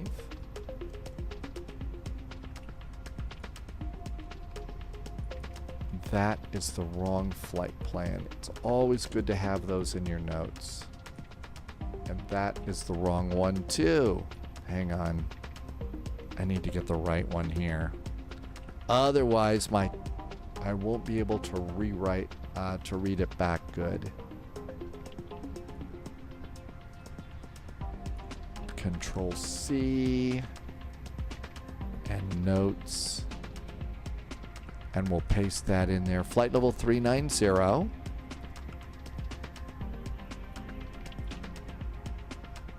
Phoenix to Denver. Okay.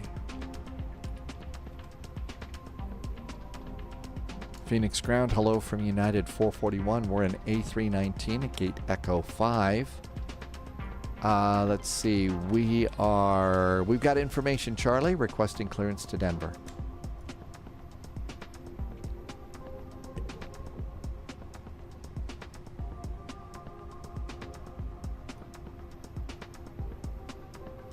(132.55). Do I not know how to dial a radio? Oh, 132.55. Okay, details. It's always one number off each time. So annoying. Let's try it again. Phoenix ground, hello from United 441 at A319 at gate Echo 5. Latest ATIS is aboard. It's information Charlie requesting clearance to Denver. United 441 Phoenix ground. Stand by number 1. Okay, I think we're caught up there. Bear's got to go. Good night, Bear. Thanks for coming in today. Have a great evening. Glad you got a gift sub too. United 441, I have your clearance over to Denver. I was ready to copy. United 441, ready to copy clearance. United 441, you are cleared to the Denver International Airport via the Mr. Bill 1 departure, JARPA transition, then as filed.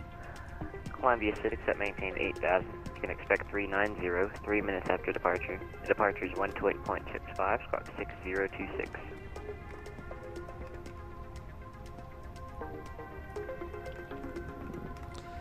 United 441 cleared to Denver via the Mr. Bill departure, JARPA transition, then is filed. Climb and maintain 8,000 via the SID, expecting flight level 290. Departure is 128.65, squawk is 6026 for United 441. United 441, readback is correct. Push into the ramp is at your discretion. Call your taxi. Call for taxi, United 441, thanks. Okay, let's go ahead and plop things in here. So, let's see, what do we got here? All of that looks good. Let's do a flight plan. We know that we're departing off of 25 right, so Phoenix Sky Harbor, departure, 25 right. And this is going to be the Mr. Bill departure. I wonder how much trouble I get in if I do the famous Mr. Bill impression. JARPA, transition, and plug that in. Denver expecting 16 left for the arrival. So 16 left is the arrival. We are coming in on the T-bar 3 arrival. T-bar 3. So it's T-bar 3. We're coming in via Schnaps, I think. Yeah, Schnaps it's got to be. And the via is Kaylee, Kipper, or Tishner. I do not remember. Oh, can't remember that. It's been too long. We haven't done an awful lot of Denver flying right now. So in the big old Mile High City here on the T-bar arrival. So T-bar is going to put us out, I believe, at Cliff. Or is it Ladora? I think it's going to be Cliff. Yeah, it's going to be Kaylee. Let's call it the Kaylee arrival. Okay, Kaylee. And insert. Nav accuracy is upgraded. GPS primary is set. APU is up. Let's get the bleed on. Make it comfy for the passengers. Did we already start them walking down the jetway? Probably not. Fortunately, it doesn't take too long. Nope. Load aircraft and 8-minute load. That's perfect. What else can we do here? The altimeter is 2955. So 2955 on the wow, low pressure in Arizona today. And 2955 over here. That's good. Set the backup because we're good pilots and we're careful. 2955. That looks really good. Initial climb clearance was to 8,000 feet. There we go. 8,000 feet. That looks great too.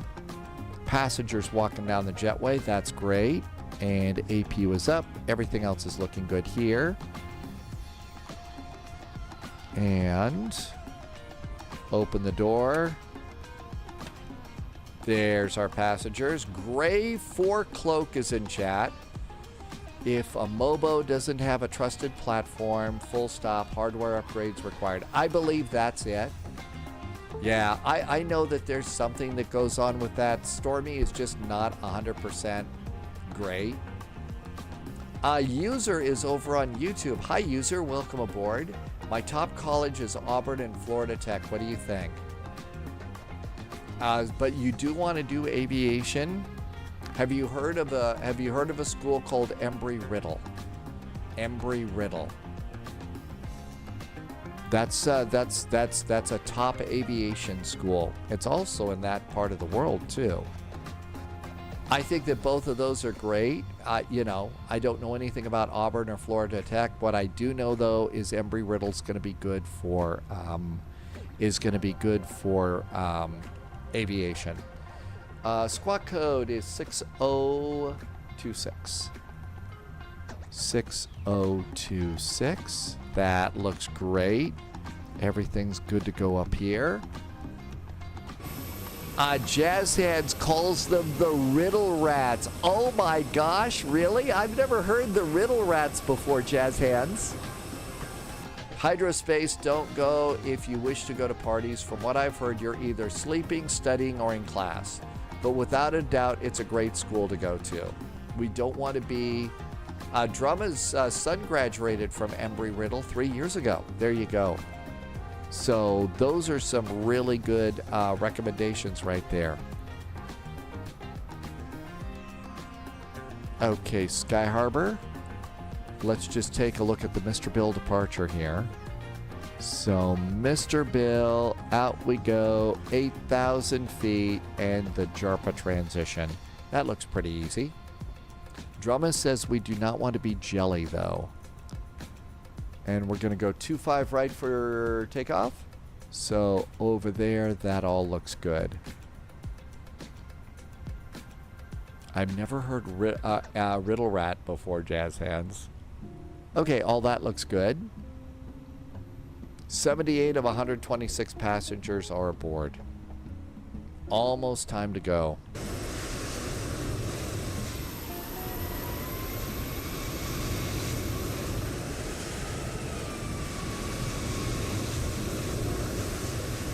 I forget where we got this. This is a pretty decent scenery for Sky Harbor. I don't think that it's anything special. Like, they haven't like modeled the inside terminals, but outside it's a pretty good looking airport. There's no huge bumps in the runway, so that's kind of nice to have. Also, there's a taxiway that goes over roadways, and the taxiway, you don't fall into the roadway like you did at that one airport over in Germany, Munich, I think. And I think they fixed that.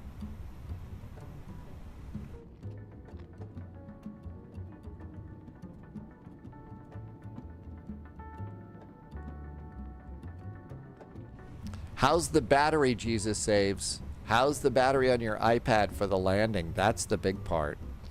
Okay, let's do init and page B. So we're all ready to go over here with block fuel and the final load sheet. Dogs is departing from the scene of the crime. See you in Denver, Dogs. 9 passengers to board, and we're ready to go. Let's go ahead. APU is up and running. I'm going to disconnect ground power. Ground power is disconnected. I'm going to come over here and do fuel pumps. Get those going. Push and starts at our own discretion.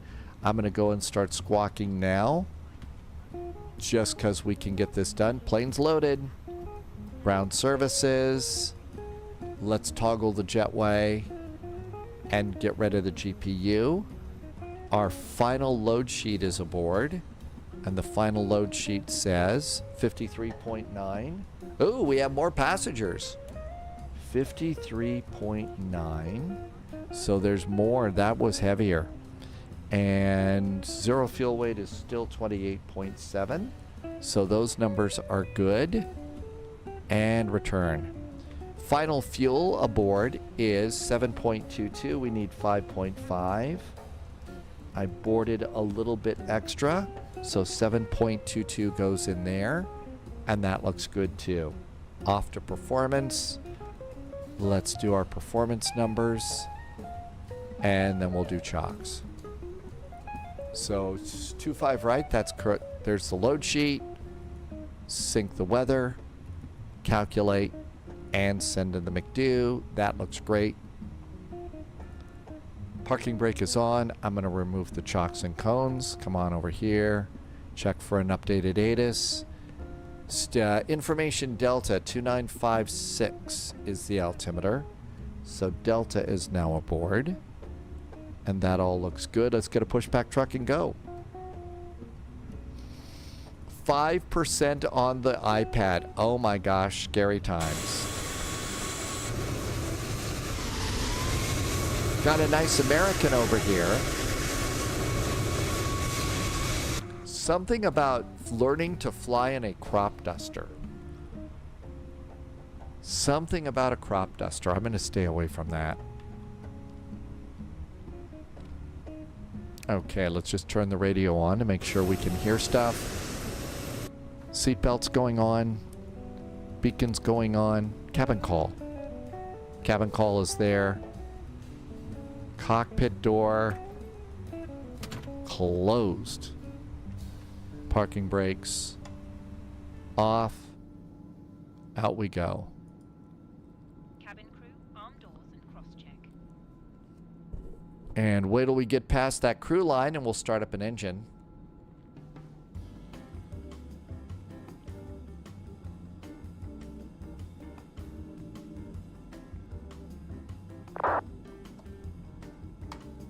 Starting one.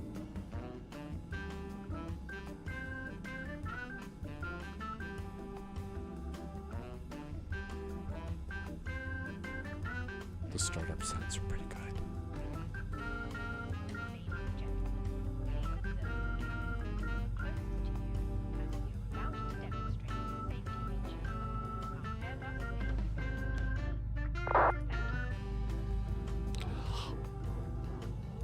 We've got PTU dogs barking.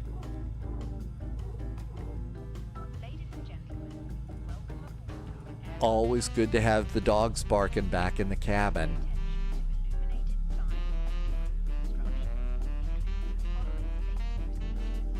Pretty good start sounds in the cabin on this airplane too.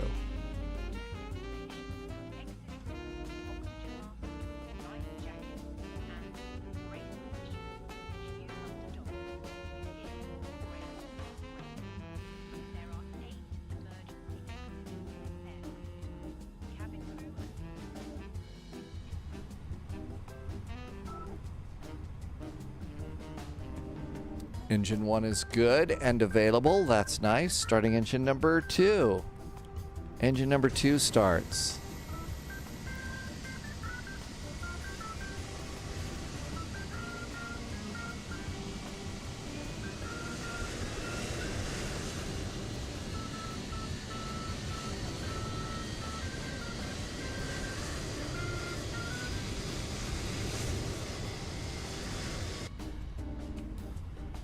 I'll bet it's already starting to get hot here in Phoenix. It's 26 degrees Celsius outside. And engine number 2 is going pretty good. No big bad vibrations. We have oil pressure. That's a good thing to see. We're about ready to hear the clunk of the generator switchover. Come on, clunk sound. It never clunks when we want it to.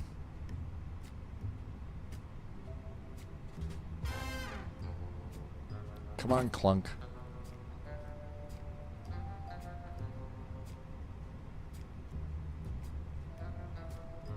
Must have missed it. Starter back to neutral, to normal.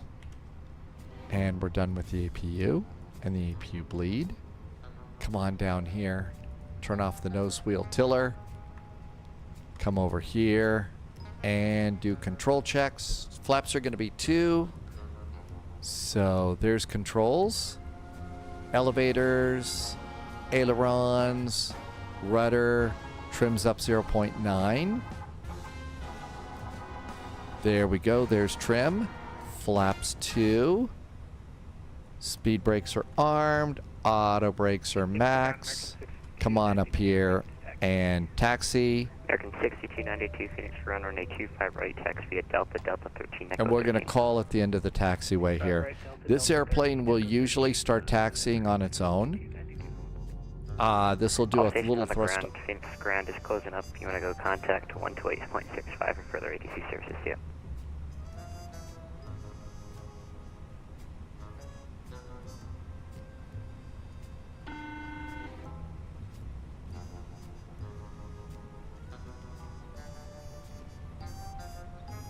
And we can taxi here. We're still in the ramp area. Alex, this is the Phoenix A319. So this isn't a Boeing. This is an Airbus.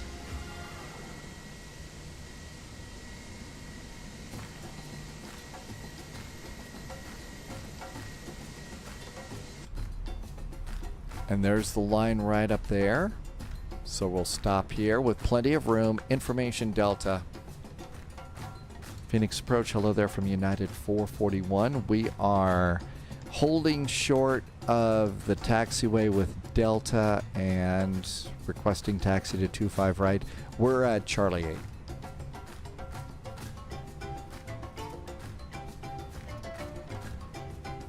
Do I not know how to? Well, you actually have to flip the radio over 128.65. Not too tightly.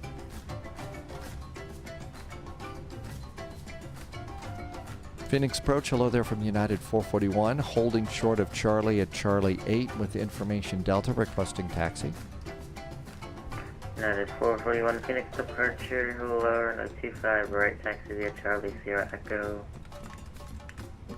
25 right via Charlie Sierra and Echo for United 441, thanks. Charlie, November 5, Sierra, and Echo. Out we go. And we're just going to do thrust idle on this one. Center. Have a good day. Just going to do thrust idle on this one. Okay, make sure nobody's over there. Nobody's over there. 6292. Looking good. Departure, Minimum fuel for takeoff. Minimum is 6.4. Looks like there's an I am at aircraft in front of me, 7.1. So we're just not going to rev it up. Let's kind of keep it going with thrust idle. And that's just kind of New sipping recruits the gas, and detected. there we go. Welcome aboard, Agent. A Human Games Stay is sharp. back in chat. Welcome back, A Human Games. Thanks for coming back in. Thanks for the follow. Something about calming down. I missed some chat while we were coming out here. And let's come on down here and take off config check. Our takeoff config check is good. Predictive wind shear is on. And away we go. Nice view outside the window. No need to watch out for alligators here, but there might be a snake or two. Perhaps even a giant Gila monster. Which, if you watch a Mystery Science Theater 3000, you know that those things are all over the place.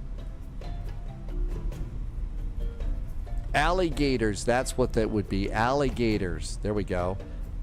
Human Games, this is the Phoenix A319.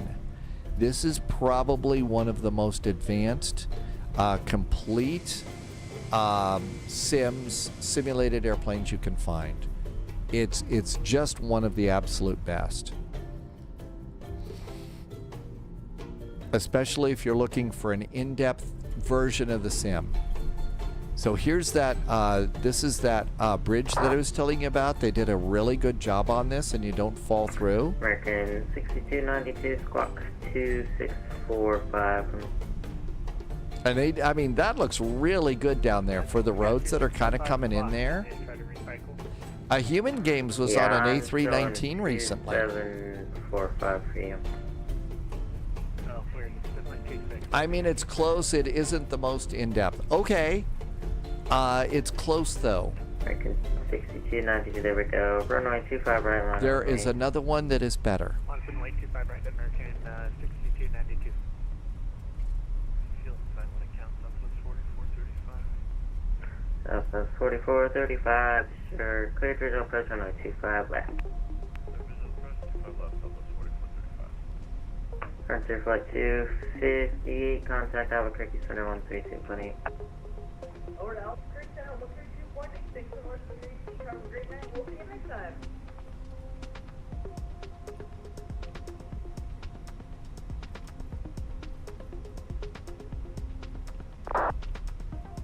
I almost turned too late. I know we got to know that one. It's close, but it isn't the most in-depth. Yeah, let us know.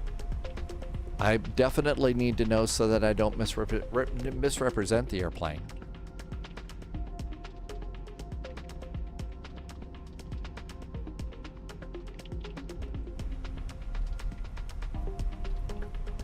But it's definitely one of my favorites. If I'm going to go into a very, very congested VATSIM event where there's a ton of ATC and traffic, this is the airplane that I want to take. This little guy right here. Fact is, tomorrow I'm probably going to take the Lufthansa version of this for Dusseldorf to Copenhagen.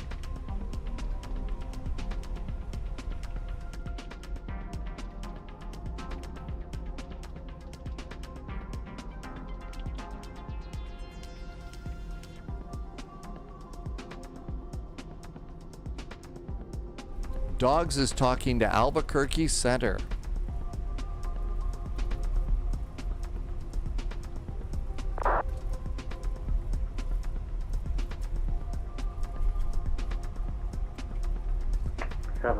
Plenty of fuel. But all of this was thrust idle taxi. Some are allowed to be used for professional training, so they would meet a pretty high bar. I don't think we'll ever get a consensus on what's the most in-depth. Okay, that's a fair statement. That is a totally fair statement.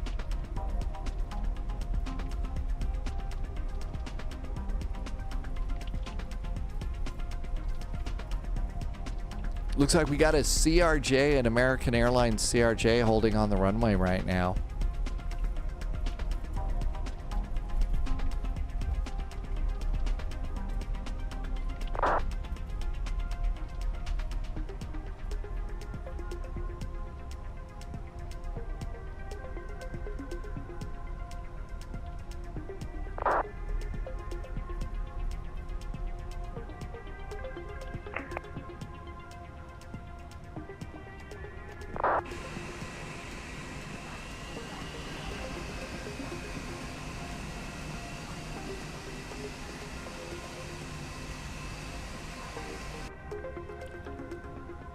All sorts of chihuahuas barking here. Dusseldorf to Copenhagen in Eurowings. Asher Win, I'll probably be Lufthansa on that one. Or Air Berlin. Probably Lufty. I'm not sure. In departure, American 6292, just confirming we're still holding position 25 right.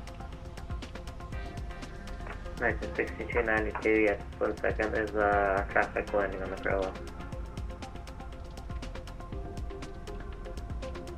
That's pretty good model matching. I think I even see that their flaps are out a little bit. Flaps 8 on the CRJ. American 6292, wind 24015, runway 25 right, cleared for takeoff, caution traffic landing on the parallel, approximately 1 mile final. Alright, 25 right, clear for takeoff, and we've got a landing crossing the parallel American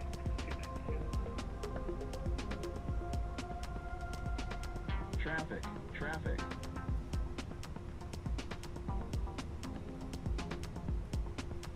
A really great view from the cockpit.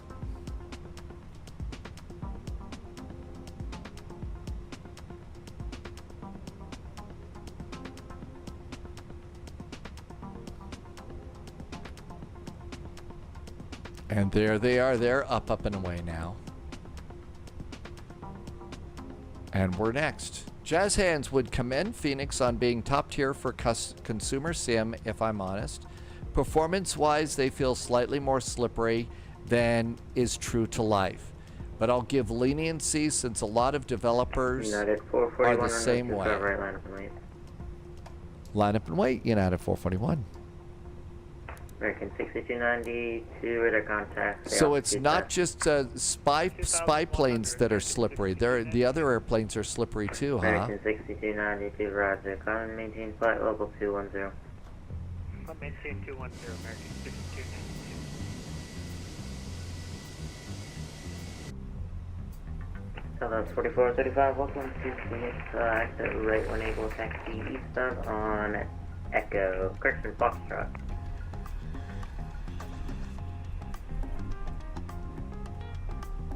It's either too slippery or too draggy.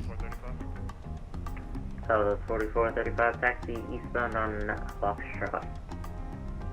Right on Foxtrot, that was 4435. There we go.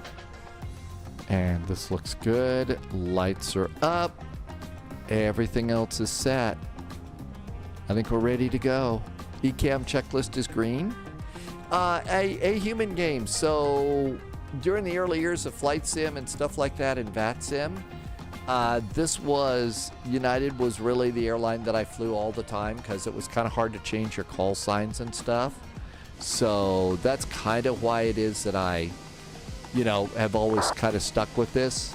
This was the airline that back when I was traveling and stuff, I flew the most. So over in Europe, I'll usually fly Aegean or Lufthansa. We've got a really nice Ryanair 737 MAX we can fly. iBird, welcome aboard. Thank you for coming in. Doing great. Almost ready to depart for Phoenix Sky Harbor. Minimum fuel check. We got 6.9. We panic at 6.1, so we're good to go there. United 441, the wind 24015 on the 25 right, clear for takeoff. 25 right, clear for takeoff. United 441. Throttle's up about halfway. And thrust engines are stable. Manual flex. SRS is set. Auto thrust is blue.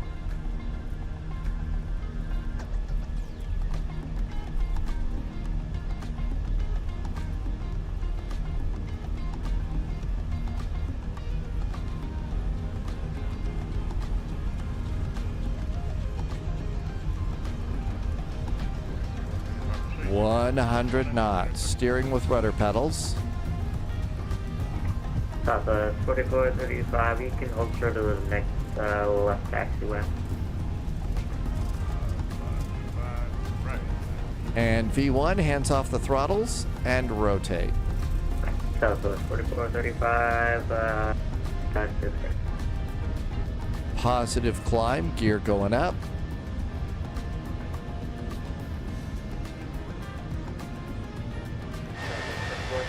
crossing, 125 right off on Trot 10. Exit to parking via Echo, Delta, and Delta. And this airplane, you know, just kind of fly along with the flight directors. It's really, really nice. Heavy Underlilies is in chat. 441 radar contact, altitude passing. United 441 passing 2,500. Lever climb. United 441 Roger, climb and maintain flight level 210. Flight level 210 for United 441.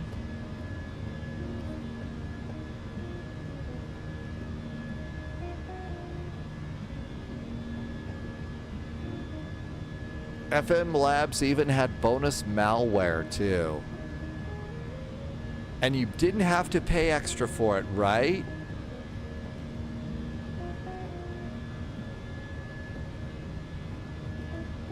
And speeds coming up. Still haven't engaged the autopilot yet. I mean, that's how stable and nice this is. Passengers getting a nice view of Phoenix too. AP.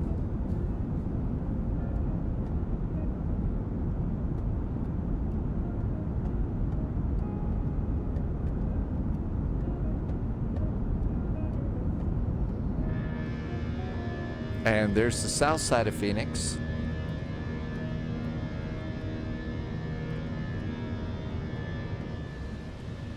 Up, flaps. Flaps going up, speed brakes disarmed. There goes the leading edge slats. And away we go.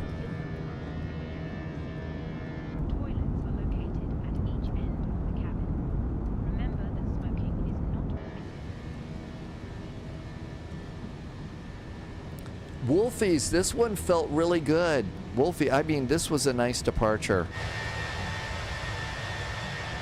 Good to know I haven't really lost it with the Airbus after all that Boeing stuff. Always fun to come back in the cabin, you know, if the autopilot's making the turn, just to have a little look outside. You get to see a little bit more here.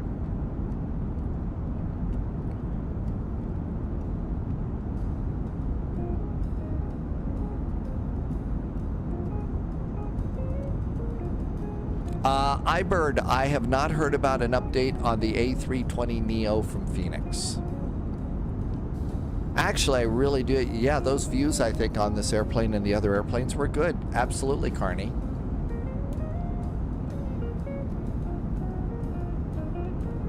And if we look back over there, there's the airport that we just blasted off from.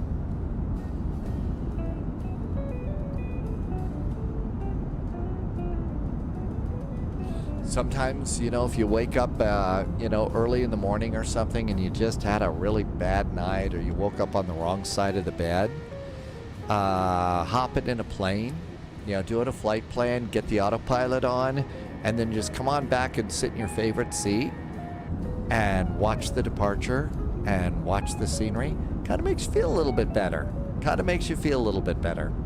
Loviz is departing Memphis right now in the Airbus A306. Loviz is a member of a virtual airline for FedEx. So Loviz is flying the A306, which is what they use for cargo flights, and gets credit for flying those. So there you go. Tim Dog is saying hello from flight level 380. How do you know when to pull the throttle back? over here, up in the underneath where it says thrust climb and all that, it's going to be in a box and it's going to say LVR climb. And that means lever climb, I believe. And that means to go from either toga or flex to climb. So the airplane tells you when the best time to do that is, and that's right there.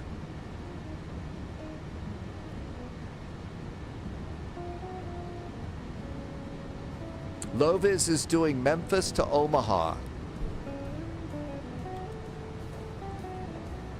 Just disconnected from VATSIM at flight level 330. Blue Rat's going to call it a night. Good night, Blue Rat. Happy landings when you wake up tomorrow.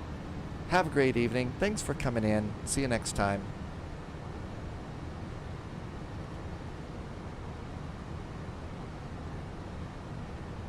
And 10,000 feet. Blew through that landing lights. 10,000 foot cabin call.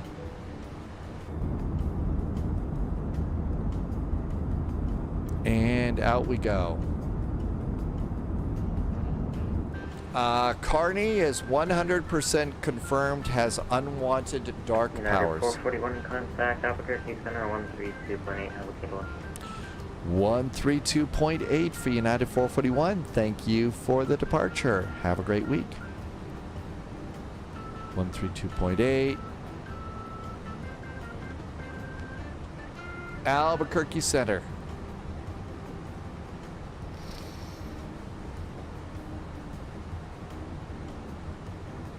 Albuquerque Center, hello from United 441, approaching Zillub at 15,000 feet for flight level 210.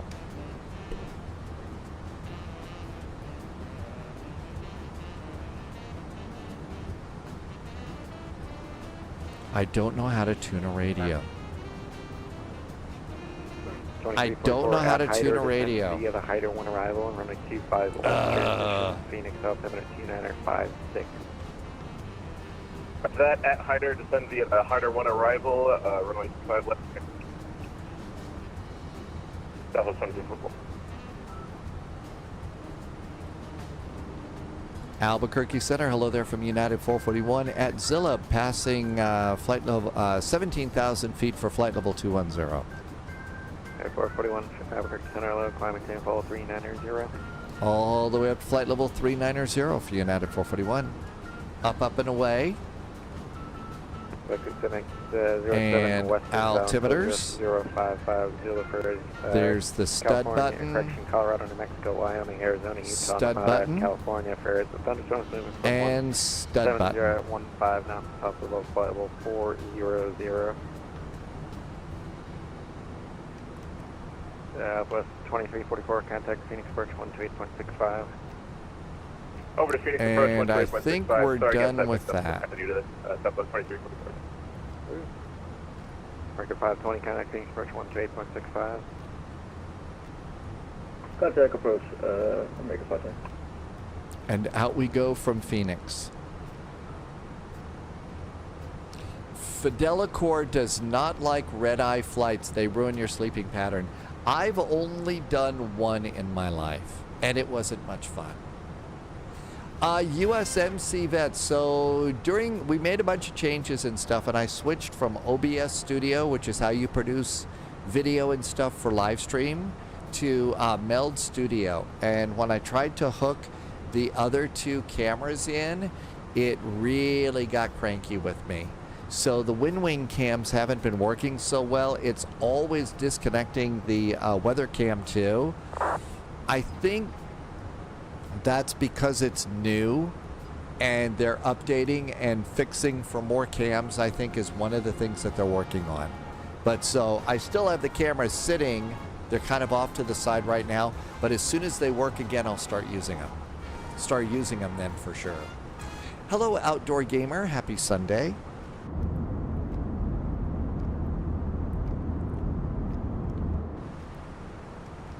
And the climb's looking really good. Passing 22,000. We got actually a fair amount of climb on this flight.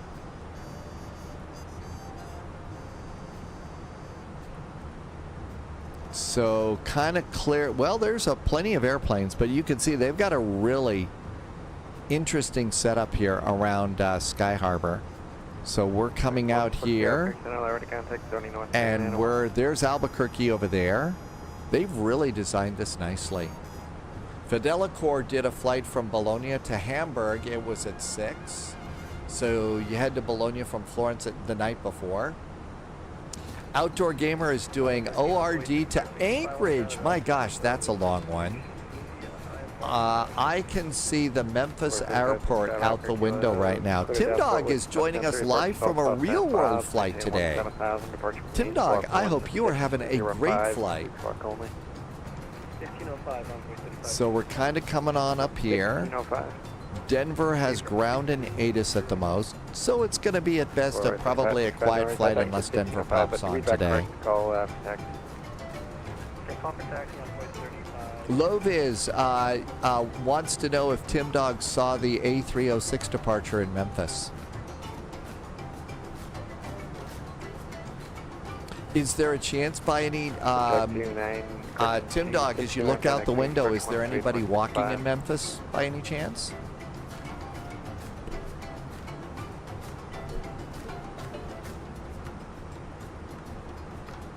And got a little turn over here.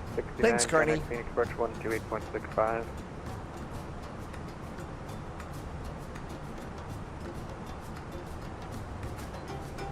And 25,000 feet. Let's come on up here and do seat belts. And the rest of the lights are all good. I really like this airplane too because I don't feel like I'm lost. I know what kind of feel like I know what I'm doing. Sadly for Wolfie, you're going to have walking in Memphis stuck in your head for a while. I can fix that, Wolfie. I can fix that really, really easy. You ready? Here we go. Just keep swimming. Just keep swimming. Swimming is what we do all day.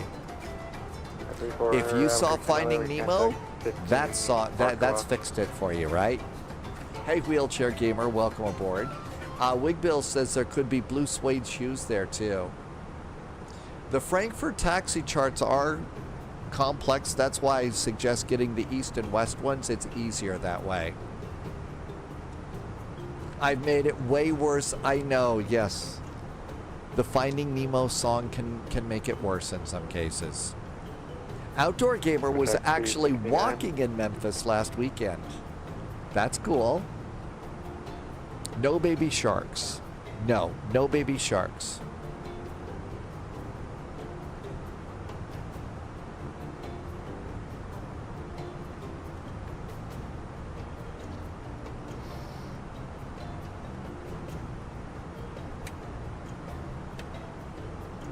See if somebody brings us up some beverages or something.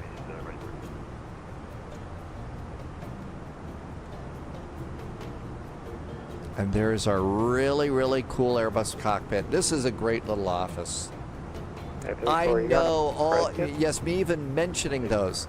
Yeah, I'm sure that the people, the copyright people would like to be able to file lawsuits if you even think about a song. If you think about it, you're busted. Okay, I wish you luck anyway. 1715. I wish you luck anyway. Let's see. When they say I wish you luck anyway and laugh like that, it's time to be very, very afraid. Very, very afraid. Yeah, I go to school here. We'll see.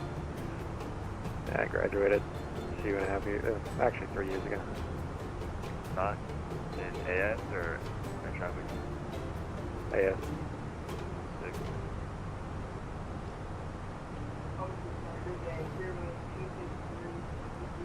Okay, all is right with the world here.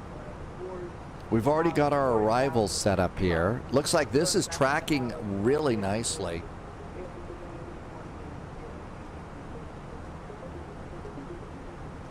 Loviz wants to be wowing next week. Hey, Tim Dog just sent us a picture from the real world flight.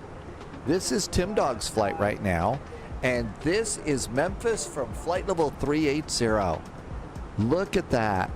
There's the real Memphis airport. So there's FedEx land. And then there's the terminal. We were over there with the 777 this week. Kilo 24, contact Phoenix. Loviz says there's Loviz's plane right there. That is a cool picture. Thank you for sending us a picture from the airplane. Tim Dog, this was really nice.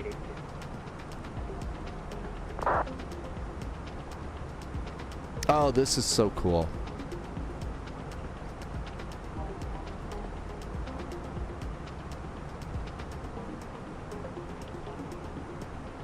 Oh, Wolfie's a pro at flight planning. Wolfie's a pro at that. Fidelicor flew an A320-200 and an A321neo today. Dog says that Denver ground's gone offline. Well, that's okay. So the Correction 819 for close research exchange route. I think Albuquerque's about ready to call it a day too. Forward close research exchange route. Executive 1 Foxtrot forward close research exchange route.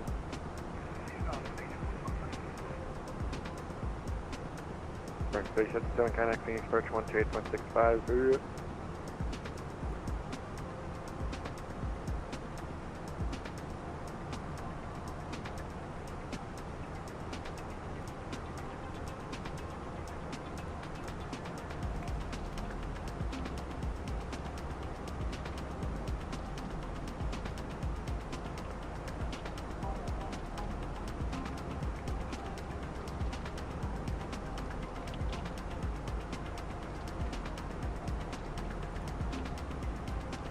Base 57, Albuquerque.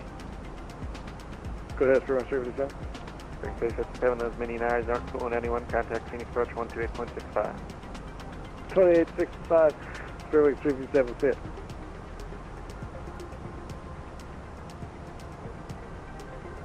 About 40 miles to our top of climb now. Board 3565, what running you flying?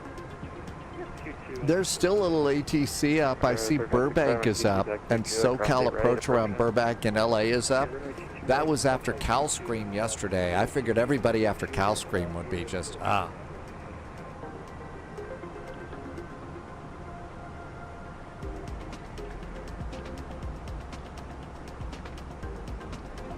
Tim Dog is flying Southwest Airlines Flight 1809, flight level 380 over Memphis. I thought your flight was going to be a lot later at night. Oh, maybe it's a second one. Maybe you've got a connection. Maybe that was the later one.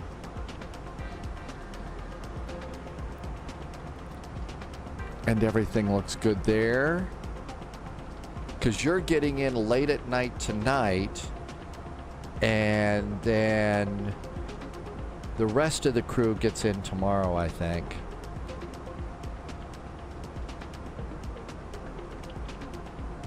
And yeah, Tim Dog's got to do a biz meeting today. Tomorrow, I mean. Little bit of action on the trim wheel here.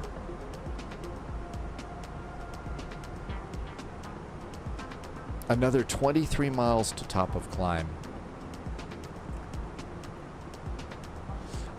Well, it's got to be close to the engine. It looked like that picture was a left side, so it's an A seat. We know that.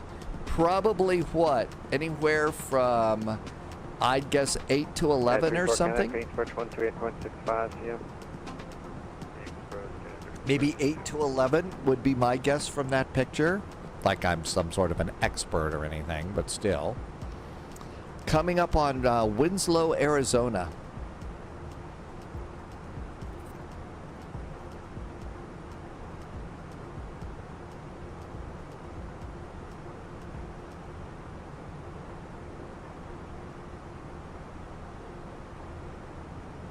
And that looks good there. Let's see. Oh my gosh, I wasn't even close. It was an A seat, but it was 6A. I thought you were closer to the engine. And everything's good there. Almost to our climb. Got an Aegean flight, 1111 that's about ready to exit the airspace. Let's get a message to Southwest Ops to warn them about a questionable passenger. Well, to one airline, to the virtual one for sure. Morning, Kruger is checking in from Australia. Hi, Kruger. I found out that 3 big players in the airlines have gone to Airbus, tearing up the contracts with Boeing. KLM, Qantas, and Emirates. I think the way things are going, Kruger, it's not just them. And some airlines are returning Boeing airliners, and Boeing is publicly saying we're going to just go and remarket it to somebody else. Tim Dog is in a 700 right now, and we are approaching our final cruising altitude. So Tim Dog's in a 700. PMDG modeled a 700. PMDG modeled a 700. Bear's back. Welcome back, Bear. Thanks for coming back in for a while. As soon as we get to our top of climb, I'll let you know. We're just we're still in Arizona at the moment. Just passing Winslow, and there is the line for Albuquerque Center up there.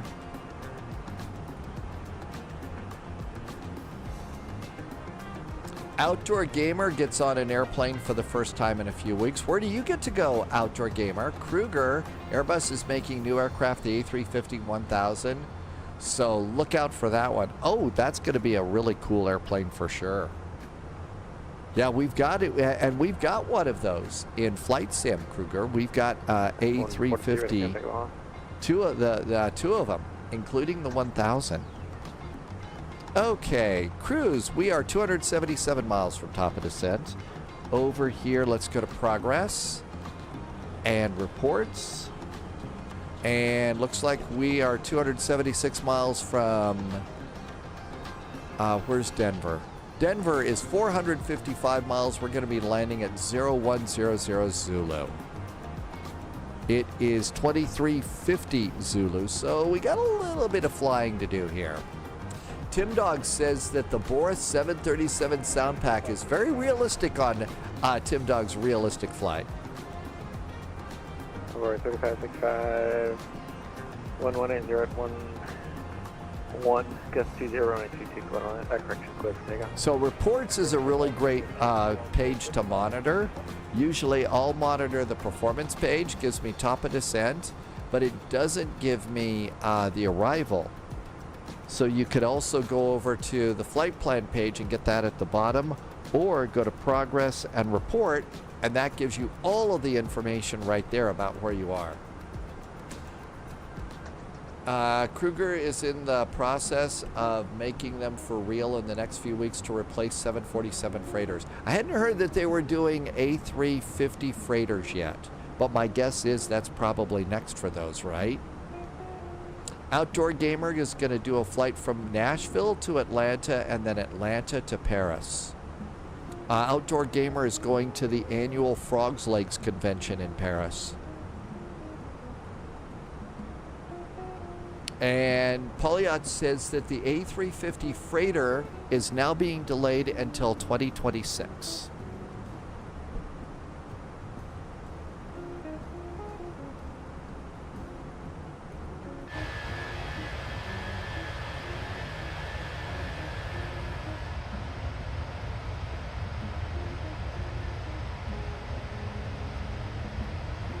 The best part of ending Wolfie's work trip next week is the IRL flight back home.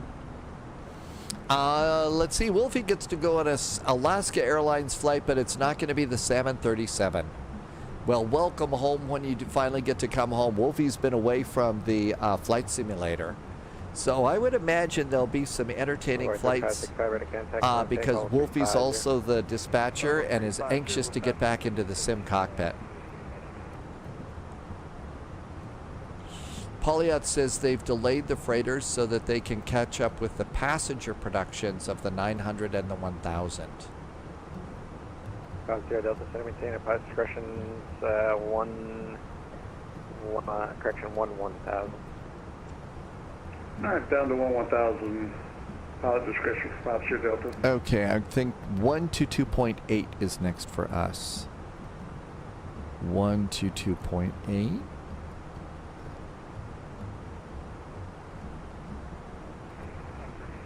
Okay, we're all set with that. And we're all set over here. Yes, forward calls race for 715 cruise.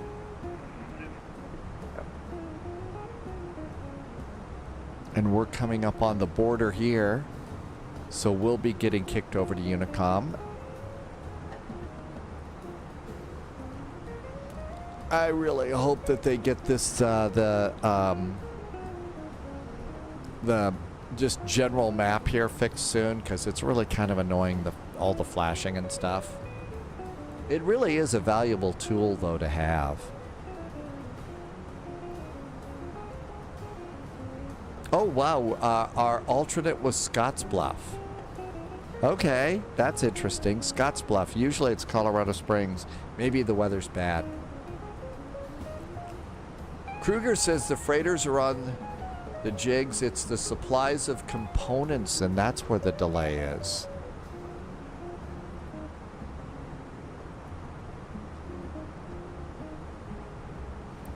Well, it's also probably, like Polyot said, it's also been pushed back just a little bit so that they can get more of the passenger versions out, because those are probably the ones that are most in need. How's the winds treating us? Oh, we've got kind of a, well, it's not helping us very much. Ground speed is 472 knots. Not burning up the skies here. Not burning up the skies.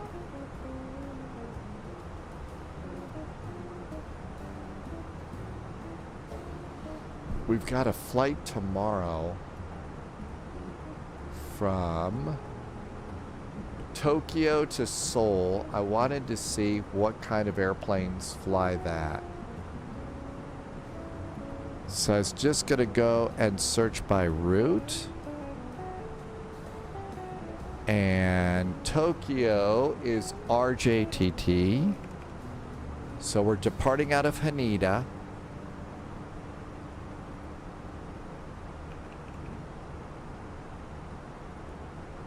And we're going to RKSI. And that's Incheon, Seoul, South Korea. And let's see what flies there. Loviz says look for the ANA livery for the 777. So let's see, they fly A320 Neos, A330 300s, A320, A3... Denver calls race for 715 cruise. Over to Unicom for United 441. Thanks. Have a great week. Well, I think even though they don't fly the 777, we could easily swap in. If they're flying an A330 for Korean, Lovis says ANA. All Nippon doesn't do it, but we could still do that. I think that'd be great. Now, to find that, let's come on over to... and let's see if we can look at the PMDG Ops Center and see what we get. So Ops Center's coming up. And let's come over here. And we should have liveries. So Aero Mexico, Air France, Air Peace. I am not flying Air Peace. Alitalia, American. All Nippon Airways. So we have an All Nippon Airways that we could do. There's Asiana, Delta, Eastern, Euro Atlantic, KLM, lots of KLM, Lauda, My Way Airlines. They have Frank Sinatra doing the commercials for them. Loviz says there's also a Korean that we could use for a 777. Okay, so we've got, how about All Nippon? And it's going to have, I think that's Pratt & Whitney. Yeah, that's Pratt & Whitney engines. So ANA is P&W's, and the airplane is JA 715A.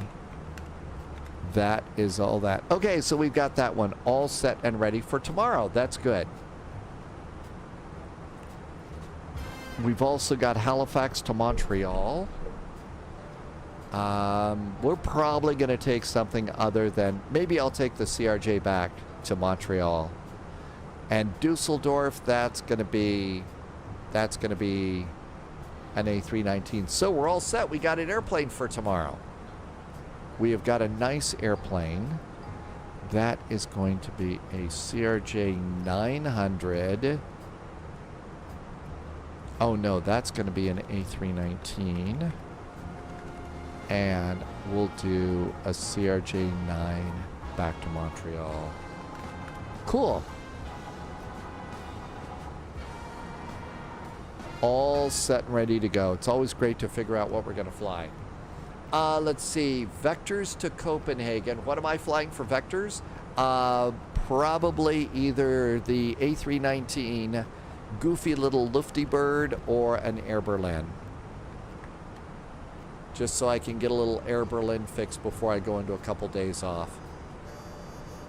Pyroblaster is trucking into my favorite snack, Spam. Does that mean that you're eating something with Spam in it, or are you checking your email? Because, you know, Spam email, right? And looks like we're still landing in Denver at 0100 Zulu. It is, so we got about an hour of cruising to do here. Kruger says it's spam lamb. Eating, so not checking email. Very important. So flights tomorrow should be nice. Vectors to Copenhagen is a good flight.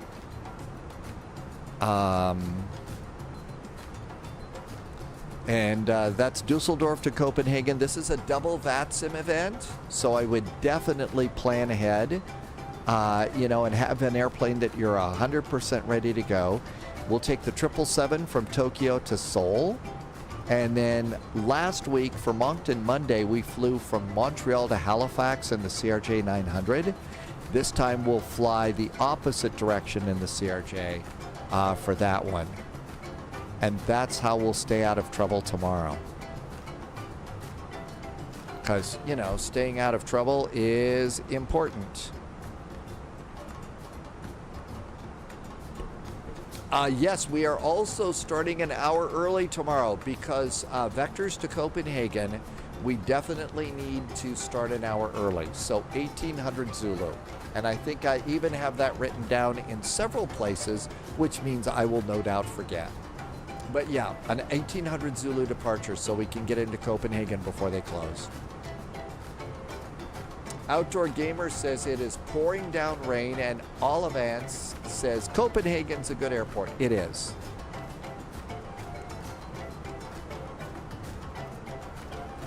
And Kruger is talking engines.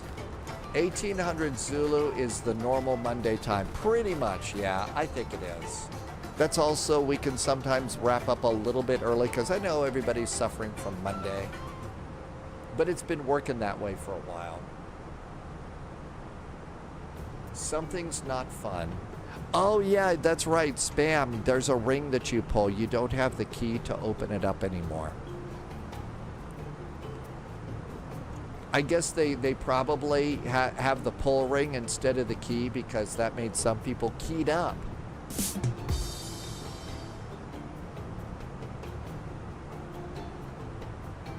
Somebody's going to take away my keys to the joke machine. White Snake Airport is Rattlesnake Airport is coming up from Farmington. It's already Monday for Kruger. It's already 10 o'clock in the morning in Australia. Really?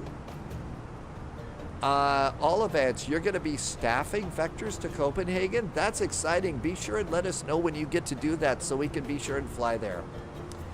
Loviz says that Scandinavian CityJet flies the CRJ-9 from Dusseldorf to EKCH if I want to be brave. Oh, I don't know. Somebody needs to have Polyot play the chicken sounds, because I think I'm gonna stay in my A319 for Frankfurt Friday and Vectors to Copenhagen and stuff like that. Dogs is getting close to Denver. A Scandinavian CityJet, huh? It's a CRJ-9. It depends on how much sleep I get tonight. Polyot says that somebody's got to gift 5 subs to the community to play the chicken sound.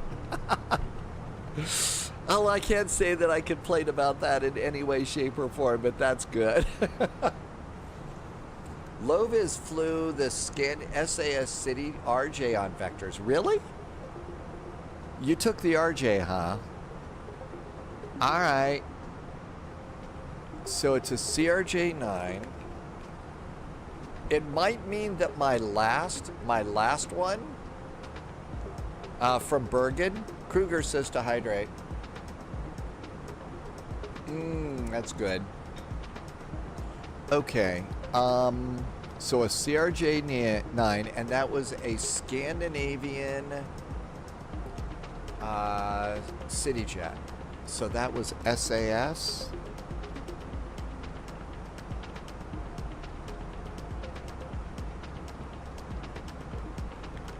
Okay. I think that that's probably one of the default liveries, so I don't have to go and get a livery, right? Olivance is doing your initial ATC training right now. Okay, so it's going to take some time. It'll take a little bit of time. But that's okay. Didn't realize that it was already 10 a.m. On Monday morning for Kruger. If Loviz can fly for tomorrow, Loviz is going to take the RJ. Here is our equal time point. We're halfway there. Halfway to Denver. Somebody needs to call up Casa Bonita and make reservations.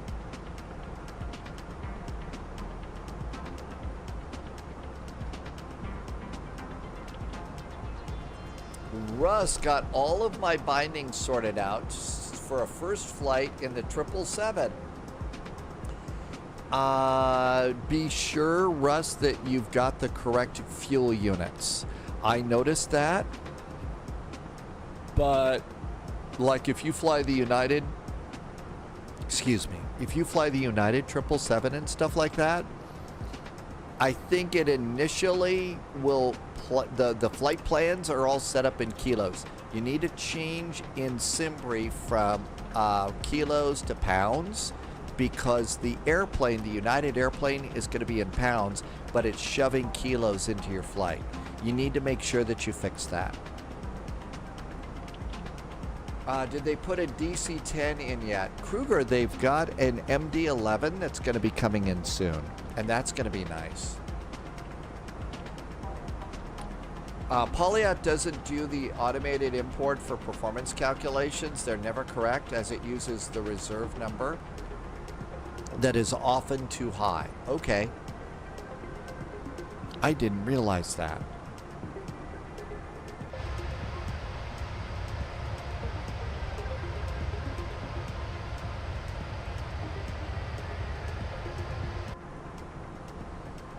All right, we are a beam of Farmington, New Mexico, and the Rattlesnake Airport. So Farmington's over in here somewhere, and it's Rattlesnake. SimBrief sends the wrong number. It's been an issue since P3D, but SimBrief won't fix it. Oh, okay. 1,000 kgs is a ton. My flight on Friday from Newark to EDDF, it loaded way too much fuel. Yeah, Loviz did Frankfurt Friday, and back timed it all out so that low-vis could take off from Newark and make it into Frankfurt Friday in the new 777. That was really cool flying.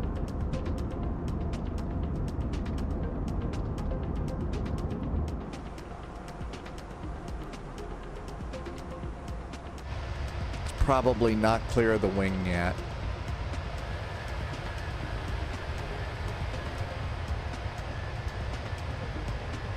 I think we actually, there was a thing that we all did in Farmington at one point. So I think that's an airport that we've been to.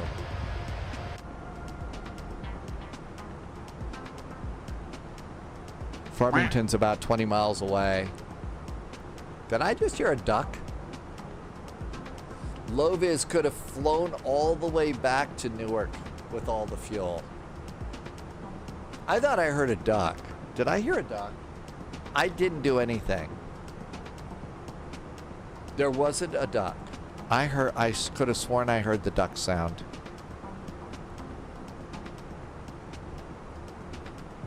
Okay, Lucidity heard a quack too. Somebody did a wise quack, and I think I knew who. Subscriber confirmed. Chris Top is back clearance with a granted, resub. agent. And Loyalty Chris James noted. has been here for 28 months, and this isn't just a sub, it's a tier 3 sub. So that is like more, like 3, 4, 5 times the subs. Chris, thanks for the resub. Thanks for the extra big support, helping me to keep the lights on. I sure appreciate it. Thanks for awesome jet fuel in the flight plan and helping me to keep the lights on. Thanks for being here. Jimmy Boy heard a quack too. Kruger said it was a quack up. There was a quack that happened. I don't have control over those, so it wasn't me. If I want to do anything like that, I have to use the rubber ducky now. So there you go. Thank you, Chris James. Chris, thanks for being here.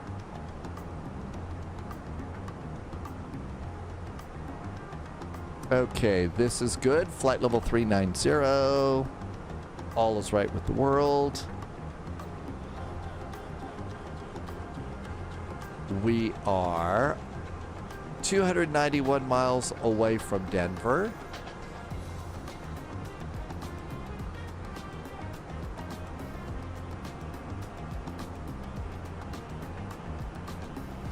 Polyat says there was no quack. We're hearing things. Okay. Well, clearly something has made its way into my tea and lemonade here, so something's wrong. Okay. Top of descent is at 116 miles.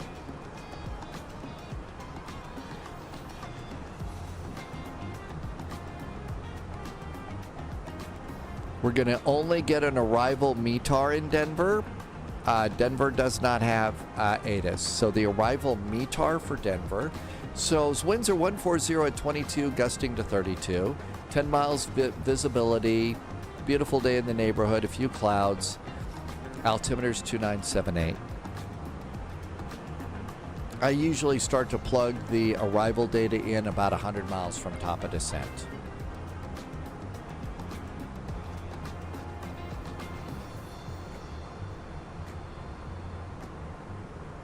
And everything's looking good here.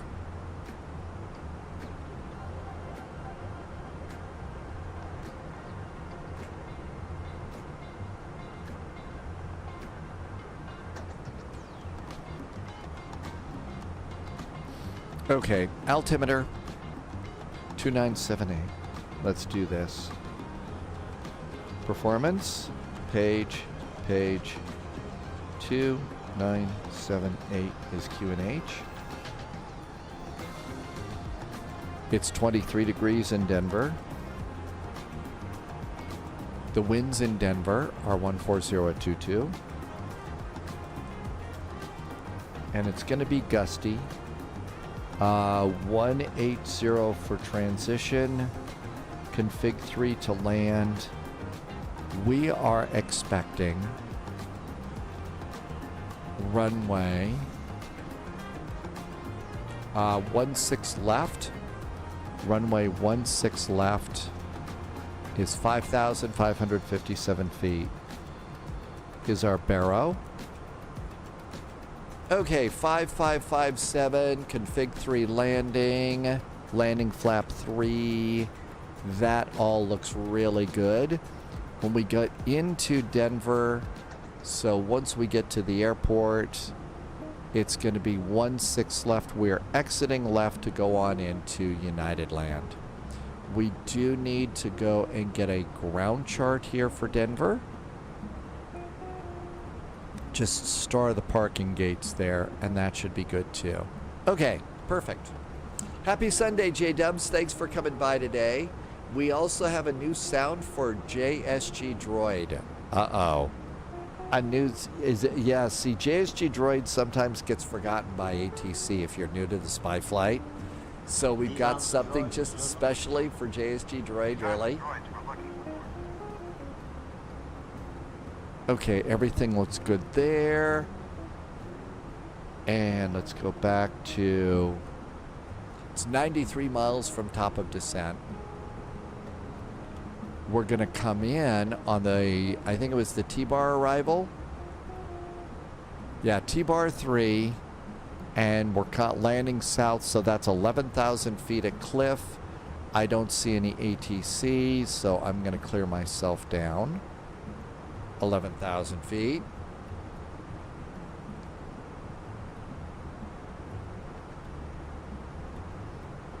And that's good too. We are all prepared for our descent. Uh-oh, we got one more thing to do. There's no ATC in Denver. We're in the US, so we need to do .CTAF KDEN. Denver's CTAF is 124.3. So 124.3. 124.3. Now, if I wanted to be a really groovy pilot and found out the real way, we would have gone to the charts and we would have gone over here to the airport chart and looked up here, and the frequency would have been up here with all the frequencies. It would have said over by tower, one of these would have been listed as CTAF. Denver never closes. Denver is a 24/7 airport, so it doesn't say CTAF, but you can see over here, 124.3 is the frequency that's that VATSIM wants us to use for CTAF. So we're all good to go with that. But that's what that's all about. I wonder if any builds forgot about the avionics upgrade. I don't think so. I thought that they've been working hard on it. Plus, it was going to be a paid upgrade. So my guess is that they will be doing it because that's money for them. Asher, so I usually go to CTAF as we look over here, coming in on the T-bar arrival. It's kind of hard to say exactly when. I usually like to do it about 10 to 20 miles from the airport is when I'm going to flip over. So basically, maybe when I get to somewhere between Epic and Cliff, when I'm a beam of the airport or something, that's when I'll probably flip over to CTAF. So about 20 miles, about when you would a little bit before when they would kick you over to the tower, I think is the general rule. At least that's what I do. Dogs is descending. Happy descent, Dogs. And we're good to go here. Just passing Durango, Colorado. So we are now in Colorado. All ready to go there.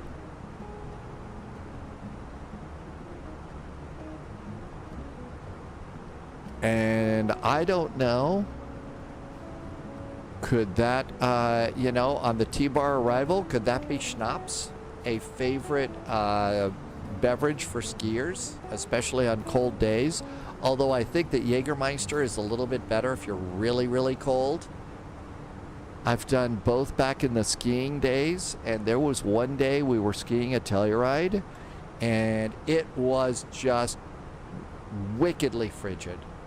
and there's a little food place in the middle of the mountain on the big long blue run called Sea Forever, and we were over bouncing the bumps on the plunge and stuff like that. There was actually one on the backside of the Double Black Diamond Mountain in Telluride that we really liked.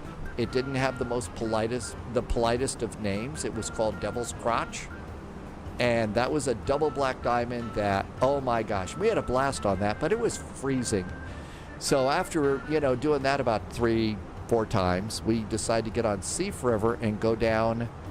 And there wasn't a lot of people that day because it was so freaking cold. And so when we got in there, the bartender was kind of bored and saw 3 of us coming in, and he said, yeah, he just basically looked up and said, cold out there today, huh? We said, yeah.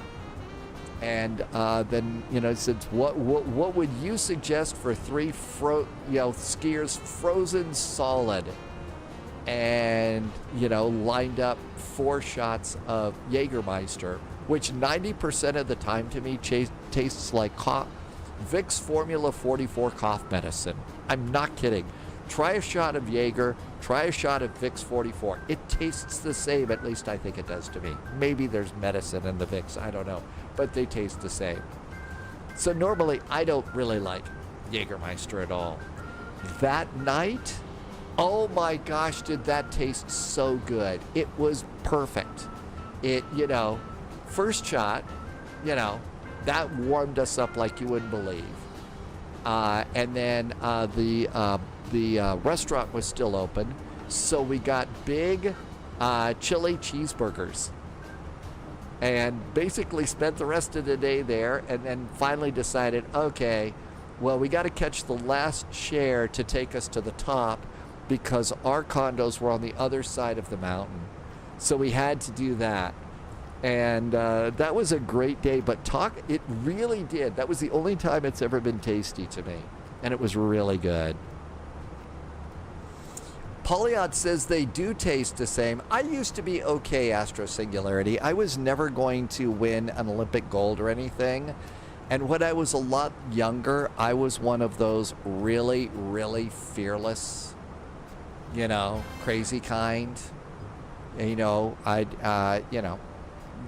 bounced the rocket Telluride a few times, so that's pretty suicidal right there. And after Sonny Bono killed himself on the ski slope, I realized I was getting older too, and I stopped then. Let's see. Favorite shot is a slippery nipple. Kruger says we need to do a depth charger, and Jägermeister used to be Wolfie's spouse's favorite. Try it when you're frozen, Wolfie. When you're cold, really, really chilly. That's the only time I've ever enjoyed Jägermeister. Otherwise, it's sort of like glorified cough syrup. So there you go. But yeah, that was a fun day. I still remember that trip.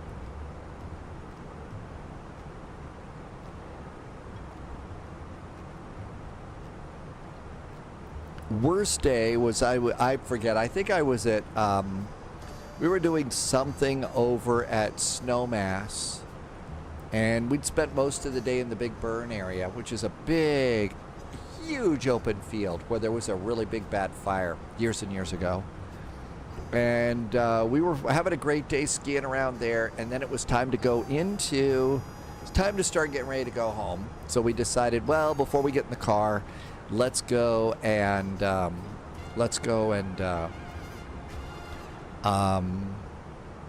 just go in, Blue Juice Saloon before we get in the car and stuff like that. So walked in, leave your skis outside like you always do, and came out, and that was the trip when somebody stole my Olin Mark IVs. And back in the day, those were the skis that James Bond was racing on. So somebody stole the Olin Mark IVs with really nice Gatesay bindings.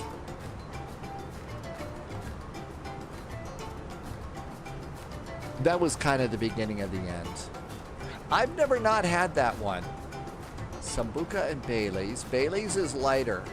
I do like the Bailey's. So it layers. Would you drink? Okay, the Bailey's is over the top. Okay. I've never had one of those before. Bailey's and coffee is really nice in the morning on a ski party.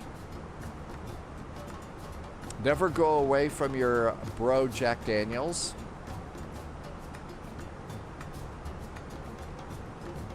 Yeah, that's one of those beverages that I once had a little bit too much of, and if I catch a whiff of that, even a whiff of that, there's the beverage that Poliout's talking about.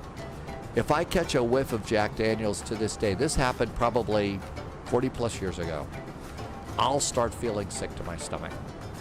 Just never could do it. I was out, let's see, I was dating. So there was dating this one girl, and she liked to go to Applebee's. She liked to go to Applebee's a lot. Okay, we'll go to Applebee's and stuff. And one day she decided to order they have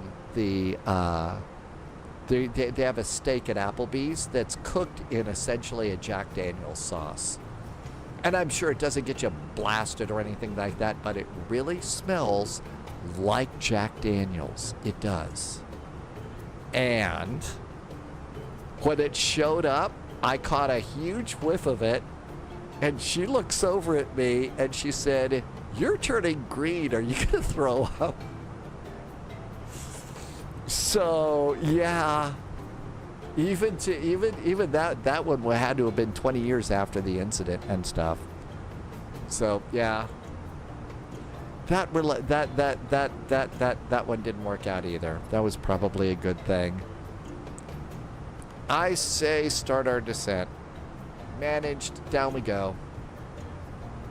Wolfie says there's tequila's the one that makes you gag. I think it's the same with everybody. Everybody has had, unless you just have never had a drink before, has had that one beverage that you have overindulged in, and it's just going to stick with you for the rest of your life. And if you catch a whiff of it late in life, it's going to remind you, oh no, you don't want to have that. Irvy, it's rum for Irvy. When Blackwell Ninja goes snowboarding, you do a 40% peppermint schnapps. Peppermint schnapps is really good when it's cold. And a 60% cinnamon schnapps. Those really do. Not a lot of it, but it really will warm you up a bit. Energy, I've never liked energy drinks. One day we went to this one going away party for somebody. This was a long time ago, and they were doing the infamous Jaeger bomb and stuff. And there were these energy drinks, and I just, never gotten into them. Loviz was bartending in college. The shot that was popular was a Southern Comfortable Screw, slow gin, Southern Comfort, and orange juice. And your stomach feels sick when you think about it. Ugh. I guess that's what Loviz, that's what we in the U.S. would call an Orange Julius Plus.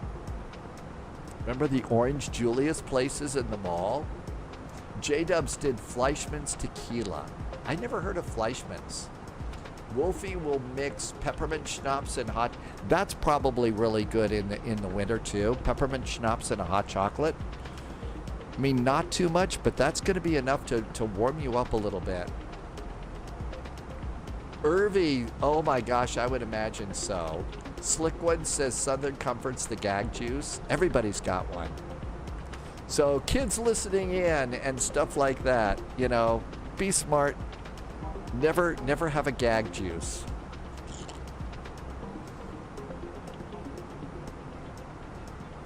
It sounds like it wants to come up before it goes down. And constraints are on. All good to go there. This is looking pretty good. Let's go and do an updated METAR. So 2978, 14022. This looks like it's about the same. Drinking is fun until it isn't. Polyot has a great, yes, it's fun until it isn't, so learn your limits early in life. Sober 6 years now. You used to drink a lot of those drinks. They called them X-bombs. I never knew about those. Wolfie, now you drift off comfortably to sleep. Drank the fun out of drinking almost. Yeah, you really can. It will stop being fun. Autumn's Art Studio. Oh my gosh, Autumn's Art Studio. You made butterbeer? So you got the recipe for Harry Potter's butterbeer. And it's butterscotch, schnapps, and cream soda. I never knew what butterbeer was, Autumn.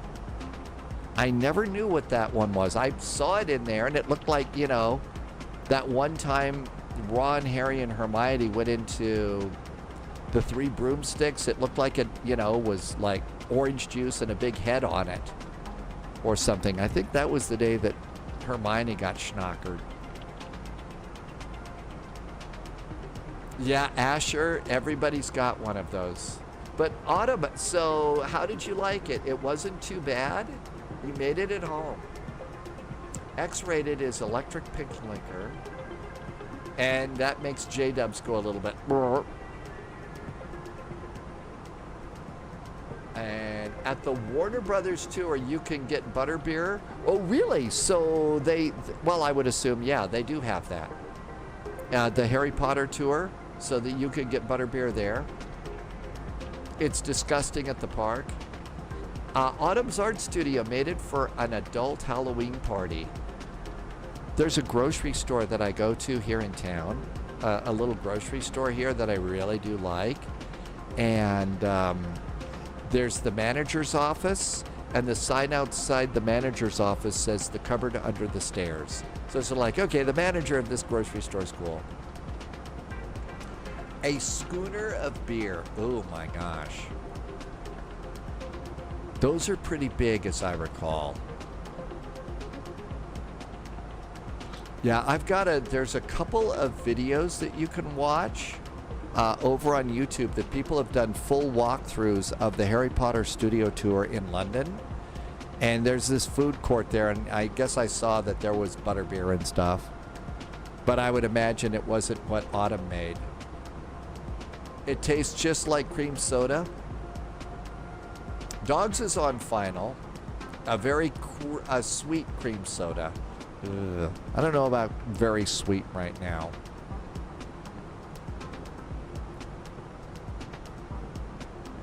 I don't know. I'd probably go for the chocolate frogs.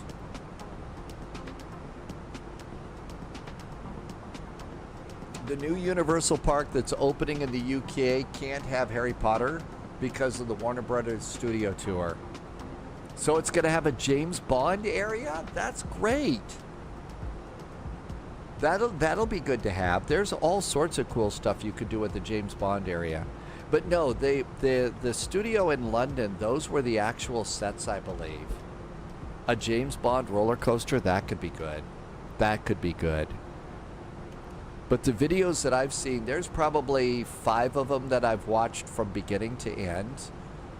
You know, one of them I think is like 3 or 4 hours or something like that of the Harry Potter tour, and it's really nice. The Warner Brothers studio has Harry Potter exclusively in the UK. I would imagine so. Looking pretty good, 29,000 feet.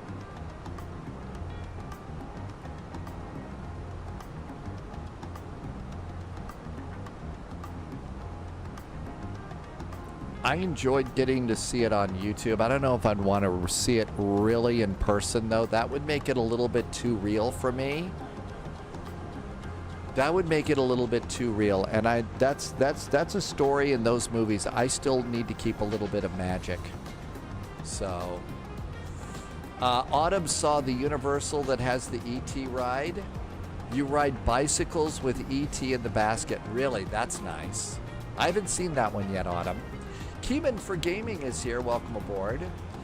Pauliette will go to the new Universal Park in September, and then Ministry of Magic area. That'll be nice. Pauliette almost lost a thumb on the ride. Ew. Careful. Please keep your hands and legs inside the car at all times.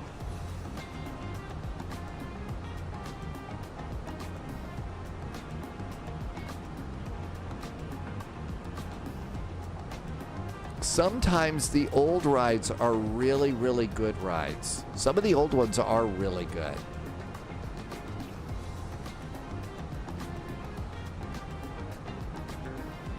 Okay, I think everything's ready. We got the numbers in.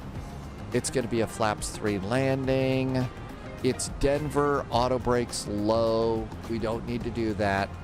BV Hawks says London was wonderful, was born there, and it's still your second favorite city. I would like that, I think. I think in better times and stuff, that would be fun to go and visit and maybe even look at as a new home. I don't know. Keeman, welcome back from the ads. Thanks for putting up with them. Pauliette, champion with your family on Men in Black. Kruger says that Rusty Nail is scotch in a mixing glass with ice, and you stir it until it's well chilled. So it would be stirred, not shaken. Seatbelts. Autumn wants to go to Florida to the Universal Harry Potter, but your sister who lives in Florida told me not to come because the heat would get to me. I don't know why your sister wouldn't say come in November or come in January. Next summer.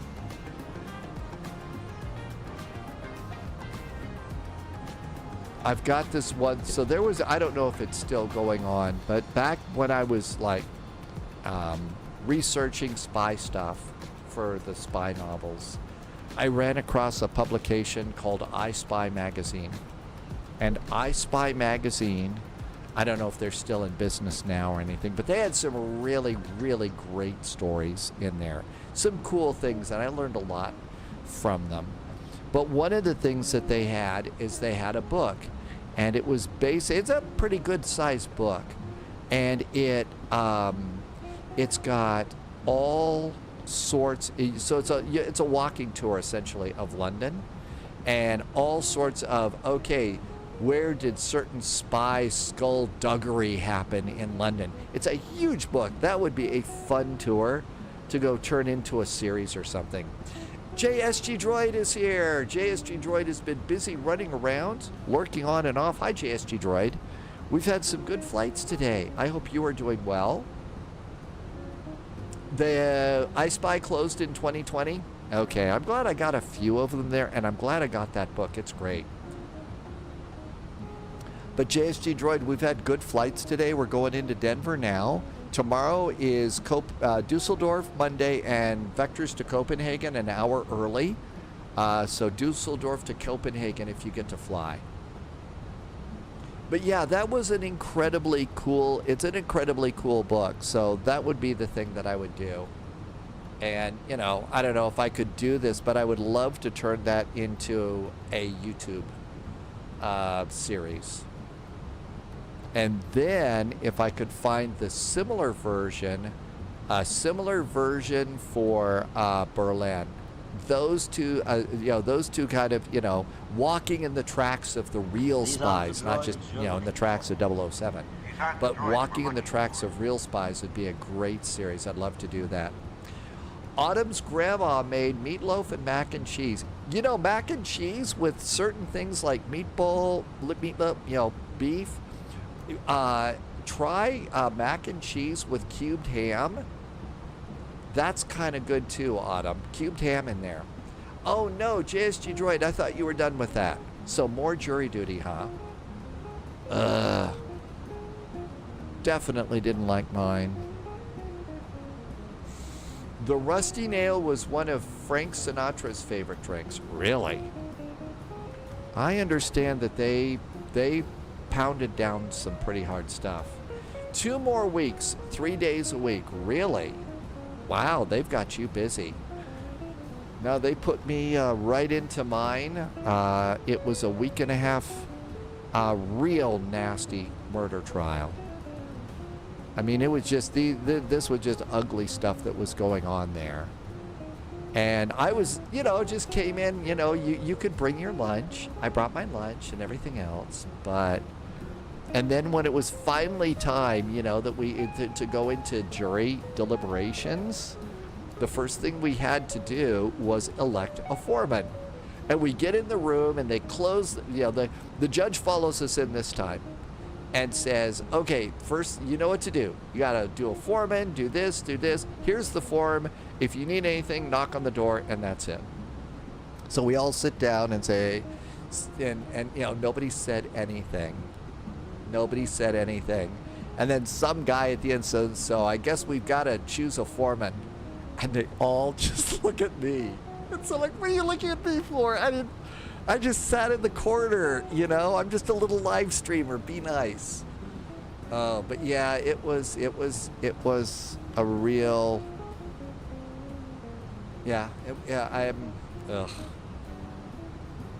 what people do to each other.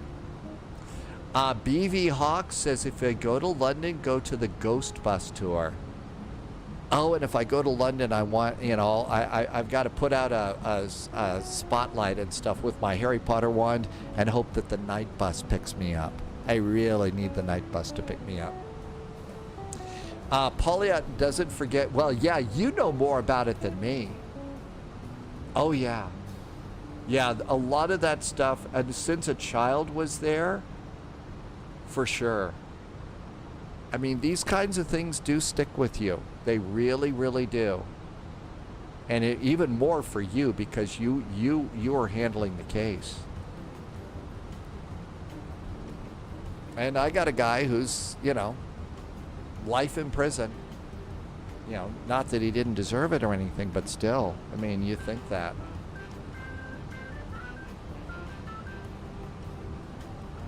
Blackwell Ninja, the only jury I ever served on was somebody suing a dead doctor's estate because...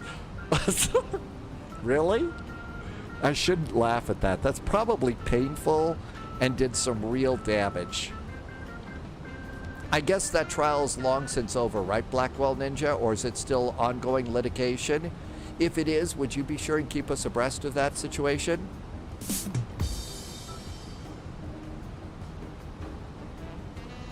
Oh, yeah. I mean, there's all sorts of people that try that kind of silly stuff to get off a jury, and it's not going to work.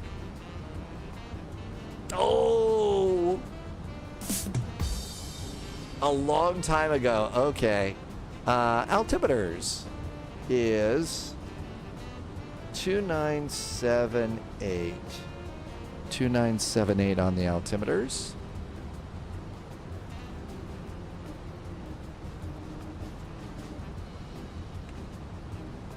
And 2978 over here. So they've been out of business since 2020, huh? I wonder what the statute of limitations is in using that information. Because I think that would be a cool series, walking in the footsteps of real spies. Well, I mean, Pauliot, I spent 30 years working in local television news. I was mostly the weather guy there, but I was easily recognizable. So back in the day when I was called to jury duty, I was the first person they kicked out of there because they didn't want anybody who was a member of the media sitting on a jury. I got the boot the first thing. I mean, seriously, it's, I had the journalism curse or something. Now that I'm not doing that, they didn't care that I was a live streamer.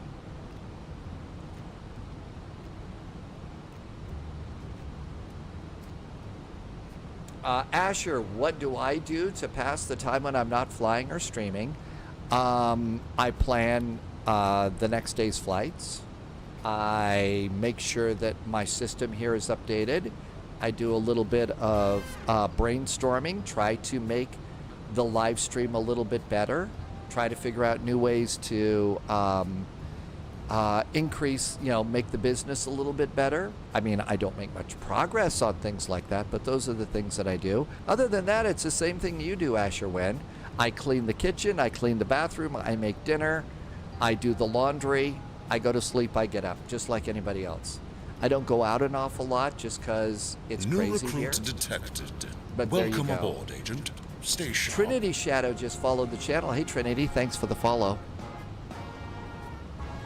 Denver traffic, there's a United A319 at Epic. We are going over to CTAF 124.3, Denver.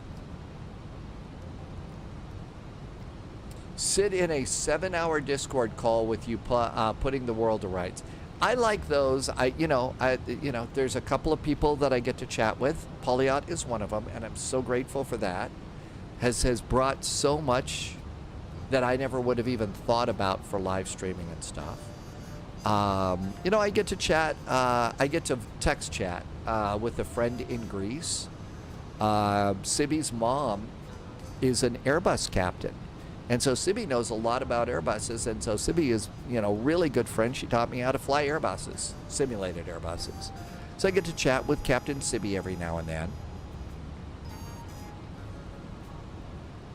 I'm still trying to figure out, I've also, like everybody else, nobody's head is perfect. I've still got to sort through things here.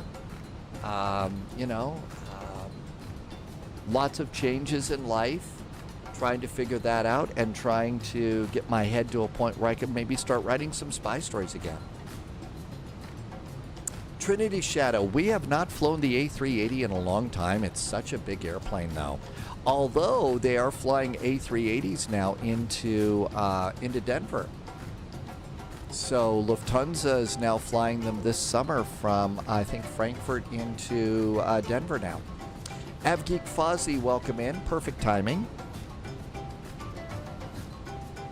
Denver traffic, there is a United A319. We are a beam of the airport, setting up for the ILS, runway 16 right, Denver. Hello, Denver. There's the airport.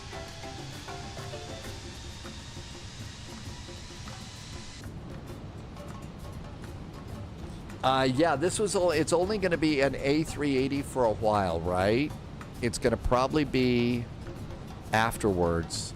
Go back to you told me, Polyot told me, I think that it was an A350 originally. Oh my gosh, favorite book. Wow, that's a hard one. That's a hard one. So 220 on the speed. Dogs is at Alpha 38.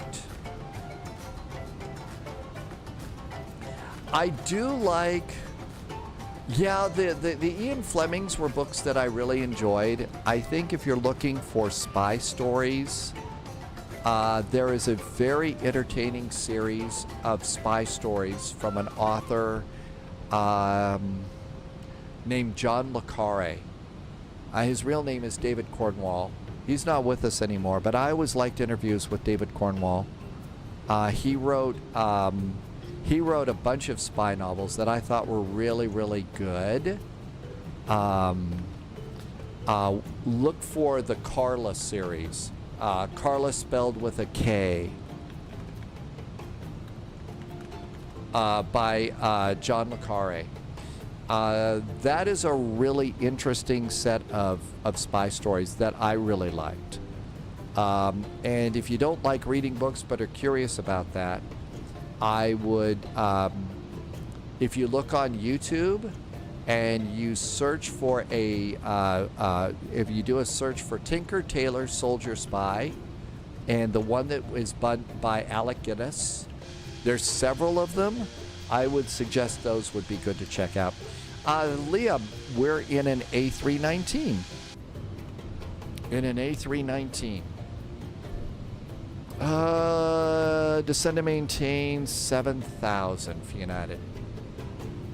But those are really good ones that I thought, as far as spy novels and stuff like that. Beyond that, there are some really good real world not novels, but you know, biography kinds of things. The novels, I can't remember what it is. It was by the 2 CIA analysts that caught Aldrich Ames. Is really, really good. Thanks, Autumn. And that story, and if you don't like that, there's a series that I know you can get on iTunes from their book. And you know, that one, I mean, to catch Aldrich Ames took years and years, because it's such slow work. But that one was another good one.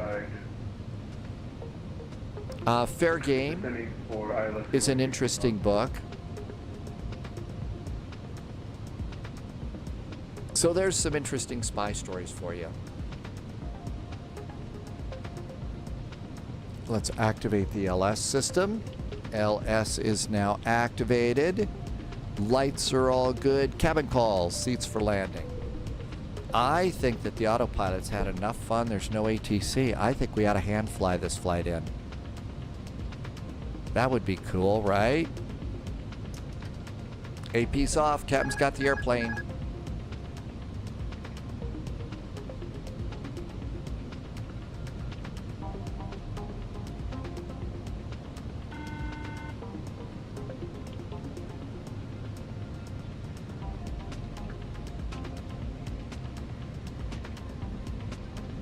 Just doing a nice gentle descent here at 210 knots. And looking over there, how about a turn? Base turn.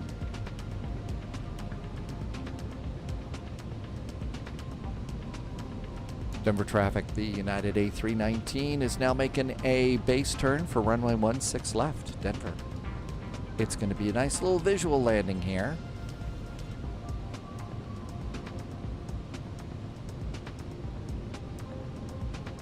Let's bring in the map another click.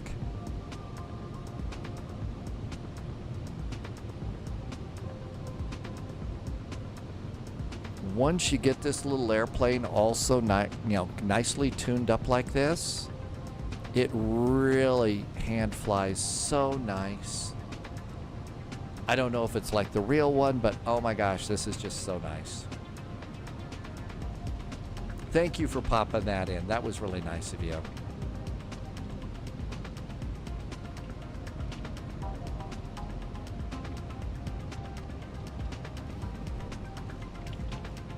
I'm just going to dial the autopilot heading indicator over to 090. I'm just using that as a bug for me. Let's also come down to the flight management computer, make sure we're in approach mode. We are. That's good. Let's roll it on out at 090. That's nice. Denver and Salt Lake do have nice visual landings.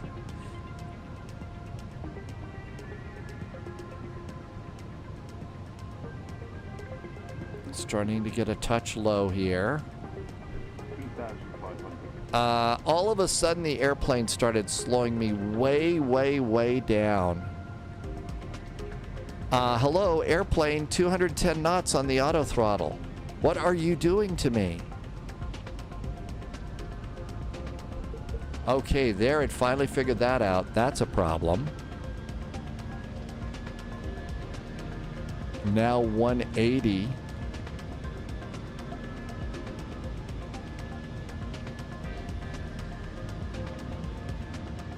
That was weird. I wonder what I did wrong on that.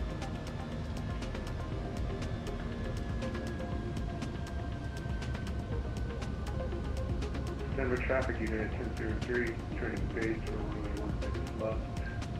We're on the right side.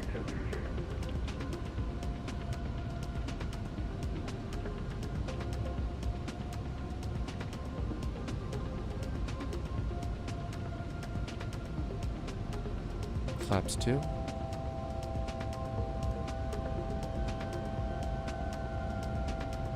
Okay, we got somebody on the left side. I need to get over on my side here.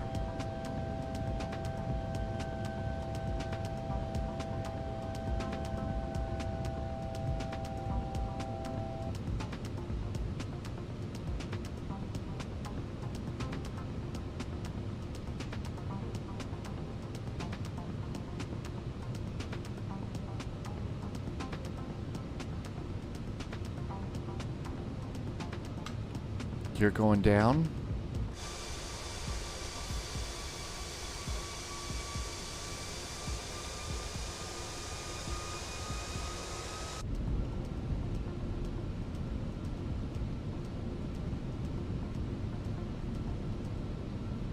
Nice little gentle turn over here. Got the runway.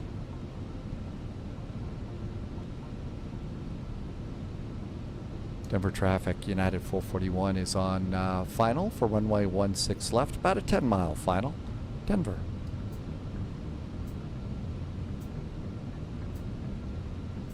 And the other airplane's on the right side. Wind is from the left blowing me to the right.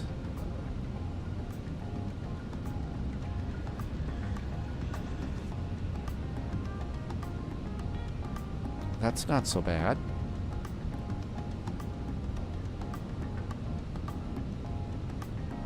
There is the highway out to Greeley.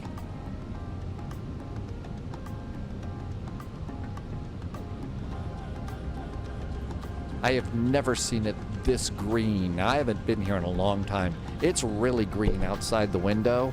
It's never this green. It's more brown.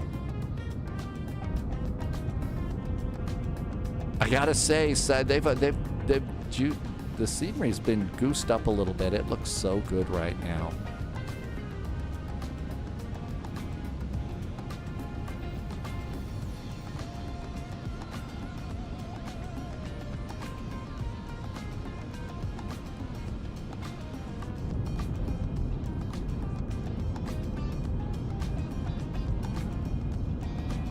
Denver traffic 10, United 1003 on final for only 16 left. 20 miles out. United 1003 Denver traffic. Okay, they are behind us, same runway. Okay, speed brakes need to be armed. So we got one airplane behind us, so we'll wait till we're 5 miles to go to our final speed here. Asher, I usually do that between 10 and 20 miles away from the airport. Power Blaster's calling it a night. Good night, Power Blaster. Have a wonderful evening. Great weekend. We'll see you next time. Thanks for being here.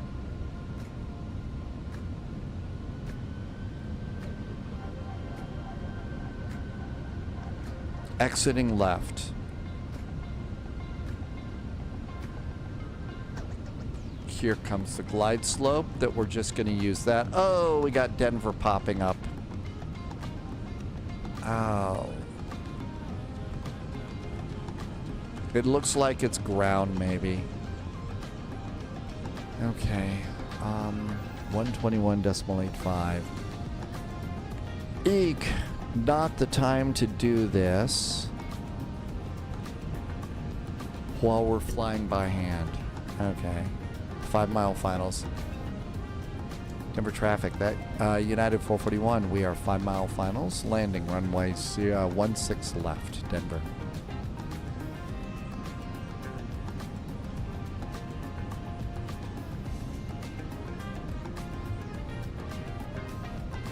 Missed the glide slope while we were getting the radios set up. Not something that the real pilots have to worry about.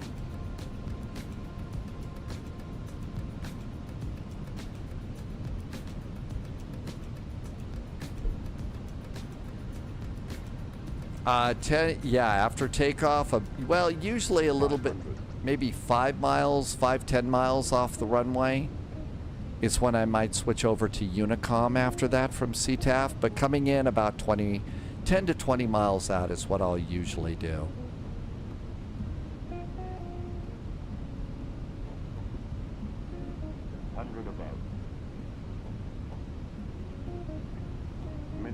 Landing. Light slow. Light slow. Light slow. 40, 30, 20, retard, retard.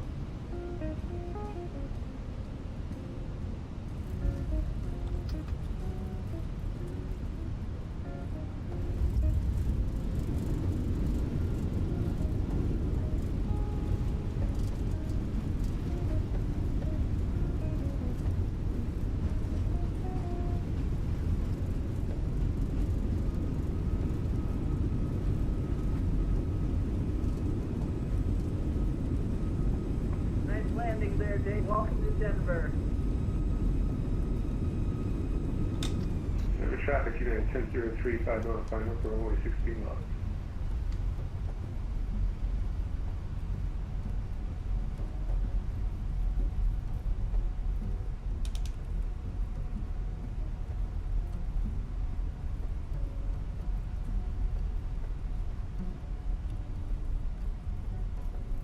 Denver traffic, United 441 is clear of runway 16 left over to ground. Happy landings, Denver.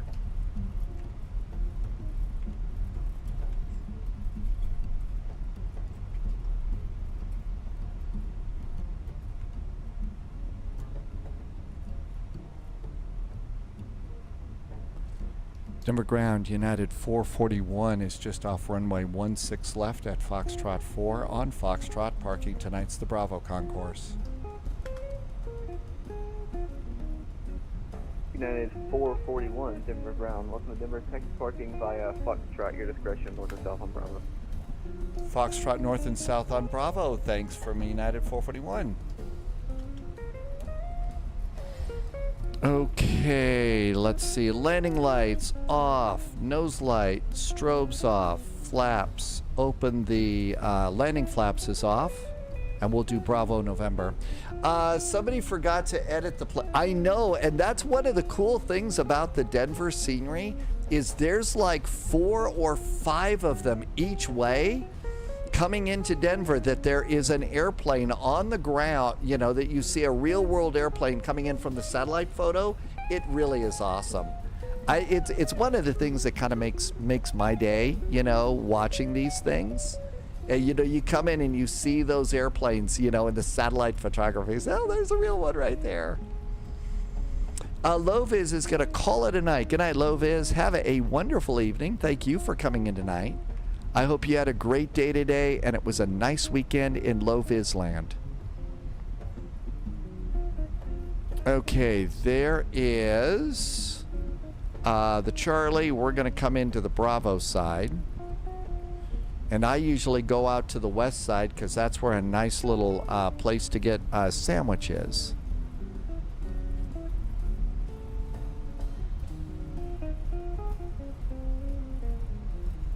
I don't see anybody on that side. There's an airplane over there. Maybe we'll go and let's just see. Is there somebody over there? Okay. So let's get Bravo November.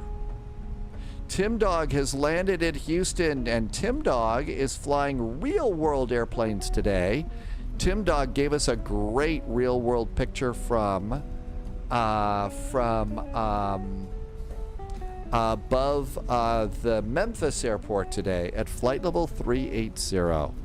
That was a really neat picture, Tim Dog. So I guess you're at Houston and you've got probably a little wait here for your next flight, because it's 2 flights and you were getting in kind of late tonight, if I remember correct. Hope it was a good trip. BV Hawk says it's 2 a.m. It is a little bit late. Yeah, we're getting ready to call it a night here at Spy HQ. Time for some food, and then remember we are starting early tomorrow.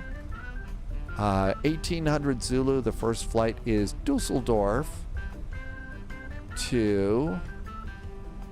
It's Dusseldorf to Copenhagen, in vectors to Copenhagen. Polar Bear says it's 3 a.m. Tim Dog's going to OKC. United 1003, Denver ground. Welcome to Denver. Safe parking. Parking. That's going to be a problem right now because my Microsoft decided to not render the airport, so I don't even know what I'm standing on. So I will be disconnecting. Thank you. A little bit beyond those parking places there. Why don't we stop there? Parking brakes on. APU is on. Let's come on down here and do engine number 1 and engine number 2. We'll also stop squawking. Squawkage is done. Fuel pumps are going to go off. Here comes our fuel pumps. Last flight for us today. Turn off the ADIRS system. There goes the ADIRS. Beacon and seat belts, and all of those look good. Let's come on down here, deboard the plane. We're going to go to the Phoenix app, go to ground services. I'm going to request a ground power unit, toggle the jetway, open up cargo, and we made it. Welcome to Denver. Loviz wants to know if Tim Dog is staying at the Will Rogers Airport Concrete Hilton. I think that's the one where you get to go out and hit the bars at night, right? Wolfie, thank you for being in here. I'm really excited that you're going to finally get to come home, and you're going to get to fly your computer airplane soon. So, and also choose flights next week. Really looking forward to that. Thank you so much. Loviz, it's got its own terminal for its special passengers. Outdoor Gamer is switching between Central and the Eastern time zone every day. So you're having a hard time keeping track of what time it is. How does your phone handle that, Outdoor Gamer? My guess is that that's the challenging part for you. Tim Dog says it was a nice butter landing. First flight tomorrow, Dusseldorf to Copenhagen. Can't wait for that one. We've also got a flight into Seoul, South Korea. And then we're also going to fly the opposite way that we came in last week into Moncton Monday. So we've got that coming up there pretty good. Time for me to say a couple of big thank yous. I always like saying thank you. There has been some really nice resubs today. Thank you for doing those and helping me to keep the lights on here at Spy HQ. Also, a huge shout out and a big thank you to the secret agents, special agents, and double O's over on Patreon. Thank you for helping me to keep the lights on. I really appreciate the great support. I believe that tonight is one of those nights where it is time for Moose After Dark. So Moose After Dark is where we're off to. This is not airplanes, but Mustafa does a lot of cool musical things. So how about if we go ahead and set up a raid over there, and if you are a brave person, you can go and sing. I am not that brave. I would never do that at all. But you can go and enjoy that. And I'm going to say thank you for being here. I really enjoyed getting to fly with you today. The 777 is so cool. And it really handled a double, two-hop really, really well. So that was a really nice arrival. Looking forward to tomorrow.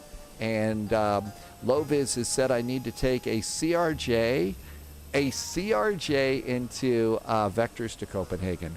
What could possibly go wrong? Thanks for being here.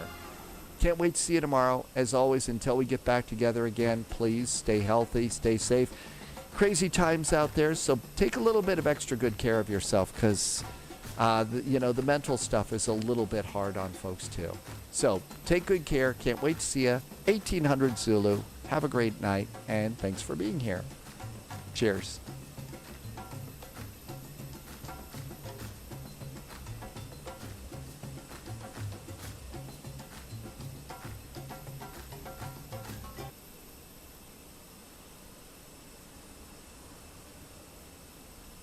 But not really on a day, it's a galaxy.